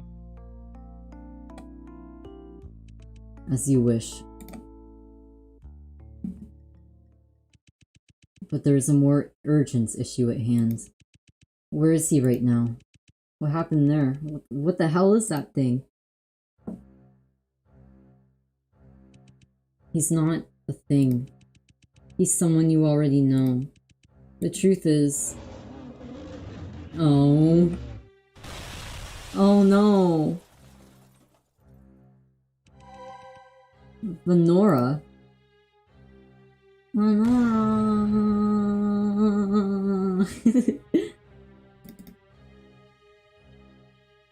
Oh, we're back to this guy. My precious chaser, tell me, is there someone you love? A loved one? My dear Monsieur, and why would you ask such a question? Let's assume one day a disaster were to happen to your loved one. Say they lose their body, but their memories are still intact. Would you still love them like that? Of course I would. No matter what body they change into, they're still them. What a heartwarming answer. Well, let's change the scenario, shall we? Let's say, what if the person you love is physically intact, but has lost all their memories? Would you still love such a person? Of course I would. Even if they lose all their memories, I would still love them. even if they completely forgot about your existence? Even if all the memories you two shared are gone? This would make me miserable, but I would still love them. What an amusing answer. Humans always have been able to entertain me. My. Well then, since you don't mind them losing their body, and you don't mind them losing their memory, what exactly do you love about them? What you love is merely a self-fulfilling illusion. What you love is a person from your past that no longer exists. The brutal truth is, the moment one loses their memory, they will no longer be themselves and they will never be able to go back.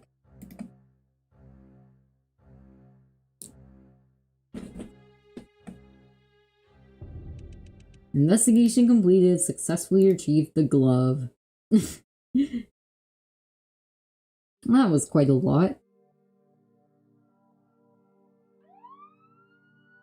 Ah, sirens. Oh. Are you the new detective? Good to see you here. Just call me Venora. Where is the crime scene? I heard the victim was a former employee of Myers?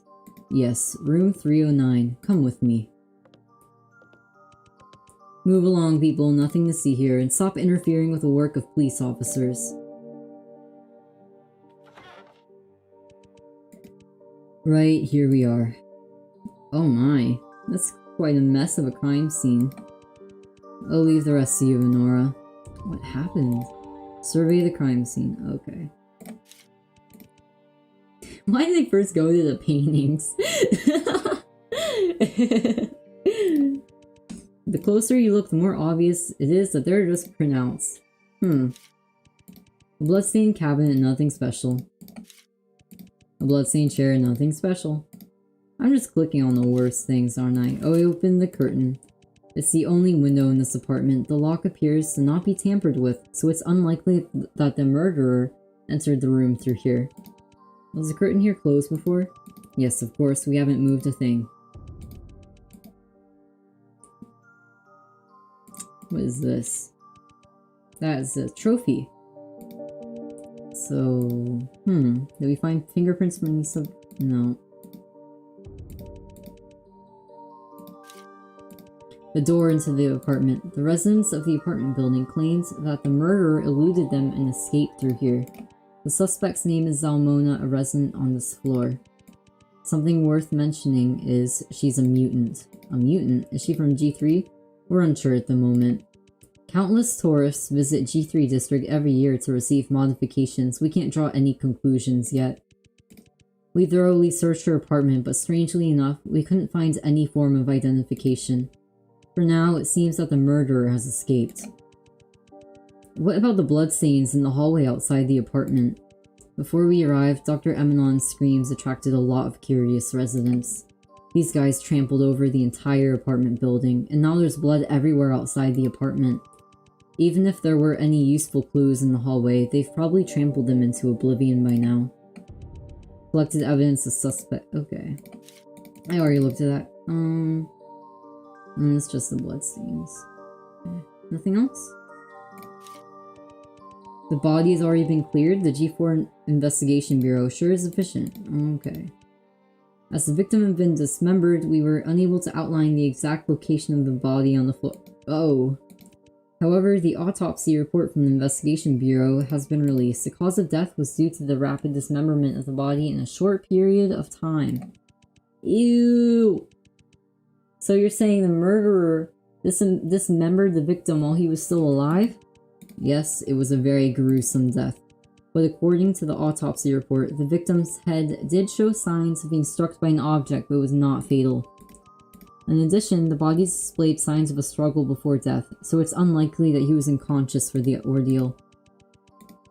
Probably, yeah, I see.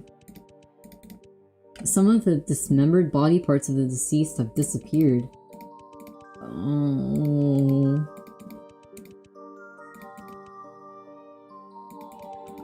Oh. Oh, there's still more? Okay.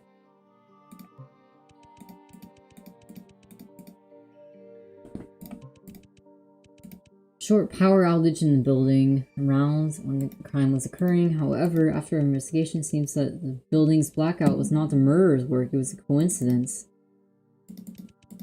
He was killed at the exact time of the power outage.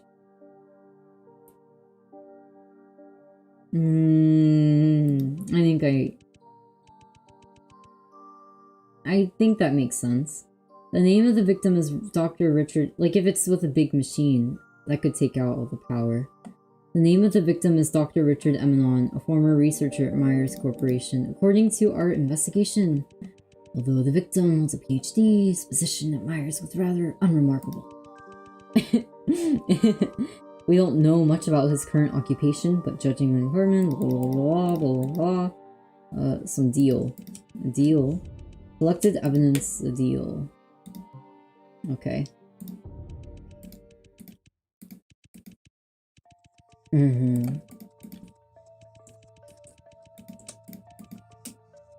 Invited in, I see. The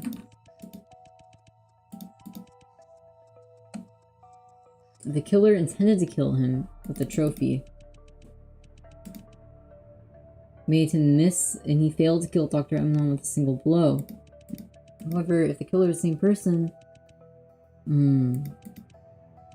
Missing disappeared without a trace, as if they had vanished into thin air, but this time the murderer messed up the whole apartment and attracted the attention of other residents. If it's really the same perpetrator, that's be something else that also contributed to such a major mistake. Could very well be very handsome.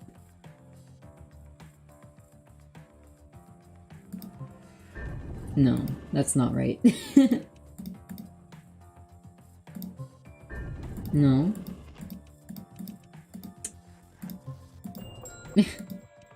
The murderer might have an extreme fear of the dark.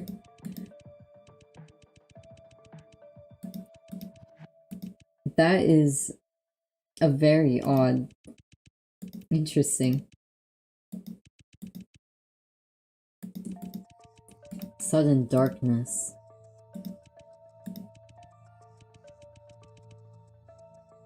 Dr. Emelin's death is a major mystery. The killer dismembered him alive after failing. The way they dismembered him reminds me of how all the core members of the Myers Corporation were killed. As far as I know, all of the core members of Myers were also killed in a similarly brutal way. However, I believe that the real reason why the killer tore Dr. Emelon in pieces was... No. Oh, I'm dumb. To collect his body parts. Some of his body parts had gone missing. The real reason why the killer dismembered Dr. Emanon in a panic was to obtain his body parts. They were found, blah blah blah. So use to feed. Oh, interesting. But if they were working for Myers, wouldn't it be more likely that they would want to make a cyborg of Dr. Emanon? Why would they choose to turn him into cyborg feed instead? Have you reached any conclusions as to who the killer is? Put out a warrant for the rest of Zalmona. Oh no. Poor girl. Poor, poor, poor girl.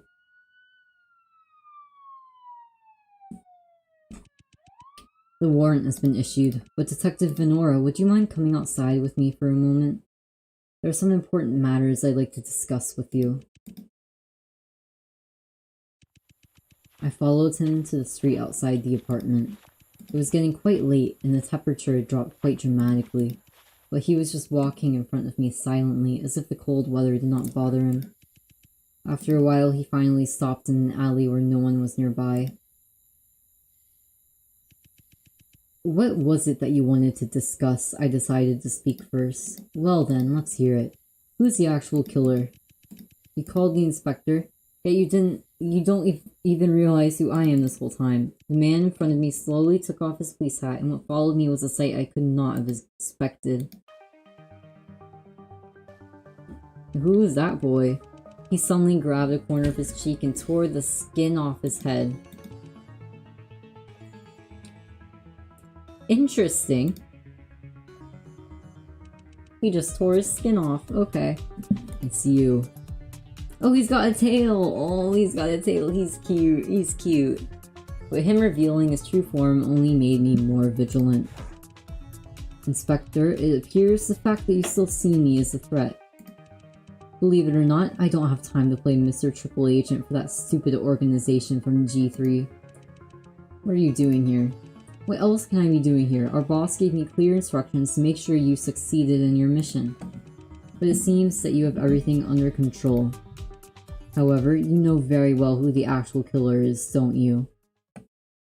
He looks like you, Etienne. He sure does. He looks just like you.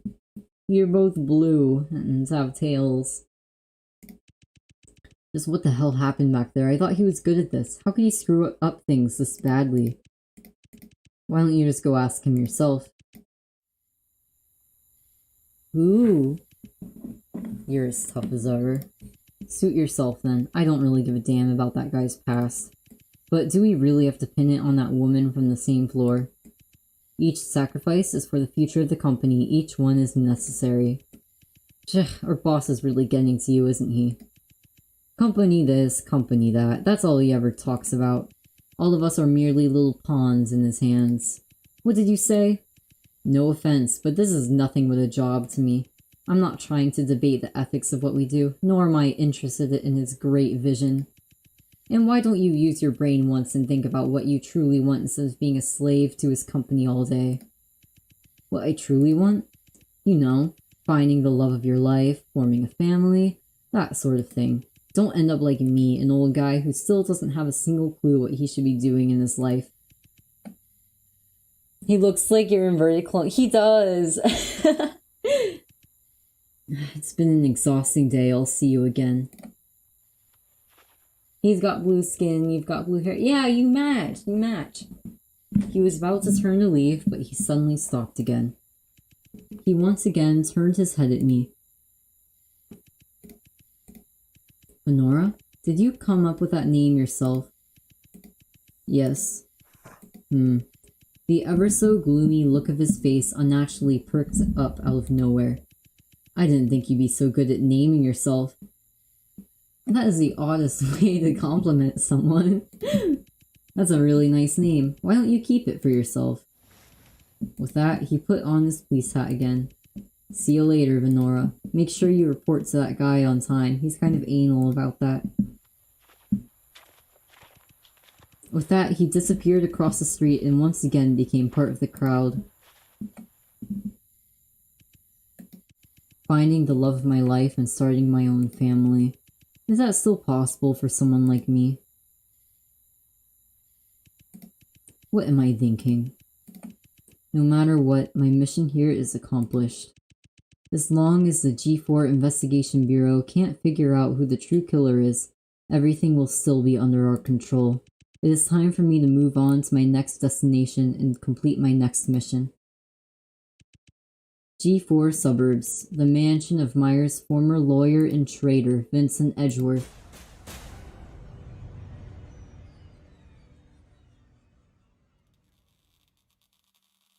Oh my. Vincent Edgeworth, that name, I remember now. That man is far more frightening than Myers. I've been set up. I have to get out of here. Is that my name I've been hearing, June? Oh, he's here. Hello. Or should I call you... Venora?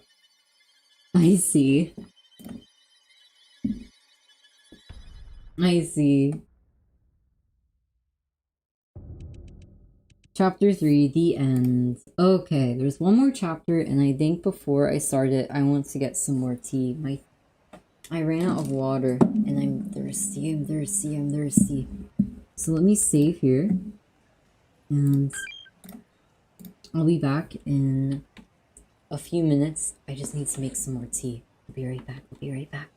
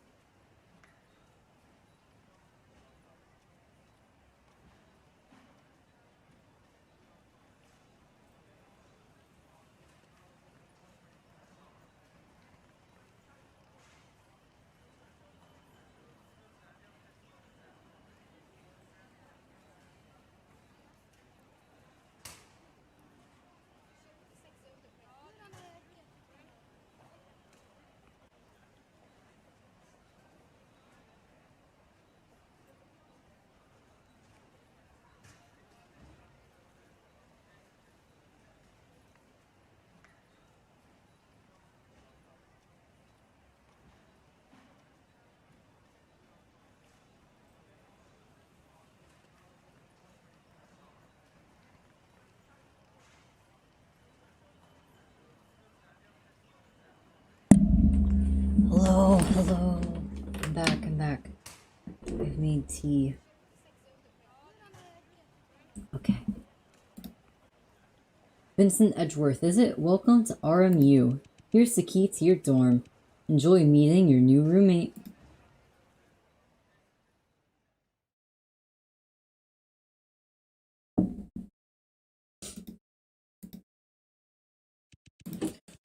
New roommate? Pardon me, is anyone there? I'm coming in. Oh, he looks... he looks so different. The red boy looks so different. Victor looks so different. He's still got the dumb little tuft, though. Oh, hello there. Pleasure to meet you. You're Vincent, right? Please allow me to introduce myself. I am your roommate, Victor Blake. I'm majoring in economics. It is an incredible chance of fate for us to meet each other at this place, don't you think? An incredible chance of fate. Don't make me laugh. Everything exists for a reason. Our life experiences are shaped by our own actions, not fate. This is such an odd interaction. If you say so. But that also means there has to be a reason for both of us to be standing here, correct? I'd rather live in a single room. Oh my. I see that you're a pretty straightforward guy, huh? I understand. First day of school is always quite nerve-wracking, isn't it? But you can quote me on this. I'm sure we're going to be great friends.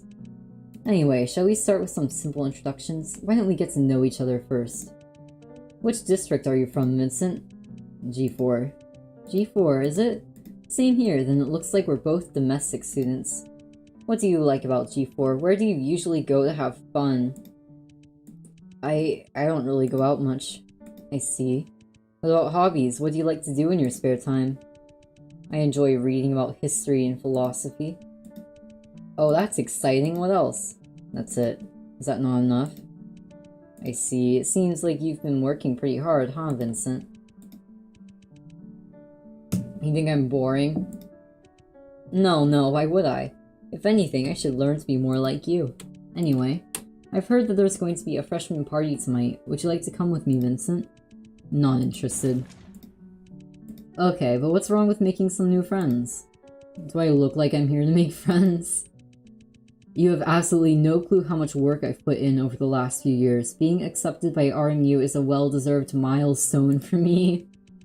But all the other idiots here think that just by getting here it means they've won in life. All the G4 students, and even people from other districts, want to study at this prestigious school. But for those people, those 3 letters of RMU merely serve as a title for them to show off. The true reason for them to celebrate on the first day is that their goal was just to get admitted here. I see that you have pretty high expectations for others as well, huh, Vincent? However, please allow me to disagree with you. You're wrong to assume that those students are celebrating because they believe they no longer need to work hard. Perhaps for them, RMU symbolizes the beginning of a new chapter in their life. I could care less about what you think. What remains unchanged is that they're wasting their time. But I'm different. I know I still have a long way to go. We are at the top university in the G4 district, and not to mention the most competitive one. RMU's acceptance rate is only 4.5%. That's not that low. That's really not that low at all. I've applied to schools with a 1% acceptance rate.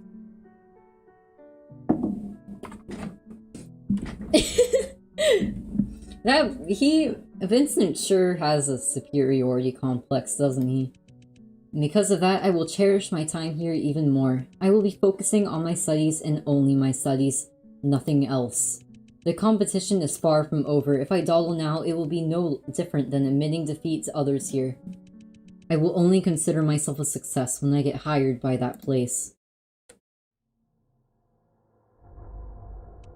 By that place? Well, let me guess. Could you possibly be aiming for the Myers Corporation? That's hilarious. Are you mocking me? Oh no, don't get me wrong. I just think Vincent's adorable, so adorable that I want to laugh.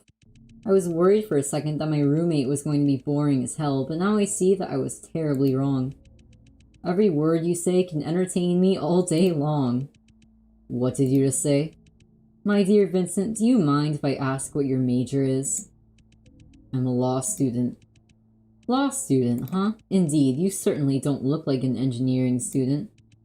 But do you really think that studying hard is all you need to do to get into a top company in G4? Quit joking around. Your hard work is not the only thing that matters in the workplace. Socializing is also an integral part of it. This is especially important for your chosen profession. With such a lousy personality, I shudder to think of the lonely life you lead. Oh my! Even if you do get into the Myers Corporation, you will just be ostracized by everyone.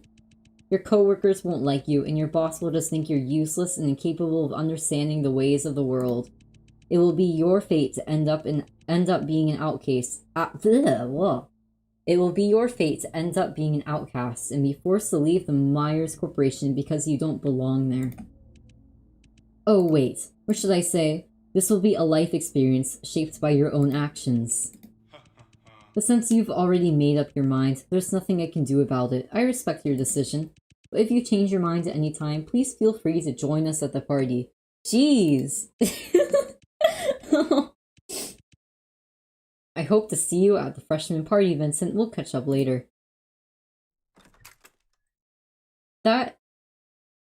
Both of them are insane.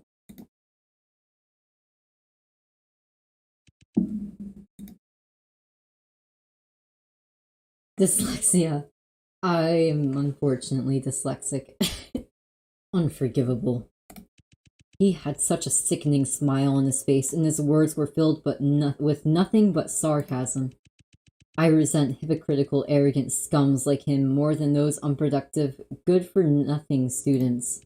Myers outcast, my destiny is mine to decide. I have not asked for your worthless opinions, and certainly don't need a loser like you to mock my dreams.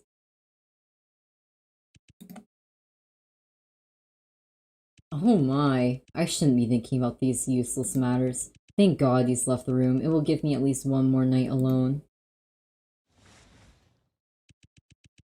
Instead of getting indignant about a guy like that, I might as well use the evening to improve my knowledge furthermore. So, which book should I start with today?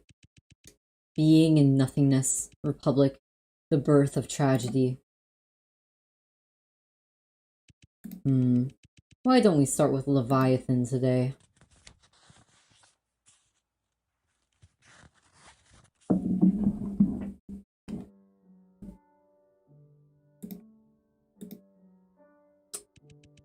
And from this diffidence of one another, there is no way for any man to secure himself so reasonable as anticipation, that is, by force or wiles to master the persons of all men. He can so long till he sees no other power great enough to endanger him.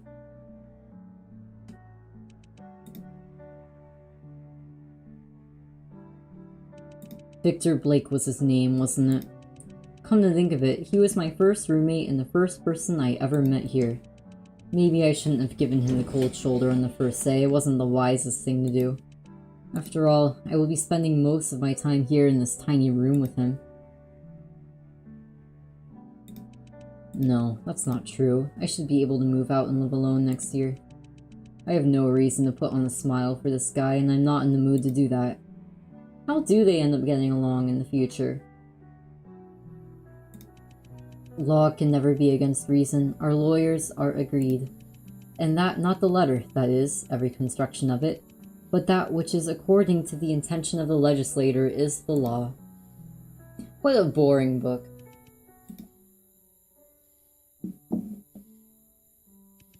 It's 12 o'clock. When is this guy gonna return? Why am I thinking about him? His lifestyle is definitely none of my business. It feels as if I'm eagerly awaiting him to come back. I don't understand.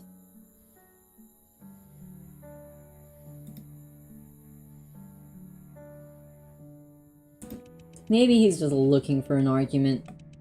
Not that the death of one man, though without sin, can satisfy for the offenses of all men. in the rigor of justice, but in the mercy of God, that ordains such sacrifices for sin as he was pleased in his mercy to accept.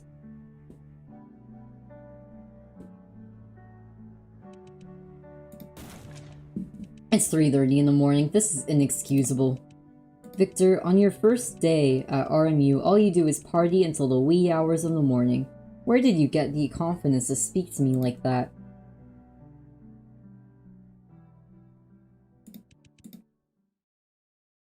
Vincent hates the clown, he does. I wonder how they end up getting along. What was I even worried about? After all, I'll be spending this year alone again, but in this room, won't I?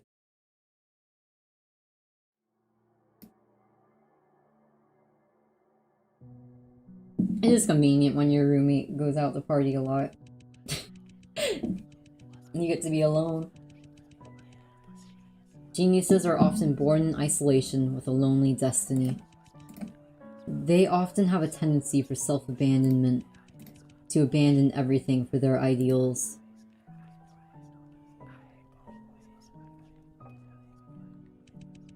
Nothing is predestined in life. I've always believed that ever since I was a child. A person's destiny can be changed by no one but themselves. Ordinary people obey fate, but the strong ones become rulers of their own destiny. To enter Myers Corporation and become the creme de la creme of the creme de la creme is my goal. But why? Why do I still feel so helpless sometimes in the face of so-called fate?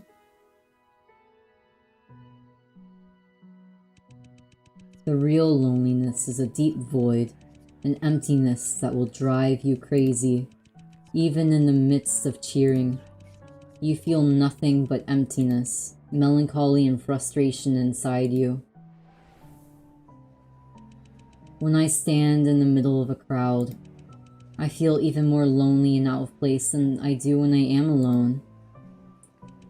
I look at all the people drinking and chatting and can only ask myself, why don't I feel the same joy as they do? Have I really abandoned everything that I deserve to pursue my dream? Is the loneliness that I feel a price that I must pay? I know better than anyone else that coming here won't change anything. It's a brand new year. I hope all the misfortunes will go away. I'm going to be an adult soon. Perhaps I'll be more mature then. Or maybe I'll finally be able to make real friends when I go to my new school. Birthdays, New Year's, new schools. I've heard similar prayers all my life. Humans always like to play hopes on useless things that make them feel like a turnaround will come out of nowhere. They willingly blind themselves and are reluctant to see the truth that many of the changes in their life need to be done by themselves. What will change in the new year if you don't do anything?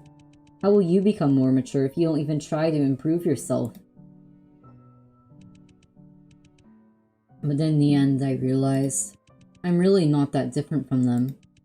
I had hoped that my life would change when I came to RMU. I had hoped that I would find real friends at RMU.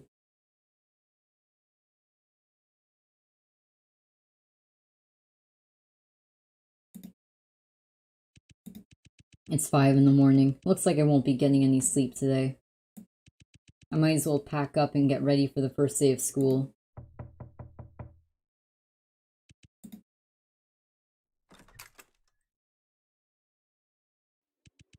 Victor? Vincent, you're still awake?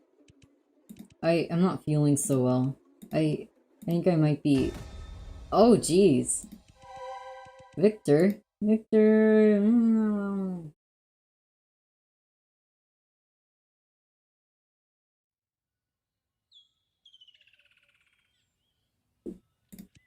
Ugh. You're awake? Are you feeling any better?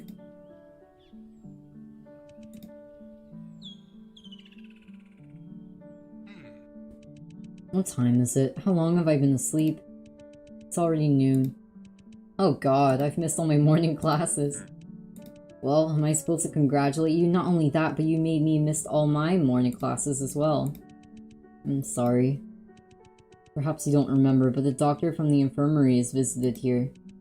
I was worried that you were seriously ill, but the doctor said that it seemed to be a case of overexhaustion and stress. She said that with some rest, you should be able to recover soon. Is that so? Thank goodness. But if that's the case, why are you still here with me? I hope the boys kiss. Aww.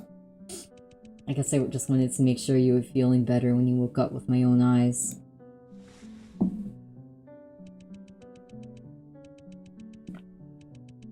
I wasn't quite sure what I was supposed to do, so I bought you a cup of hot chocolate. I also asked them to make the foam on top in the shape of a kitten. That is so specific! Okay. Oops. Oops, oops,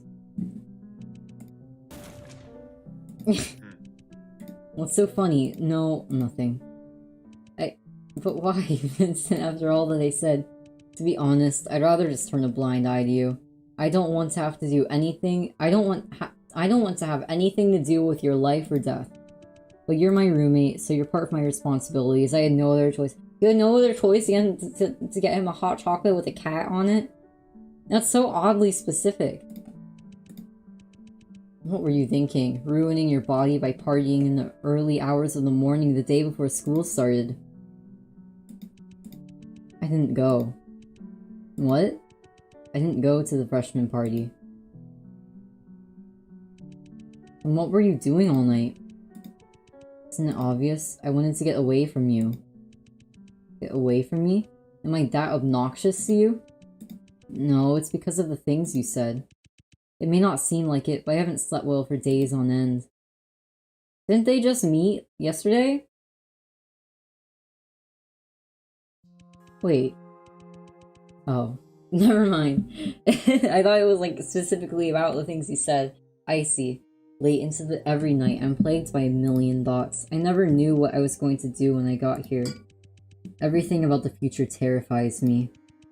My goal was to get accepted to RMU, but a lot of the time, it felt like I was just carrying out my family's expectations of me. You have to make us proud. That was what my parents would always say to me. When I finally got here, I just felt lost and overwhelmed. I made it to RMU. I've succeeded, right?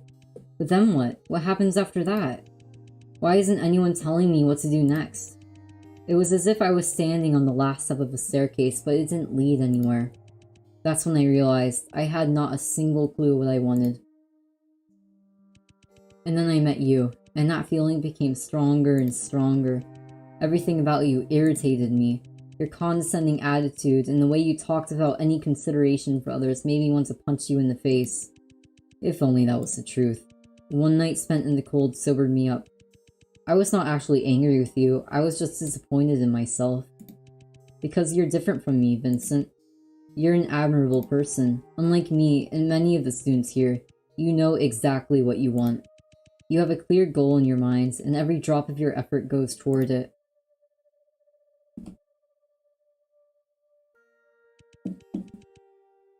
You came here because you wanted to be here, and I came here simply because that was what I had been told to do my entire life.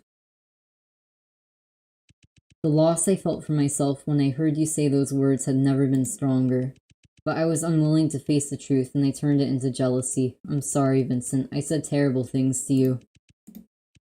Huh? Are you blushing? Huh? That's a weird response. No, I just didn't expect you to be so honest with me. Is it because I called you an admirable person? You enjoyed being complimented like that, didn't you? I don't know what you're talking about. Come to think of it, you still have classes this afternoon, don't you? There's no point in staying here for me. In that case, I'll take my leave then. 2 more things. First, maybe I don't fully understand how you feel, and I'm not sure what to say to make you feel better. But you're not here for 4 years, are you? I'm sure you'll find your goal eventually, a goal that's just for you. If all you need is someone to talk to when you're feeling down, I'll be here for you. Second, you have the right to be angry with me if I make you upset, and I allow you to do that.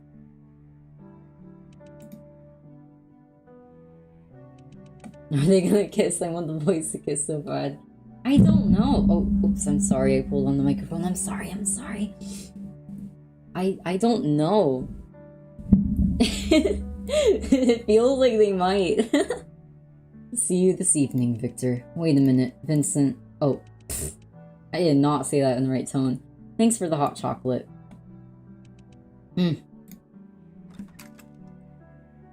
Aww. And just like that, they became college roommates for the next 4 years. And why exactly are you telling me these? I know who you really are, infiltrator. What you should be scared of is, if Monsieur M finds out, it'll be all over for you. But I know what you want. Believe it or not, to a certain extent, we actually share the same goal. Same goal? Say, want to collaborate with me, my dear infiltrator?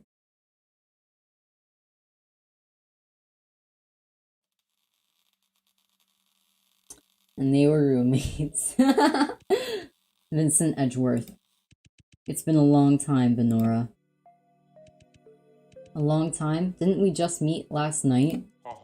Indeed, in a sense, we did. But I'm sure you'll agree that we're all more than just mindless walking corpses, aren't we? Benora, have you ever considered what decides someone's personality? Well, it should be obvious that none of us were born with a fixed personality. A person's character can change based on their living environment, their family upbringing, and how people behave around them. In other words, their life experiences forge their personality, or I should say their memories. Correct. That means that depending on the number of memories recollected, a person's demeanor and mannerisms will also change somewhat. And it's obvious to me that the woman standing in front of me right now is not the same person as the one I saw last night. By the way, I must comment, your new glove suits you very well. Nara. I love how it still says her name like Pokemon. However, what I'm curious to know is, how much of your memories truly come back? Only a bit. I remember that I was a detective from the G4 Investigation Bureau.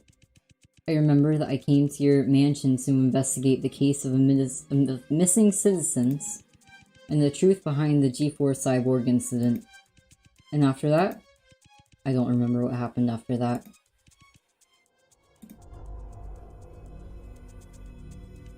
Is that so? That's fine. We should take everything one step at a time, wouldn't you agree? It's certainly not a wise idea to rush things. Vincent, you know exactly who I was all along. Why were you hiding everything from me? Me? Hiding everything? You've got it all wrong, madame. If I didn't wish to help you, why would I go through all this trouble to offer you leads? That business card? It was your intention to give me that business card to lead me back to the Myers Corporation to find my memories?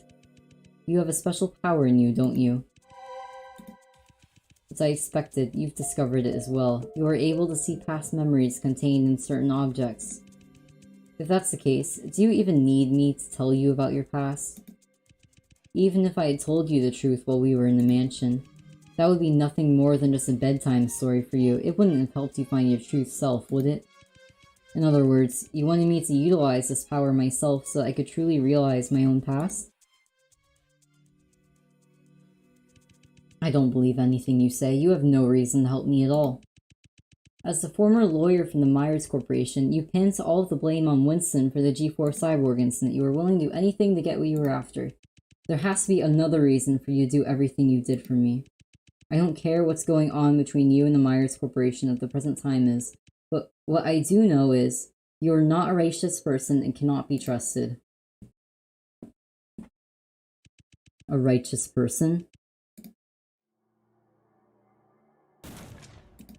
Benora, with all due respect, you're even more humorous without your memory than with it. Have you ever heard of something like this, Benora? Kill one man and you are a murderer. Kill millions of men and you are a conqueror. Kill them all and you are a god. And how would you define a righteous person, Venora? Are you telling me that you think you qualify as one?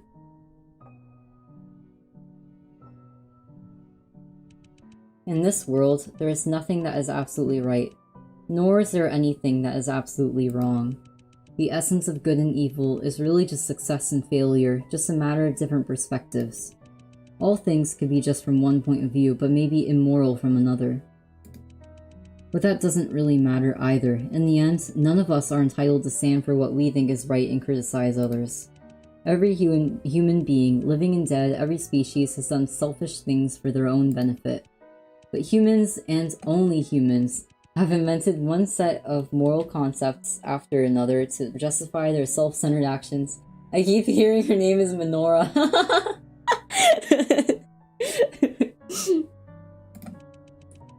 How many things that used to be considered taboo are now acceptable? You know what? Next time I see her, I want to put a candle on her head. And how many things that were considered harmless in the past are now unacceptable? Righteousness and wickedness, justice and evil. These are all just fabrications created by human society. As time passes, as the ruling groups change, they find that the reasoning of the past no longer justifies their actions today. Time and time again, humans find new justifications and rewrite their norms over and over again, in order to label themselves as righteous, to stand in the shoes of an omniscient God, and to judge others by their so-called morality. But these moral judgments about good and evil cannot exist until they are decreed by society's central authority.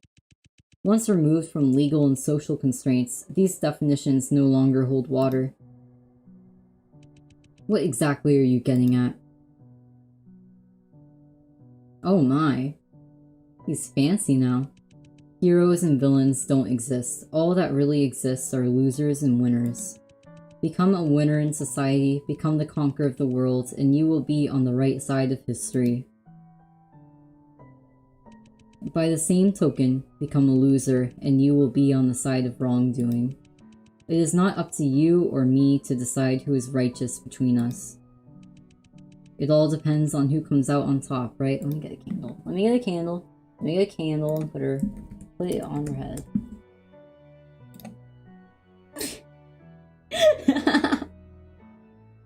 Hold on. This one's a pretty good candle. It's multiple of them. How about this one? This one's good. This one is good. This one's really good. Can I download it? Can I download it? Can I download it? Yes. It's like a Vincent. I'm human. I'm not. Has it downloaded? Yes, it has. Yes, it has. Yes, it has. Yes, it has. Okay.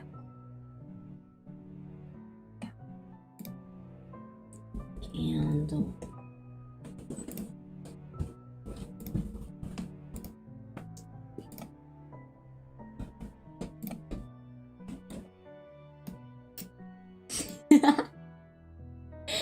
Now she's Minora. Here.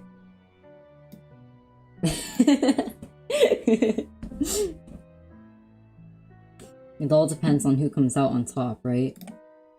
Oh, he's gone.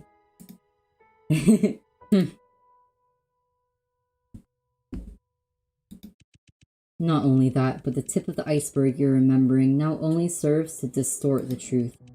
When you get all your memories back, perhaps you will be enlightened. You will understand why I've done all those things. But of course, I don't really care about that either. The thought of winning your approval has never crossed my mind once, Venora, nor do I need it at all. Is Vincent the murderer? Is he? Perhaps. I never said what you did was without reason, Vincent. On the contrary, I am pretty sure that you do have one. Righteous or not, all I want is the truth and only the truth. I think he's the murderer. I haven't been paying attention. The truth, is it? I see. In that case, may I offer you a proposition? Why don't we explore that room together? The room filled with truth. Are you saying... That's correct. The secret chamber of the G4 cyborg incident is hidden somewhere in this room. What do you think, Venora? Why not use your power to solve the mystery here? Objective, locate the secret chamber. Oh my. Well, my elevator is broken.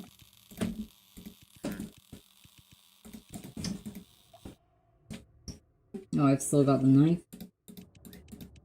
You know is not as vulnerable as you imagine to be. Okay. Design, create, enhance. What the hell happened here? Interesting. The blood splatters on the walls are fresh. It looks like a fight just happened here before we arrived. Then this must be a fight between Draco and that monster. Let's see, more colors and a code. Alright. Vent.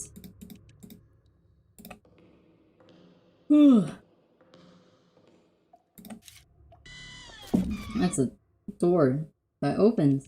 Well, well, having cold feet, aren't we? Didn't you want to know the truth, Nora? Why are you in such— oh, that's the way to leave. I see. That's not what I wanted.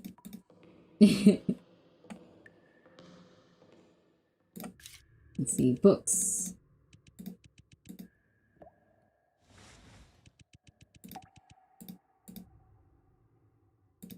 Do you enjoy reading? Not really. Oh my. Oh my. What a rude man. Those things that he enjoys, yeah.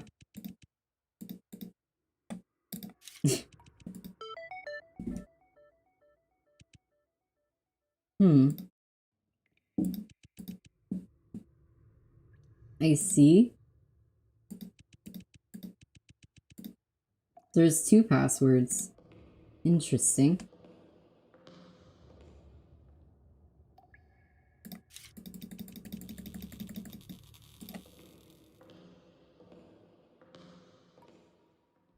Oh, I didn't look at this.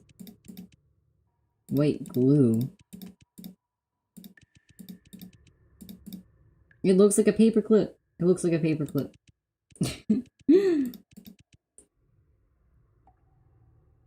It does not look... I understand it's supposed to be an arm, but it looks like a paperclip to me.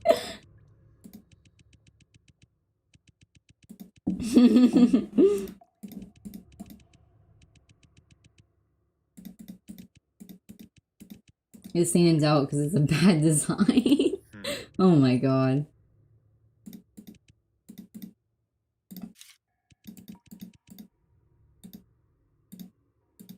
Oh, you can look in these drawers. Discarded papers. Oh? Oh.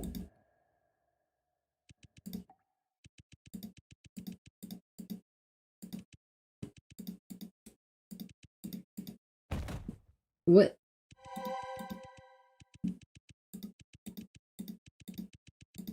What about the mug?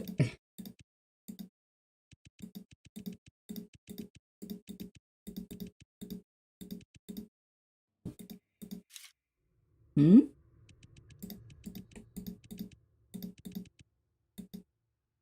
What is in it?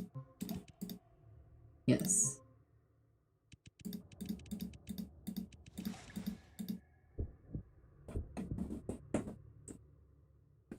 Well, if that was important soon, they'll probably tell me here, right? Meow, meow, meow, meow, meow. Here you are, Inspector. You know, something's been bothering me for a while. What is it, Monsieur M?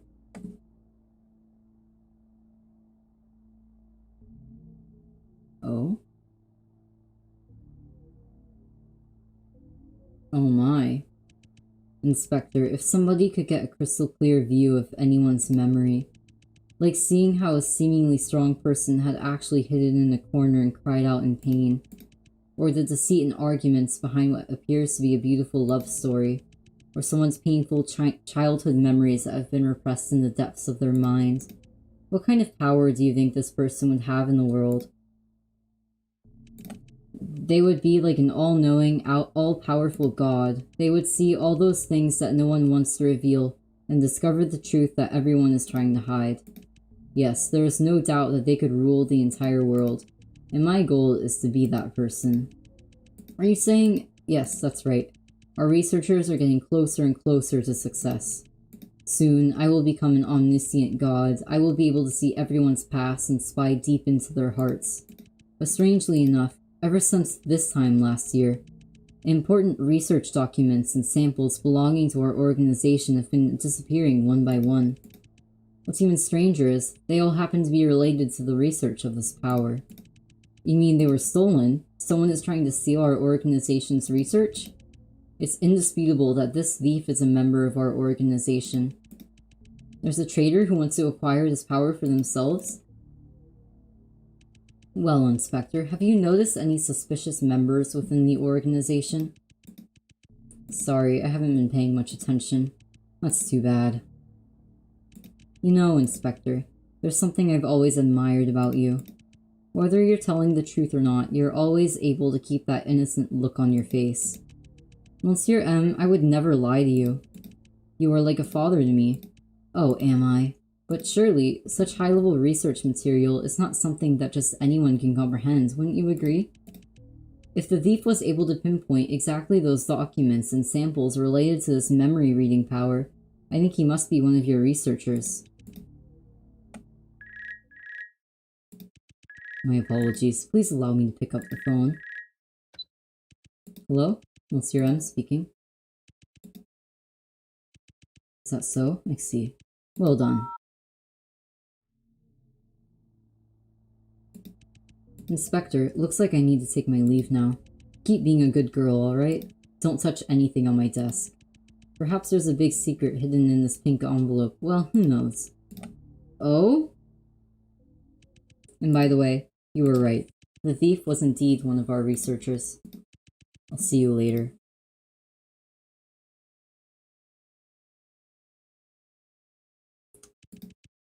Candle girl. Monsieur M has left. From what I've heard, ever since Monsieur M received a threatening video, he became more and more paranoid. Well, to be honest, I actually have no clue what he was like before that either.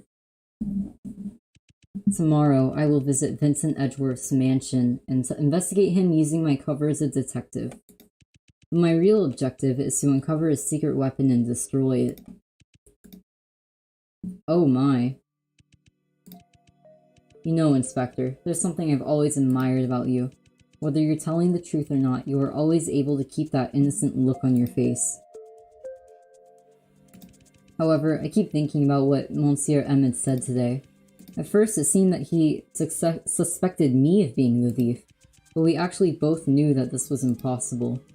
The reason is simple. I wasn't even part of this organization a year ago. There is no way I could have stolen those things. And by the way, you were right. The thief was indeed one of our researchers. Just before Monsieur M left, he received a phone call. The person on the other end of the phone may have just told him the true identity of the thief, but judging from Monsieur M's reaction, everything seemed to be as he expected. Therefore, it is way more likely that Monsieur M knew who the thief was long before our conversation. In that case, why would Monsieur M invite me here to have such a seemingly meaningless conversation? And it just happened to be the night before I was to go on a mission? Keep being a good girl, alright? Don't touch anything on my desk. Perhaps there's a big secret hidden in this pink envelope. Well, who knows? Don't touch anything on the desk. Monsieur M, I wished you had been more straightforward with your invitation. Monsieur M has never left me alone in his office before, nor has he ever specifically said such things. It is now obvious that he in fact meant quite the opposite. He actually wanted me to look at what was on the desk. Time to investigate the clues here. The pink envelope on the desk. Inside was a piece of paper printed with strange rectangles.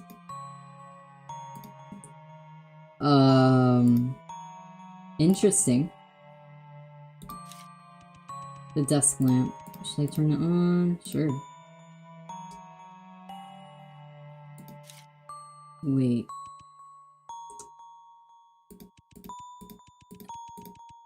Oh? That probably has to do with the code then.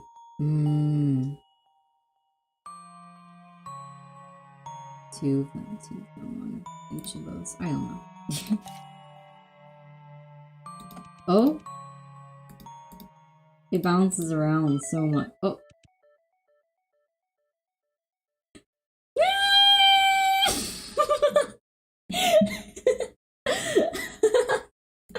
Okay.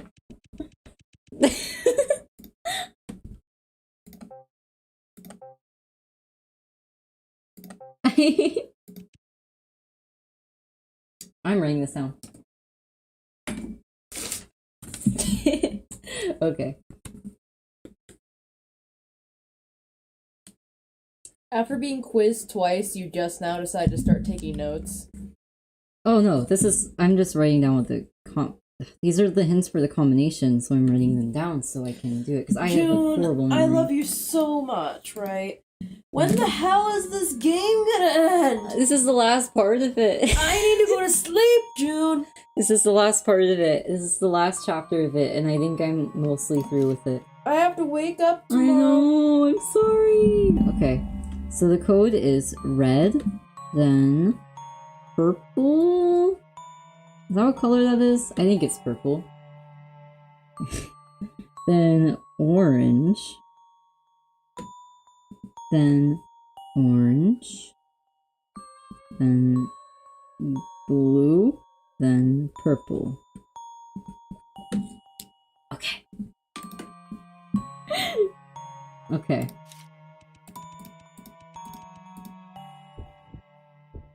Okay.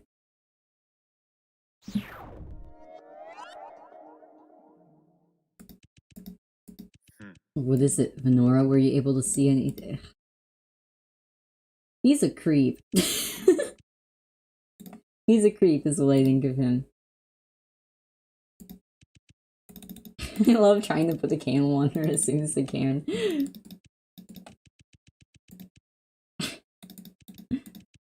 Have you ever wondered why Myers chose to build half-human, half-robotic cyborgs specifically? It seemed like something trivial at first, but I just can't think of an explanation for it. Myers Corporation is a mechanical engineering corporation. Let me get rid of the can. Producing fully mechanical bionic robots should be much easier. If that's the case, why build half-human, half-robot ones? Because these cyborgs have to constantly feed on human flesh to ever maintain their human appearance. No matter how you look at it, that's only going to place a lot more burden on Myers Corporation's shoulders. Interesting. What do you think the real reason? It may sound absurd, but I think the Myers Corporation wants to conquer the world. They want to become a new god. And what good would it do them to conquer the world? Isn't it obvious? They would possess endless money and power. Well, is for the sake. If that's all Myers Corporation wants, then it's enough for them to keep making the artificial prosthetics they do. Theoretically, they've already conquered the G4 district, haven't they? It wouldn't be a stretch to bring other districts to their knees the same way. In that case, I'm sure you can easily conclude that there must be other reasons for the Myers Corporation to start this series of experiments. But Nora, let's think about it another way. If you are the Myers Corporation and you think you are God, what are these cyborgs to you? If I am Myers Corporation and I think I'm God, these cyborgs are a new species that I've created. Correct. The Myers Corporation wants more than just money and power, they want to create a new world order. Have you heard of the Voorhees Corporation? That's a bioengineering corporation in the G3 district. Voorhees used to be an international super monopoly. They shared a similar goal as well. The mutants, as we know them today, were actually the product of... Voorhees aims to replace the current human race with a newly created species, but the difference is they don't need to feed on humans to survive. Even though these mutants have special abilities compared to ordinary humans, people don't necessarily agree that this makes them more superior. Presently, tensions between mutants and humans are particularly high. Some mutants do believe they are better, but many humans believe that the mutants are monsters that should not exist. Oh my. Of course, there are also those who believe that the two can live together in harmony. The Myers Corporation witnessed all that. They came to the conclusion that if they were going to create a new species that is 100% above humans, the survival of that species must depend on the death of humans. Mediocre humans must give up their lives in order to create our utopia. It is a necessary sacrifice. That's what the Myers Corporation thought. Oh my. Oh my. Oh my. Well, I have the pass. Oops, I accidentally moved away from it. Okay. Red.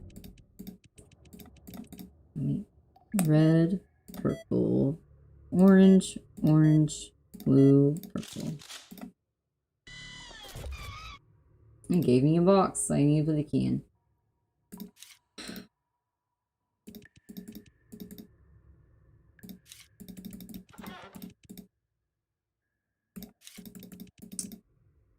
Okay.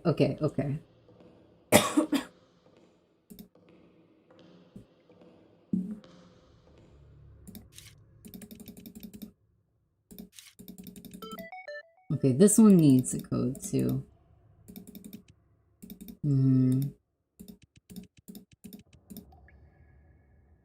Okay, there's nothing else I can see here.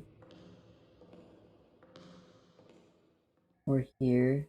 Well, actually this was no longer working. Never mind.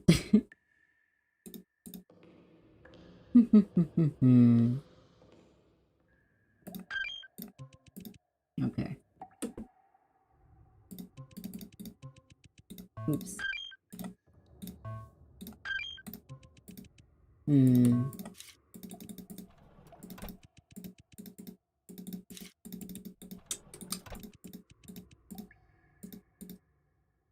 Okay, so there's nothing here. Maybe there's more in here.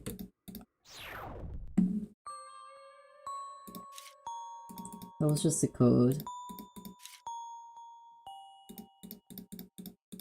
I can't do anything else on it. Okay. No, there's nothing more here.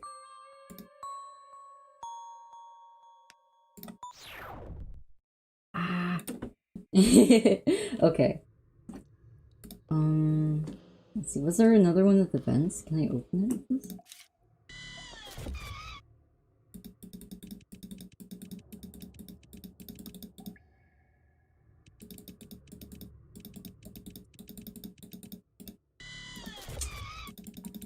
Okay.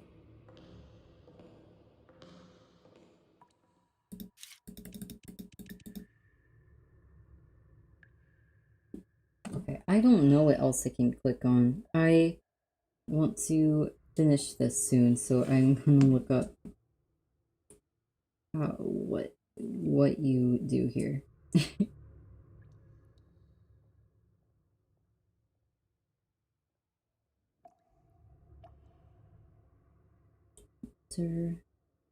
Or okay.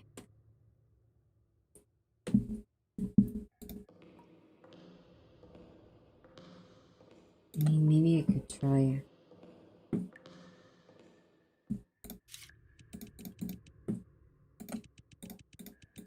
Wait, I have the knife. Okay, I didn't need to after all. Oh?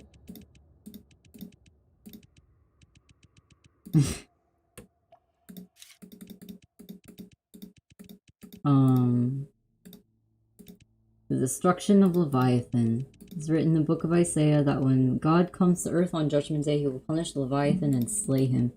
The destruction of Leviathan depicts the scene. Leviathan is the great sea serpent. In the upper right of the original work, God can be seen in the sky handling a sword with a fierce look, but in this poster, that part has been cut off. So whoever put the poster here simply wanted Leviathan. In the book of Leviathan is portrayed as a vicious creature that is so fierce that anyone who witnesses him will be terrified and overwhelmed. His teeth so terrible and a mouth so strong that nobody can open with force. Light are depicted as a great light. Philosophy is a philosophical work. In the book, Leviathan is a symbol of power and a metaphor for the author's ideal commonwealth and perfect government. Oh.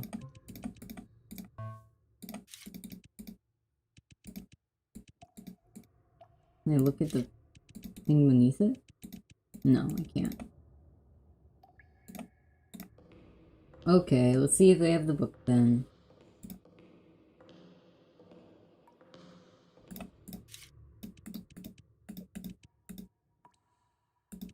History and philosophy.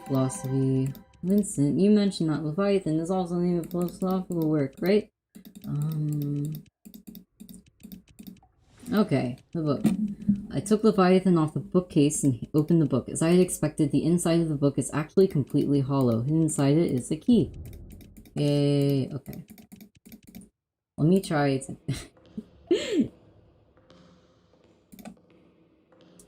Speedrun puzzles. The box is unlocked. Let's see. What I find inside is... Oh... It's the boys! Is this... Gucci, Penelope, and Boss? Those are the names of my 3 cats! Oh... Gucci, Penelope, and Boss. Victor's eyes and arms are normal. Yeah, isn't this a picture of you guys at university? Oh, I love the cat named Boss. That's the best name for a cat. Vincent didn't answer. He looked away to the other side of the room. Oh. Okay, well there's the answer to that. Let me write that down. RNU 3 2 2077. Oh, I love them. I love the kitties so much. Okay. Computer.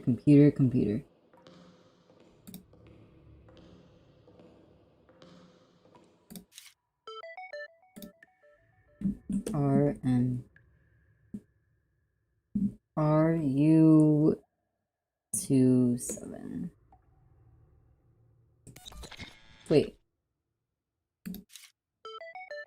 Wait, type out the fourth thing. For the full thing. RMU 3 2 2077. No.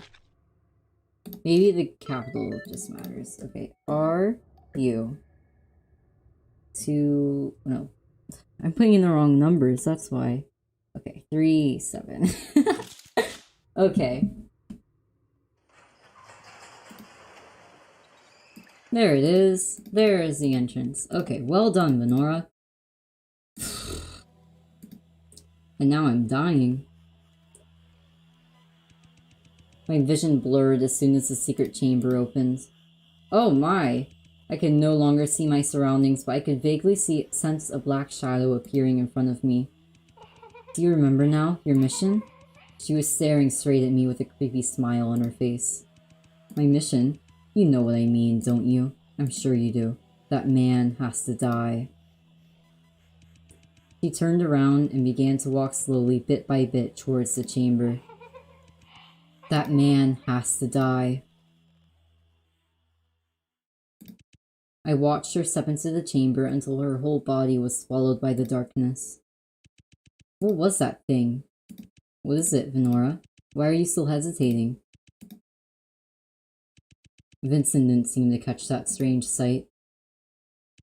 Ladies first. His smile still makes me feel uneasy.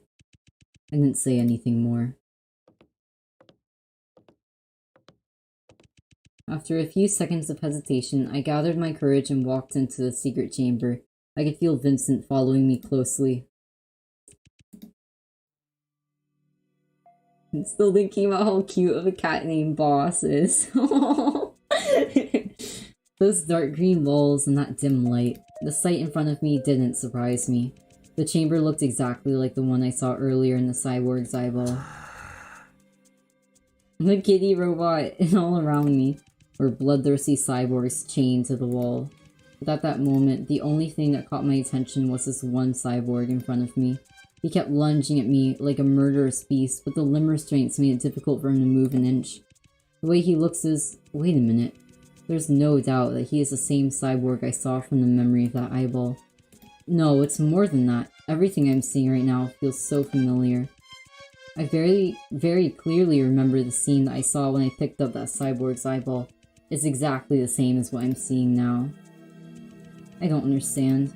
Was I not seeing the past memories of that cyborg, but my own present experience?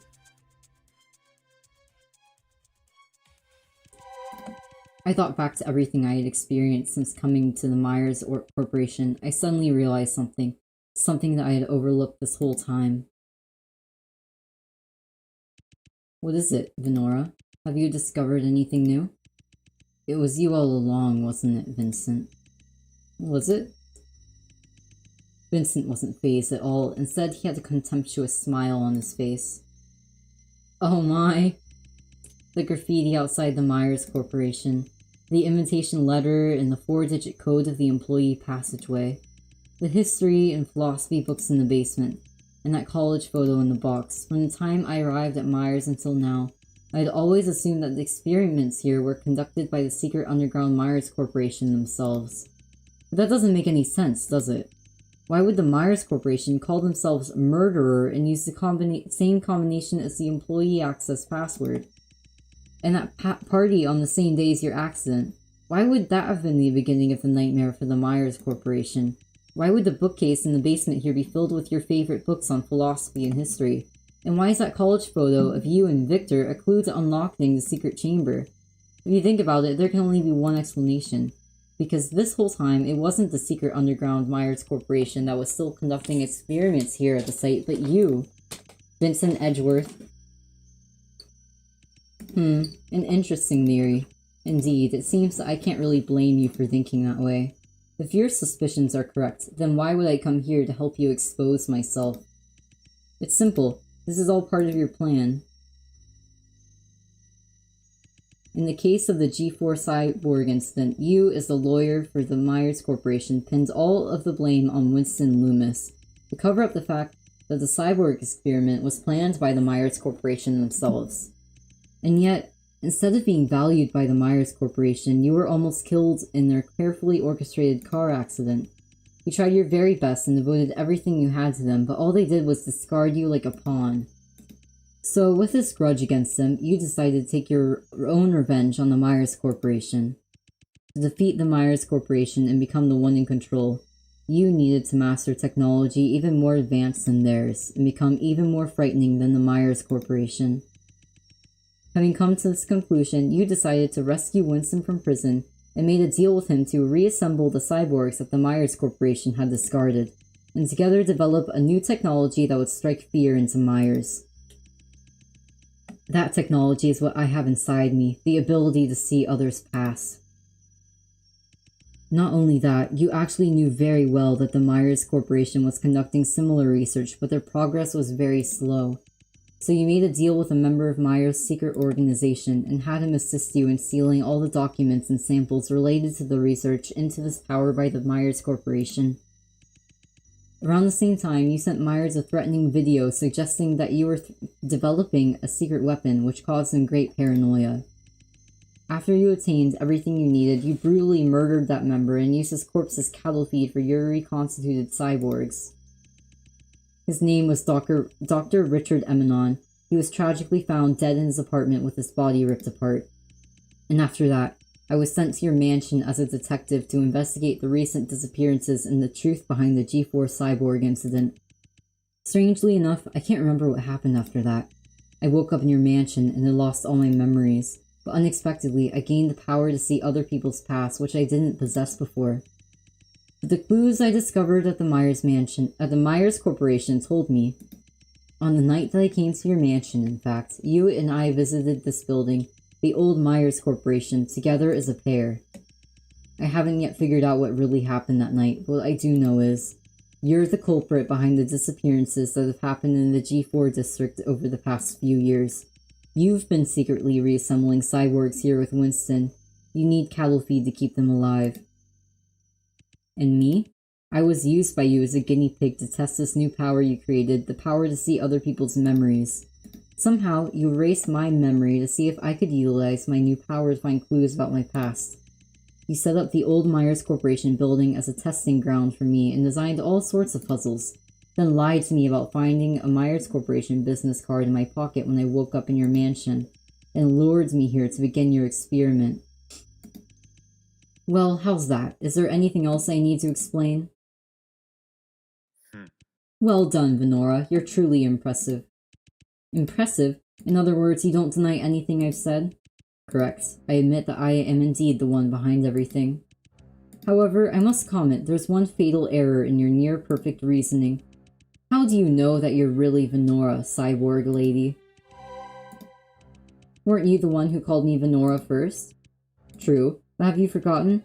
As we discussed before, a person's personality is determined by how much they remember. The reason why I call you Venora is because your demeanor is the same as hers. In other words, I know you have recovered the memory of Venora's and think you are her. But if that same memory was given to another cyborg, they too would think they were Venora, wouldn't they? You're toying with me. I don't believe you. Venora, do you perhaps remember the date of the day you came to my mansion as a detective? Yes, it was December 1st, 2086. And do you know what the date is today? No, I don't. Today is March 5th, 2087. That's right, you have absolutely no clue what has happened in the last 3 months. The real Venora is long gone. I apologize, Venora. I'm afraid I must end our conversation here. If I have to be honest, I too did not wish to see everything end this way. However, I have no choice but to let you spend the rest of your life here with your kind. But why? Why are you doing this? If I'm not the real Venora, why are you doing this to me? What did I do to you? Venora or not, your heart belongs to the Myers Corporation. Your body reeks of decay, and your soul embodies putrid corruption. She is yours now, my friends. Oh my. Oh? It's all shaky. Amidst the chaos, I subconsciously reached out with my right hand and grabbed the closest, most accessible thing to me, Vincent's tie.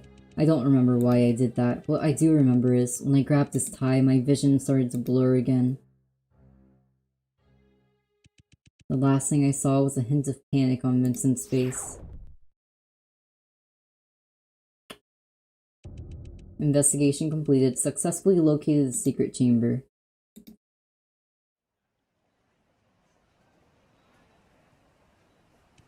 Vincent Edgeworth, is it? Here's your package. Have a nice day. Thank you very much.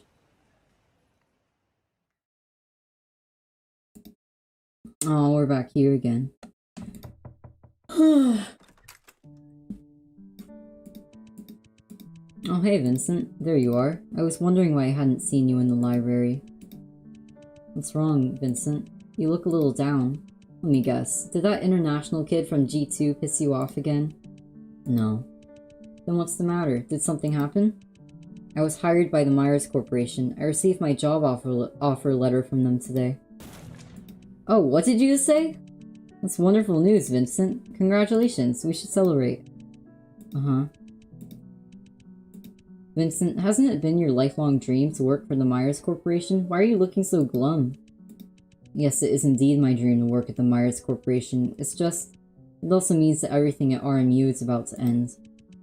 I never thought I would feel such deep sorrow about leaving here. My 4 years here have just flown by. Yeah, it's all coming to an end, isn't it? I still vividly remember the first day we met. I can't believe that was 4 years ago. Speaking of which, the class will be having a graduation party tonight. Would you like to come with me, Vincent? Not interested. I'm not surprised at all. You know, Vincent, they are all your friends. There's nothing wrong with seeing them one last time, wouldn't you agree? They are not my friends. Maybe you don't feel that way, but they do. They see you as their friend. I don't want to be friends with them. Just having you is enough.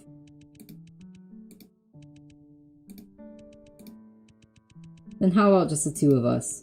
Just you and me. There'll be nobody else. You're almost out of university, yet you've never had a drink, have you? My favorite bar is in downtown G4. Let me take you there. Like a date. What do you think? Oh my god. You're right, Etienne. You're right. You're right. You're right. Aww.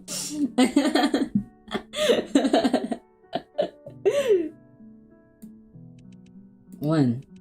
How about 5 o'clock tonight? I'll drive us there. Of course, that also means I won't be able to drink tonight. It's a deal then. Boys in love. Aww. Are you ready, Vincent? Huh? Wait a second. Did you use hair gel on your head? What? No. Not only that, but you've also changed into a new suit. Did you really think that this was a date, Vincent? You have some nerve to say that. Do you really think I can't smell the cologne you're wearing? Oh. Anyway, shall we get going then?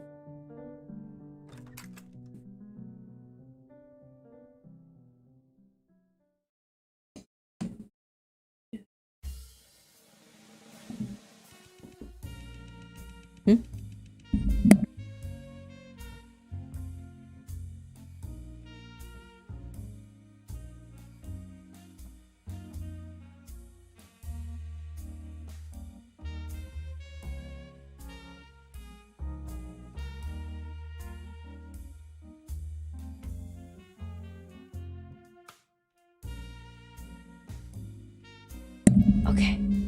Did you know an estimated 50 to 80% of life on Earth is located under the surface of the oceans? The oceans contain 99% of the living space on the planet, and humans have only explored less than 10% of that space. Not only that, but the oceans account for 96% of all the water on the surface of the Earth, and the remainder, it's all fresh water in the form of rivers, lakes, and ice. At the same time, the ocean absorbs about 25% of the CO2 emitted into the atmosphere from human activities each year. This greatly reduces the impact of greenhouse gas on the climate. The ocean sure is incredible and full of wonder, wouldn't you say so, Vincent? Oh my god, you sound just like him. I heard that guy is getting a PhD after he graduates. After that, he's going back to G2 to take over his father's company. Oh really? I have absolutely zero interest in knowing his career plans. Bartender, please make me another martini. See? I knew you would enjoy them. And what about you, Victor? What are your plans after graduation? Like you, I've been hired by a company. I'll be working at their investment department. That's wonderful news to hear, Victor. I'm happy for you. Really? You don't look so happy to me. No, believe me, I really am. It's just that I was thinking, these may be the final days we get to sit side by side like this.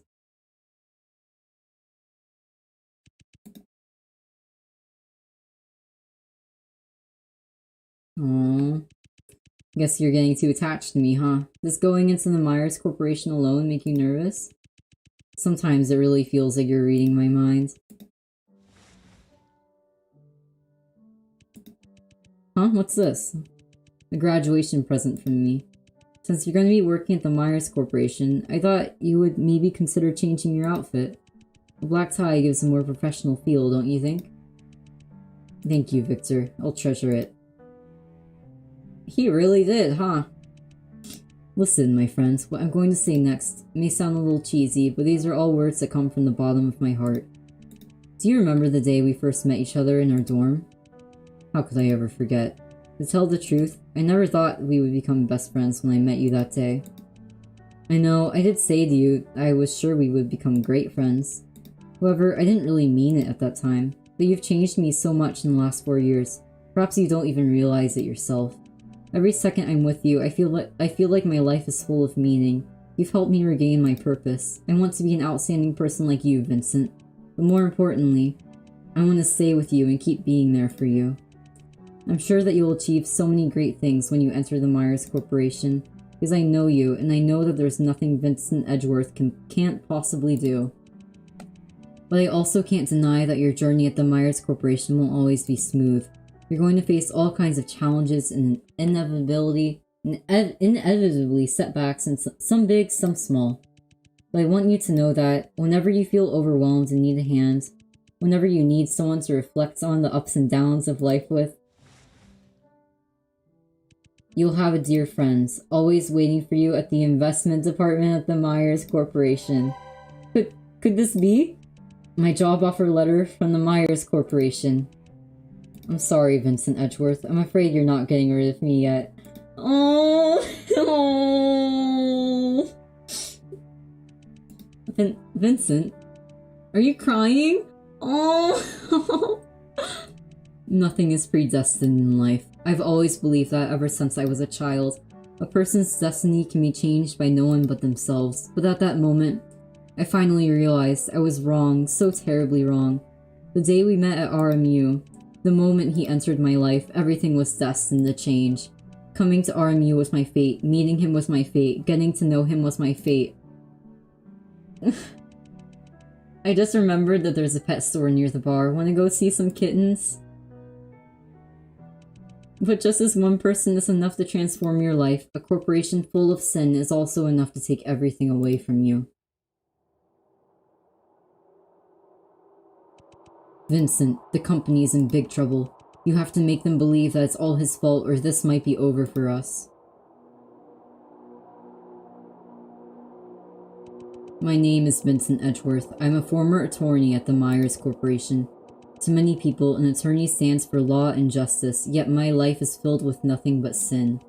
I do whatever it takes to achieve my aims. Forged evidence, bribery, everything. Sounds selfish, doesn't it? But it was all for the best of my company, my one and only dream company.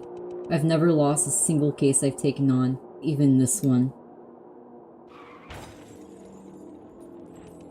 Yet the company paid me back by trying to kill me in a car accident.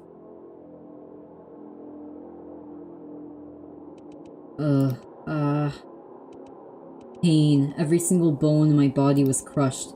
Crimson blood filled my vision, but somehow I survived. The next thing I remember, I was laying on a piece of cold metal. My body couldn't move, but I could faintly hear voices around me. Remove the organs. Begin implanting the endoskeleton.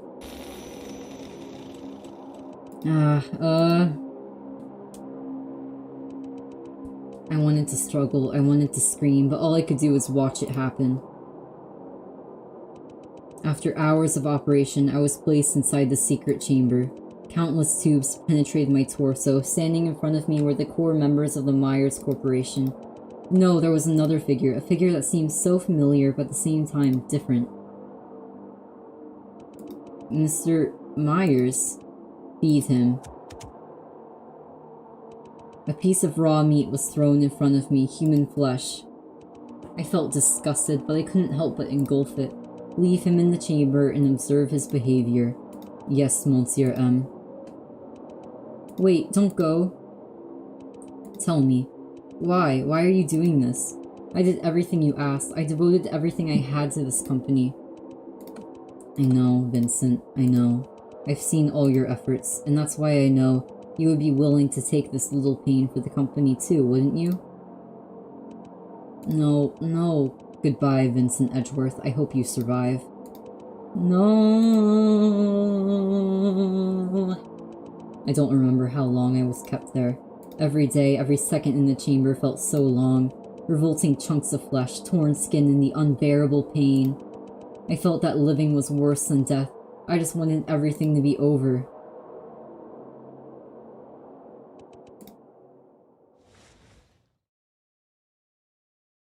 My black tie. It had long been stained crimson with blood. Victor, I wonder how that guy is doing now. What would he think if he sees the monster I've become? Is this all part of my fate? To join the Myers Corporation alongside him, but then never be able to see him again? I'm the naive one after all. This entire time, I was just another one of Myers' pawns. I was never truly accepted by them. Huh? You're asking me if a person's fate could possibly be changed? If I have to be honest, I can't give you an exact answer either. But what I do know is, if that man is Vincent Edgeworth, then he will never let anyone dictate his destiny. No, destiny or not, this isn't the ending I wanted. They can crush every bone in my body and slice off every inch of my skin, but Vincent Edgeworth, cannot accept spending the rest of my life here in this rotting, reeking chamber. I have so much more to achieve, and I have so many things that I want to see again. Even if I am no longer human, even if it's no longer possible for me to return to a normal life, as long as I have one last gasp, I will claw my way back through hell.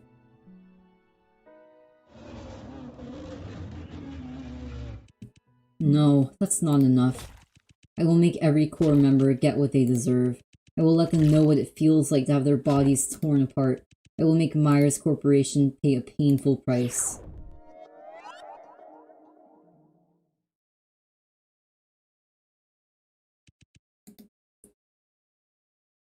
Oh, you saw all of that? It was you. You were the one who murdered all the core members. What exactly are you? Me? What am I? Can't you tell? I'm a product of the Myers Corporation, just like you. Take a good look. This is how Myers Corporation treats a lawyer who has done everything he could for them. I know Myers isn't gone yet, but soon I will clean them all up. I let go of Vincent's tie and ran out of the chamber at lightning speed. Outside the chamber, I once again saw that mysterious figure. She was standing next to the box, seemingly hinting at something to me. I took the photo out from the box and placed it in my pocket, and then quickly ran to the next room.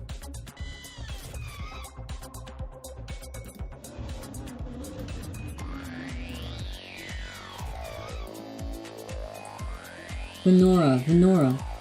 Draco? Venora, Vincent's going berserk. You need to get out of there now. What do I do? What do you need? Oh my god. I have more puzzles to do. Oh no. Room 1. This is so frightening. Okay.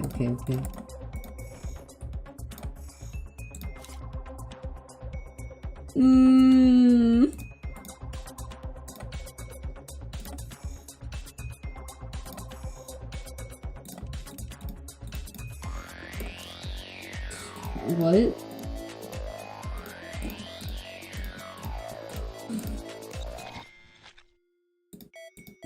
Wait, I think I understand.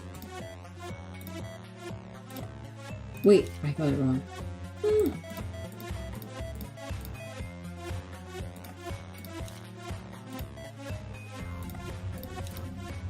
1, 2, 3, 4.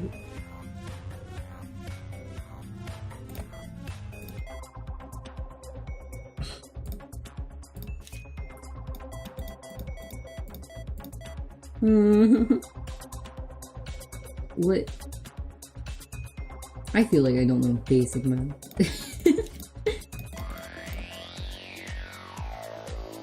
349. Okay. Oh no, that's the. Oh my god, I don't want to do math. Okay, I need to speedrun this, so I'm just going to cheat.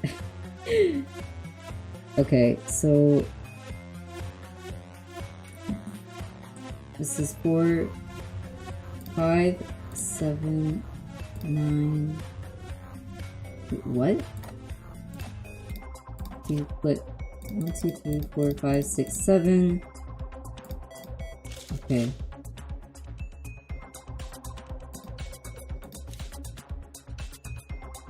Okay, 9.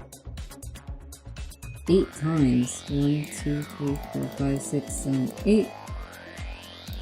Okay.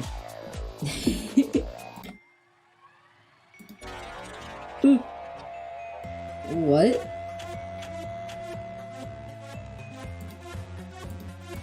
Match. Oh. Match.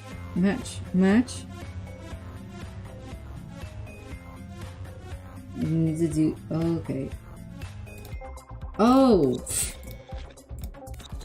I see.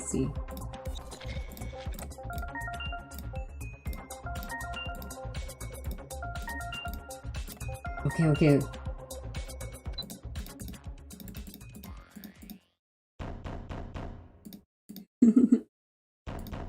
Oh.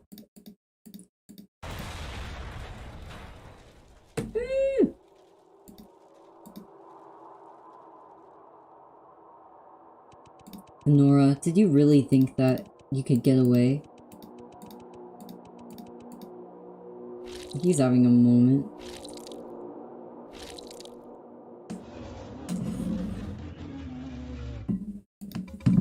Judgment Day for the Myers Corporation has fallen upon us. He's wiggling. Live or die?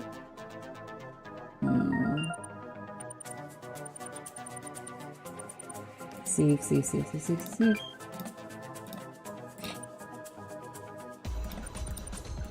Oh no, oh no.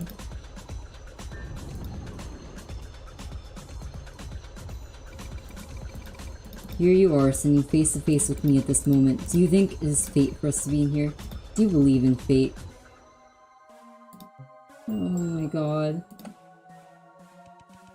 Nothing in this world is purely a coincidence or the outcome of what we do. This moment as I stand here confronting you is a result of our intertwining fates and actions. Vincent, I saw your past. I know you spent all your youth chasing your dream. Getting into the Myers Corporation was your dream come true.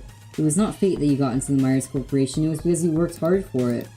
However, there are also things that you just can't change. After all, it was your fate to become an outcast and be forced to leave the Myers Corporation because you didn't belong there. How did you... A look of shock appeared on Vincent's face, but then it changed to be one of excruciating pain. I ran to the exit of the room.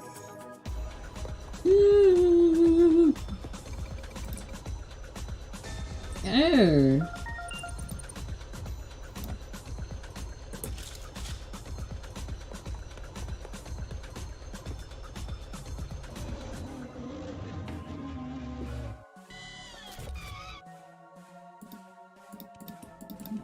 Okay, okay. No.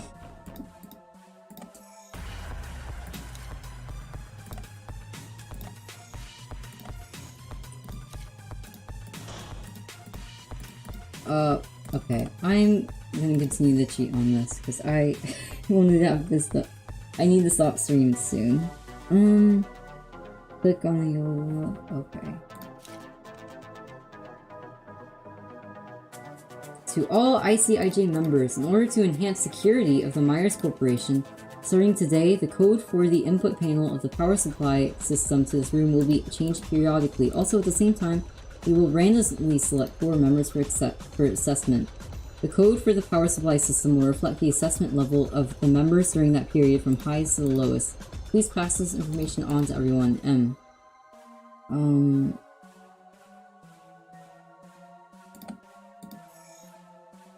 Oh my.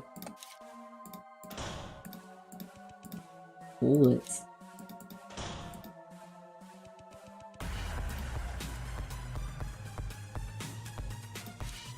Okay.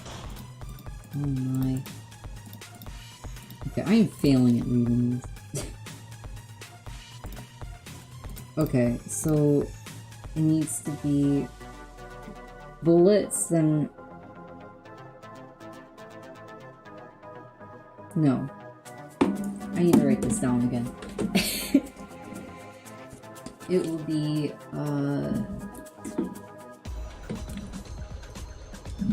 water bucket.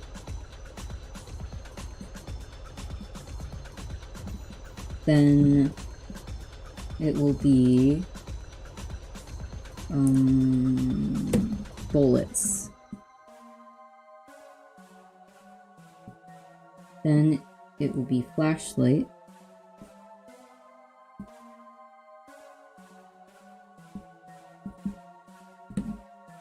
And then it'll be uniforms. So, which one has the water bucket in it? This one does. And bullet was this one, right? Yeah. And then flashlight is not this one. It's this one. This one? The one that, yeah. And then the uniforms. This one.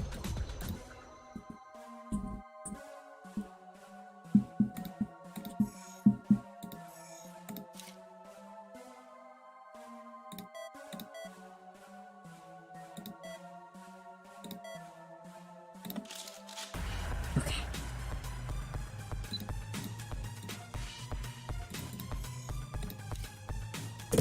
What?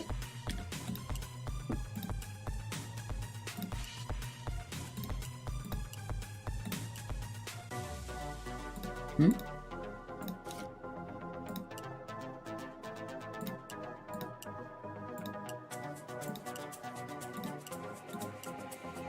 Hmm?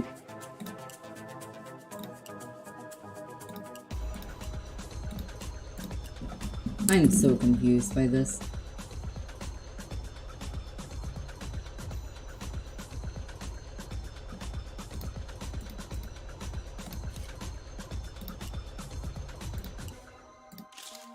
I see.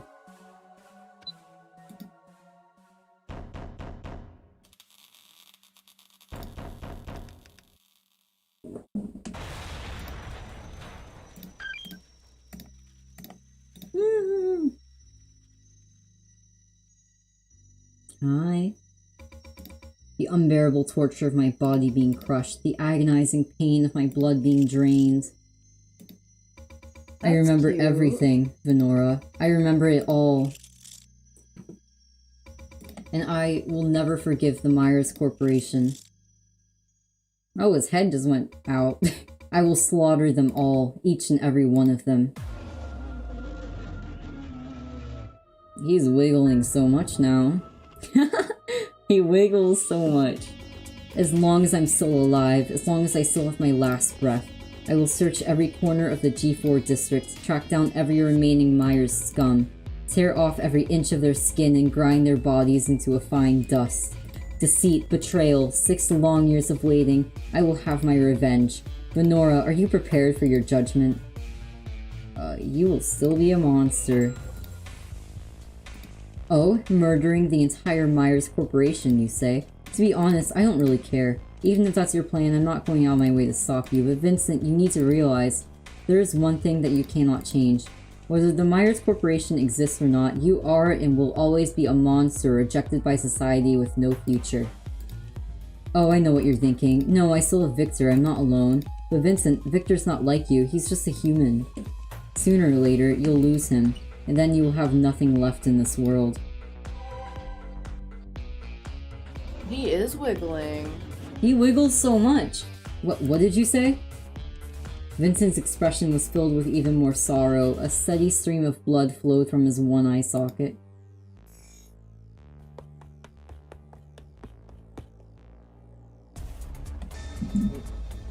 Hi.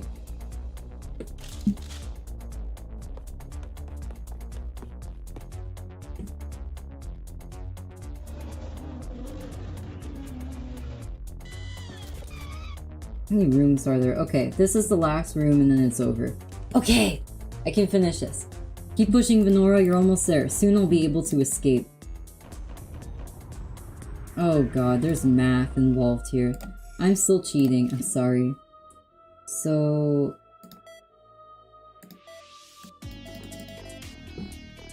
How do I enter numbers here?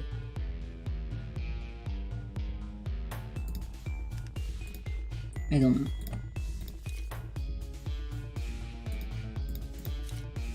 No? Enter numbers here? No.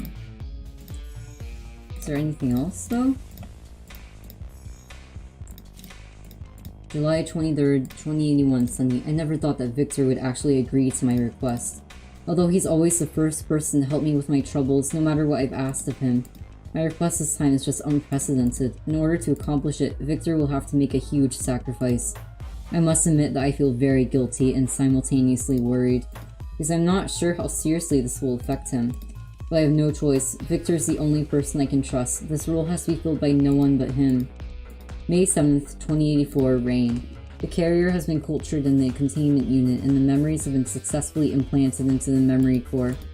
Victor did have one request. He wanted all memories to take place before that thing happened. Although the carrier won't actually remember those, I could understand why Victor would want that. I complied. May 15th, 2084, Cloudly. No, this isn't even possible. Everything was going so well, but his eyes... I couldn't believe it. They looked exactly the same. Unlike the text before, the last line of this diary looks like it was hastily written with a trembling hand. Oh dear. Do you...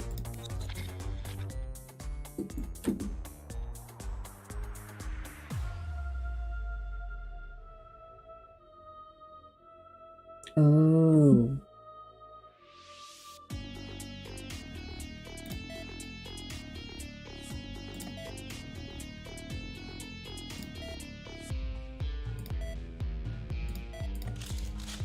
I see.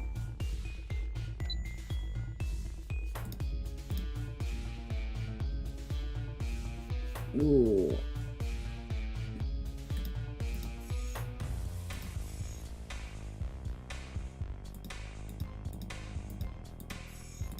Ooh. Hmm? Oh.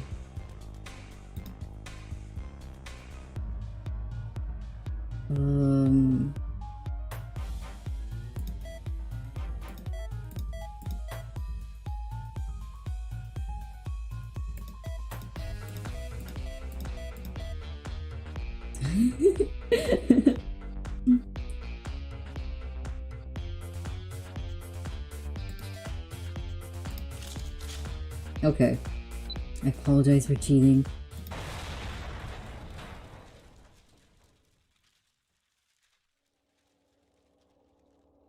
Oh my god, his face is falling off. Venora. Vincent, you really are quite persistent. Take a look at yourself and what you've become. Are you really that obsessed with killing me? Venora, is running away the only thing you can manage? Me? Running away? Vincent, why can't you see it? You're the one who has really been running away all this time. What are you saying? Question 3. Ask yourself this, Vincent. Do you really think this is all Myers' fault? You constantly tell yourself that Myers is the cause of all your misfortunes. But the truth is, you just don't want to face the fact that is obvious to you. You can't change what's already happened. Face it, Vincent. You're just using your revenge to distract yourself from something you can't accept. Because in your heart, you don't want to admit that what happened in the past can no longer be changed. Perjury, bribery, you committed countless crimes as a lawyer, but you did not do those because you wanted to. Yes, Myers Corporation was a dream company you worked so hard to get into. Of course you would do anything for them. That's what you tell yourself, isn't it? But the truth is, you just wanted to fit in. You just wanted to be accepted by Myers. Ever since your childhood, you've always been a kid who was excluded by others. Despite that, you never tried to hide who you really were until you entered the Myers Corporation. You started to put on a fake smile, you started to imitate others just because you wanted to be accepted by them. But just when you thought everything was going so smoothly, all of that happened. Only then did you realize how foolish you had been. You want me to go back in time. You want to go back to RMU and start over again. I pulled the picture of Vincent and Victor together at university out of my pocket. That is... Vincent stretched out his non-existent right hand to reach for the picture. It's only when you're with Victor that you take your mask off and show who you really are. You always seem so impatient with him, but that's the real you. Everything was ordinary then, but it was the happiest time of your life. You missed that time. But sadly, Vincent... I tore the photo into pieces.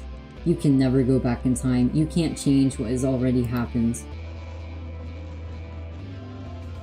No, no, no. safe. Vincent wanted to charge at me, but as he tried to do so, his crumbling body made him collapse to the ground.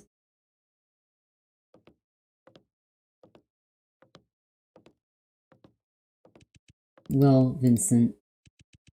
I walked up to Vincent, who was lying on the ground and unable to move. Since your wish is simply unattainable, could you do me a favor then? I lifted my right foot and stomped it into Vincent's face. Please give up your futile efforts and disappear from this world. I lifted my blood-stained foot and stomped his face again. You've already caused so much trouble for the Myers Corporation. If you could do us this one small favor, we'd greatly appreciate it. Again and again and again, I felt the same emotions welling up inside me as when I sliced open the cyborg's chest. It felt exhilarating. Before I realized it, the part above Vincent's neck was completely flattened. Finally, now all there's left to do is finish my mission. Mac and cheese. It really sounds like slosh, slosh, slosh. I started to walk towards the exit.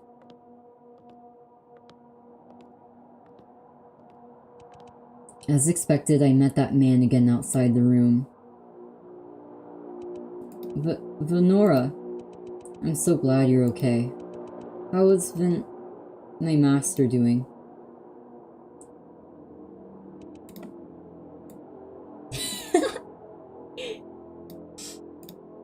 He's dead.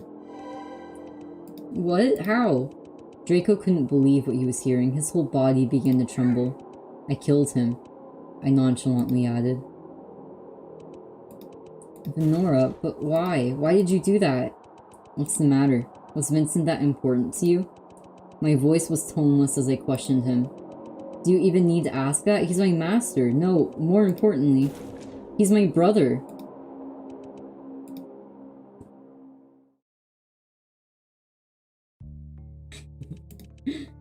After a few seconds of silence, I walked over to Draco.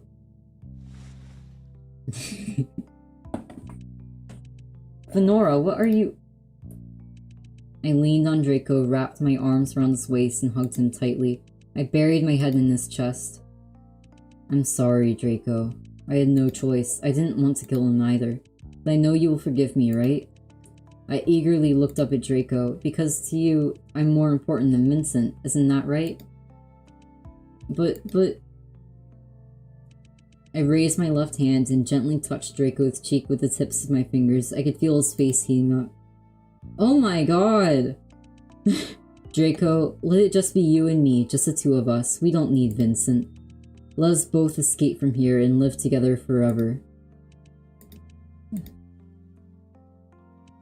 After a moment of hesitation, Draco slowly raised his arms and wrapped them around me. Ah! I took out the scalpel I had been hiding in my pocket and thrusted it deep into Draco's chest. Again and again and again. What is going on over there, June? Oh, the sounds. From Draco's shredded chest, I pulled out a round, spherical device.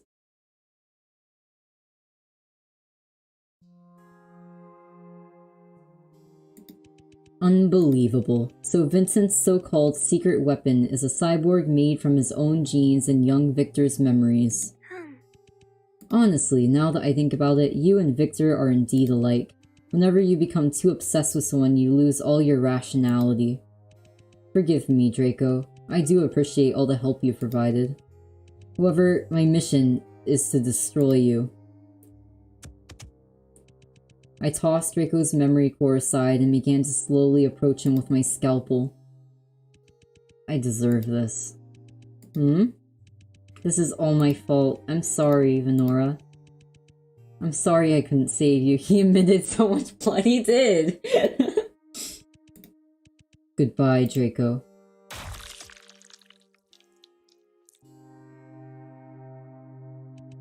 After that, I took the elevator from the other end of the basement back to the lobby of the Myers Corporation alone. When I walked out of the Myers Corporation, I realized it was already the next morning. A man in blue greeted me at the gate as if he had been expecting me. Oh, Inspector, it's been a while. Welcome back to the underground Myers Corporation. What is it, Inspector? What's upsetting you? What are all these tears about?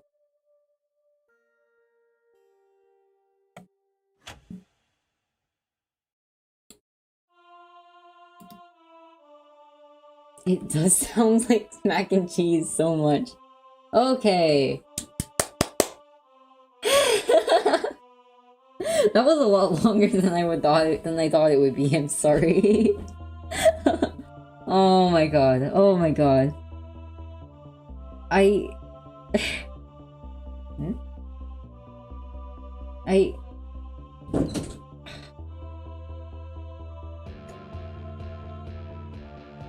That was really good though. I really enjoyed it. Thank you so much, Etienne, for the suggestion.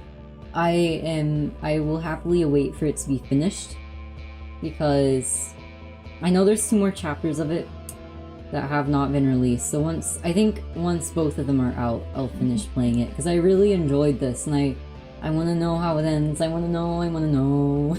Catboys versus Vincent. Those Catboys were really special. But that was really good. I really enjoyed it. Thank you so much. Okay.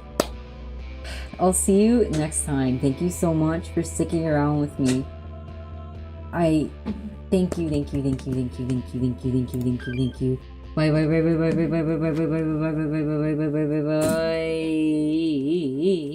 Bye.